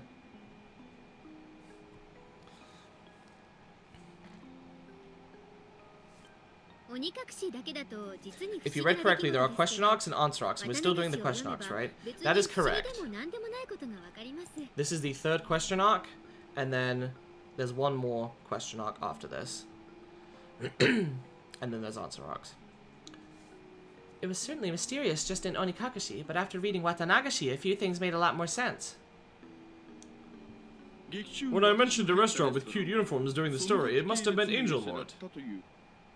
And Angel Lord is owned by the Sonozaki family, so...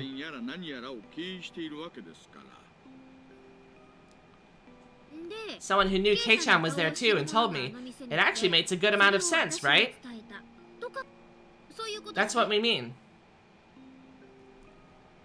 There are subtle differences in the Higurashi stories. But I think there are these three facets that are the same for each.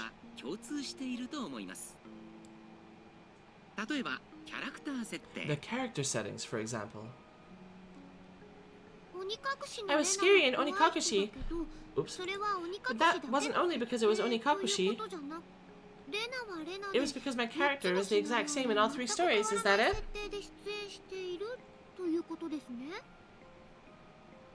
I agree with the characters being exactly the same. The most extreme case being me dying in the same way in the same place every time. No matter which story it is, you always die on the same day.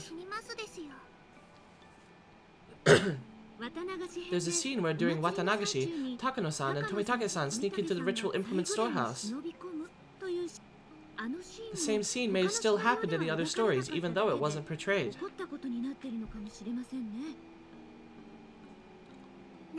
I think it still happened. Save for a few events, the weather, the day of the festival, what we did in the club, and Satoko's uncle coming home, it's almost all the same.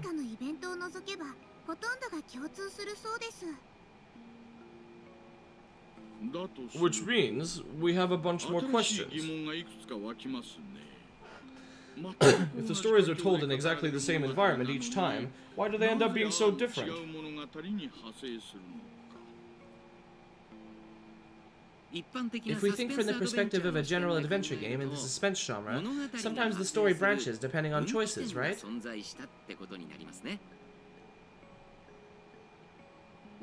in Watanagashi, the point where you do or don't give the doll to my sister?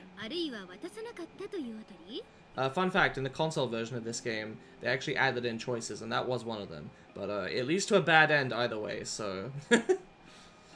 An unavoidable bad end from a actually, yeah, they adapt the chapter structure so that it doesn't even... I think at least there's a version of the game where it's not even told in, like, you do a chapter and then another chapter. It's like, you start the game, and then depending on choices, you end up in one of the chapters. Like, you know, if you start out and it's like, you go do the toy store stuff, then that triggers the, like, Watanagashi storyline, and then there's a couple choices in that can modify it. It's kind of weird. And then basically you're supposed to use the information you glean from all these to be able to pick the right choices to reach the final end. That is just in one of the ports of the game, though. The original game and most of the ports, the way you're, like, kind of intended to play it is not actually like that. It's supposed to be this, like, serial chapter by chapter thing, or arc by arc thing. Anyway, an unavoidable bad end from a choice so early on. That's pretty scary. There's a console version. PS2. It's called Higurashi no Naku Koro ni Matsuri, I think. And then there was Kizuna on the DS. These sprites and backgrounds, like the updated ones, are actually from the console version.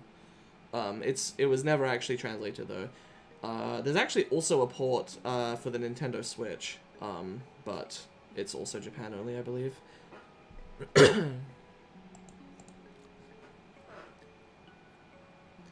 Well,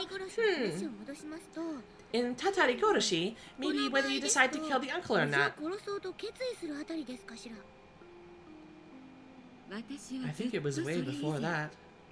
I think it branched back when the uncle's cohabitant disappeared because of some trouble, and he returned to Hinamizawa. Then what was the first branch in Onikakushi?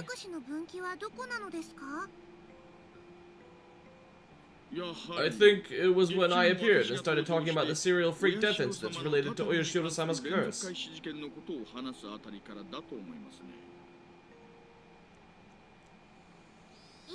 You know, I just thought of something. If Keiichi-san gave the doll to Mion-san, and if Oishi-san and my uncle hadn't appeared, would we not have spent our time in peace without anything happening? I see. Satoko's gotten right to the point. You're right. You can say that again. Then maybe we should pray Oishi-san and her uncle don't show up in this dark story. And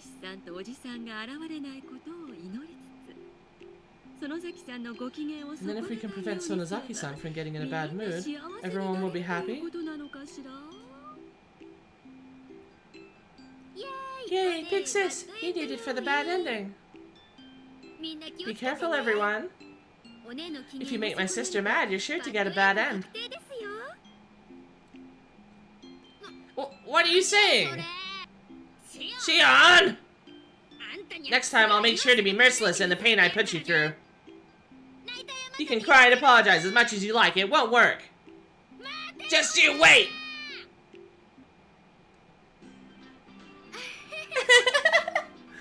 We can't solve any of the mysteries thus far, but we seem to have put together a plan for how to get the story to end happily.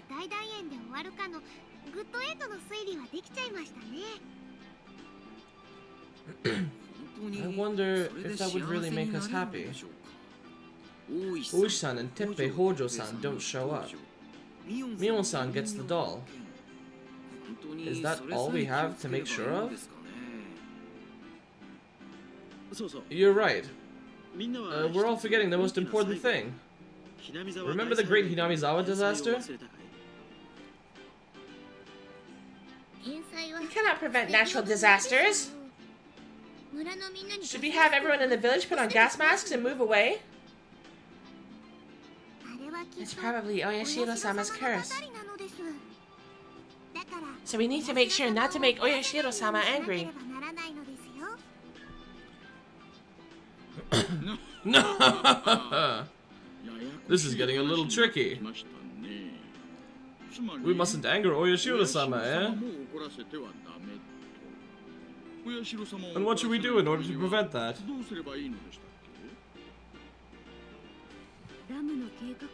The dam project itself is probably out of the question. Maybe if there was never a dam project in the first place? That would be hard. If it didn't happen, we wouldn't need a ritual to quell Oyashiro-sama's anger.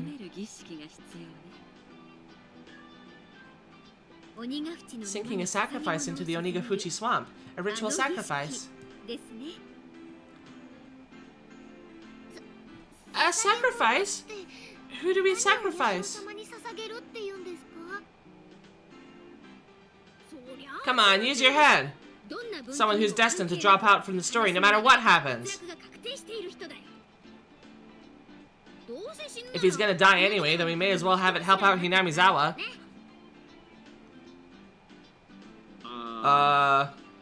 When you say someone who drops out no matter what, you're talking about me, aren't you? I knew it all along. I knew you had some very important role in this story, Jiro-san.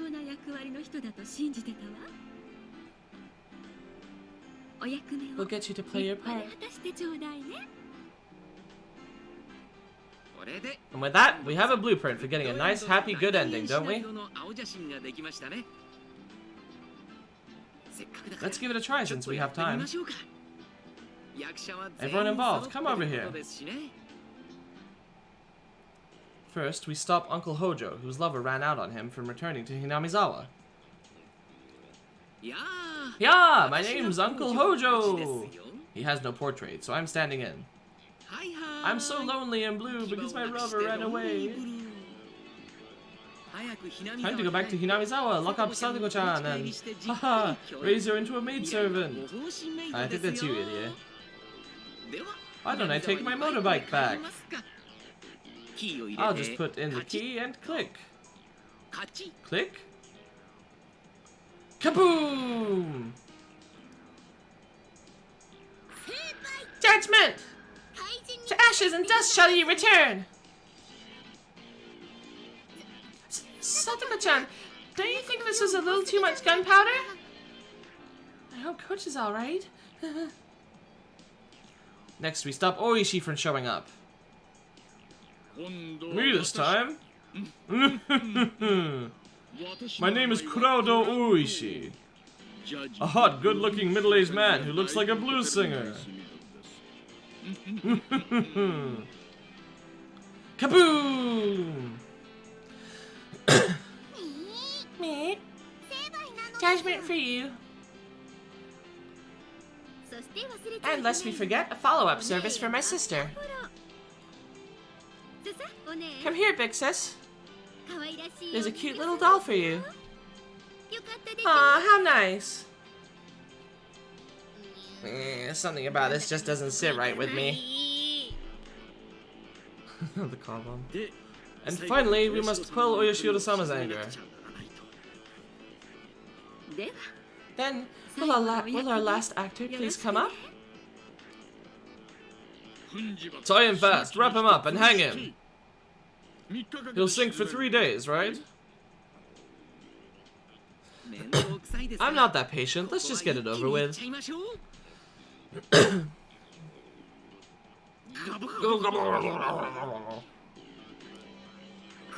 And with that, the case has been closed. The end.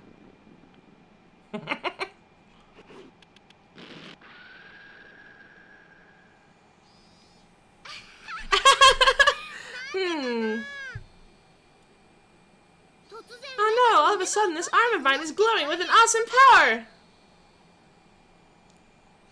This pile of corpses is a pretty big deal.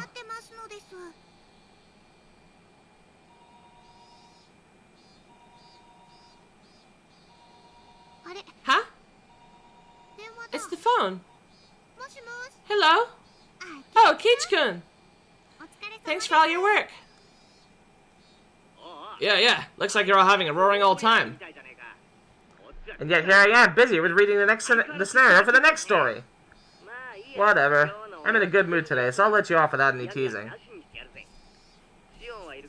Is Shion there? Can you put her on? Rip Tomitake died twice this chapter. What? You're going to announce it here? Oops. I wanted to keep it secret for a while longer, but okay. A secret between Shion-san and Keiichi-san? Oh, what do you mean? Nobody told me about this. Nobody! Okay, Kei-chan, let's say it at the same time. 1, 2, 3! The main character of the next story will be Shion Sonozaki! What? Yes, so that's that. The one topping the popularity chart since her first appearance. The late appearing younger sister of twins being popular has been the pattern of things ever since the days of TH. TH. I have no idea what that means, and it doesn't matter. Anyway, I've been fired from my main character post for once. If the rumors are right, I might even get a portrait finally! Yahoo!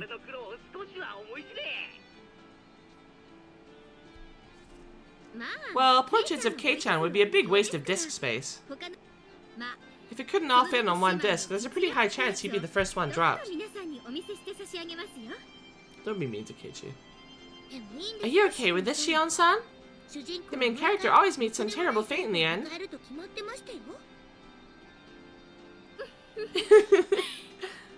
Well, until now. But that doesn't necessarily mean it'll happen next time. With Tatarigoroshi, we're already at the 3rd game in the Higurashi When They Cry series. This first half presented a lot of strange and exciting mysteries, but starting next time, the mysteries will start to be solved in the second half, marking the start of the investigation arc, temporary name. I guess this is like, out of date, because, yeah, they decided to make one more question arc after this, so, Shion is, we just did arc 3, Shion's actually the main character of arc 5, arc 4 is happening first, and, yeah, so, this is out of date. Also, they changed it to answer arcs, not investigation arc, but anyway. That means it'll be a thrilling story where I become a detective and solve all those crazy, unfair mysteries. That's a funny joke. Hang on, let me listen to that line again. I want to hear what she said. Oops.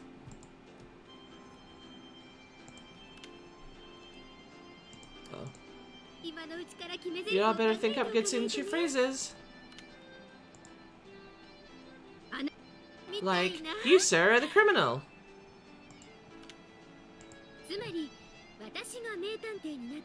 Okay, she said, tante for detective. Makes sense.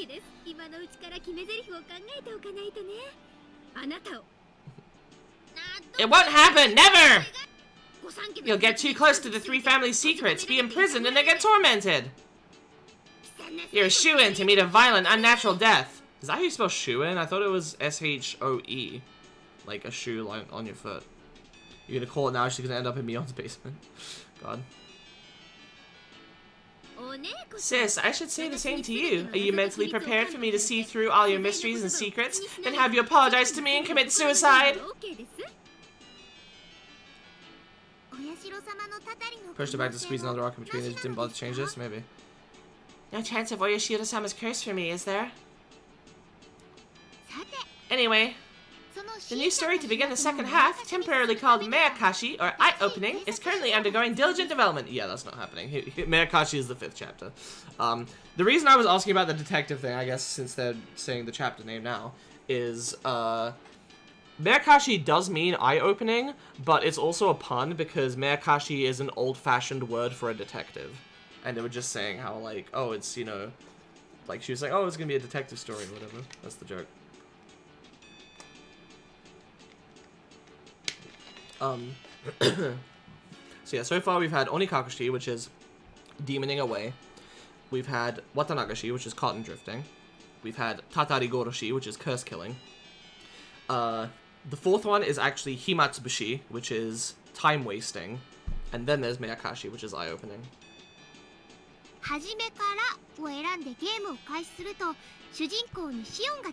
Oh yeah, and because people are probably gonna think this, even though it's called time wasting, the next one, it's not actually a waste of time. It's very important.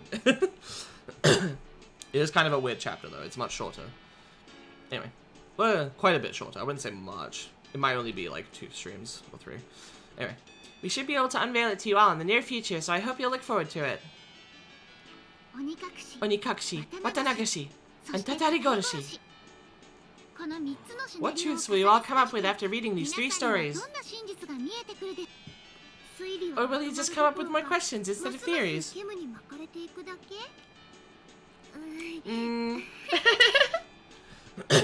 Fiona has no clue either. For all of you warriors who never yielded to the 3 mysteries and kept on fighting, we present you with one final scenario as thanks for your enthusiasm, one which we never originally planned on giving to you. Please enjoy it. I guess that's what they're talking about. I don't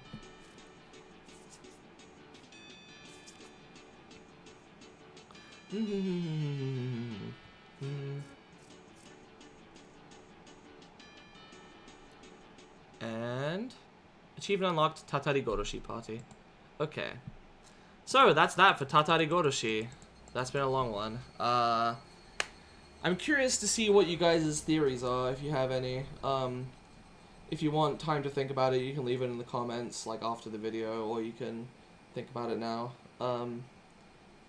Because Tatarigoroshi gives a lot of information and hints about stuff, compared to the first 2 arcs anyway. First 2 arcs still have stuff, and it's important to put them together, like they said, to get more information, but I'd be curious to see what you guys think is going on. What is the cause of, you know, all the tragedy all the time, and what could potentially be done to solve it.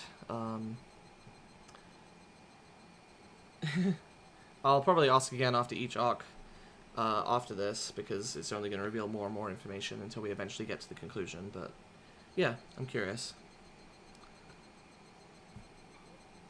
So I guess I'll wait for just like a couple minutes for if anyone has any immediate theories while I check my messages here.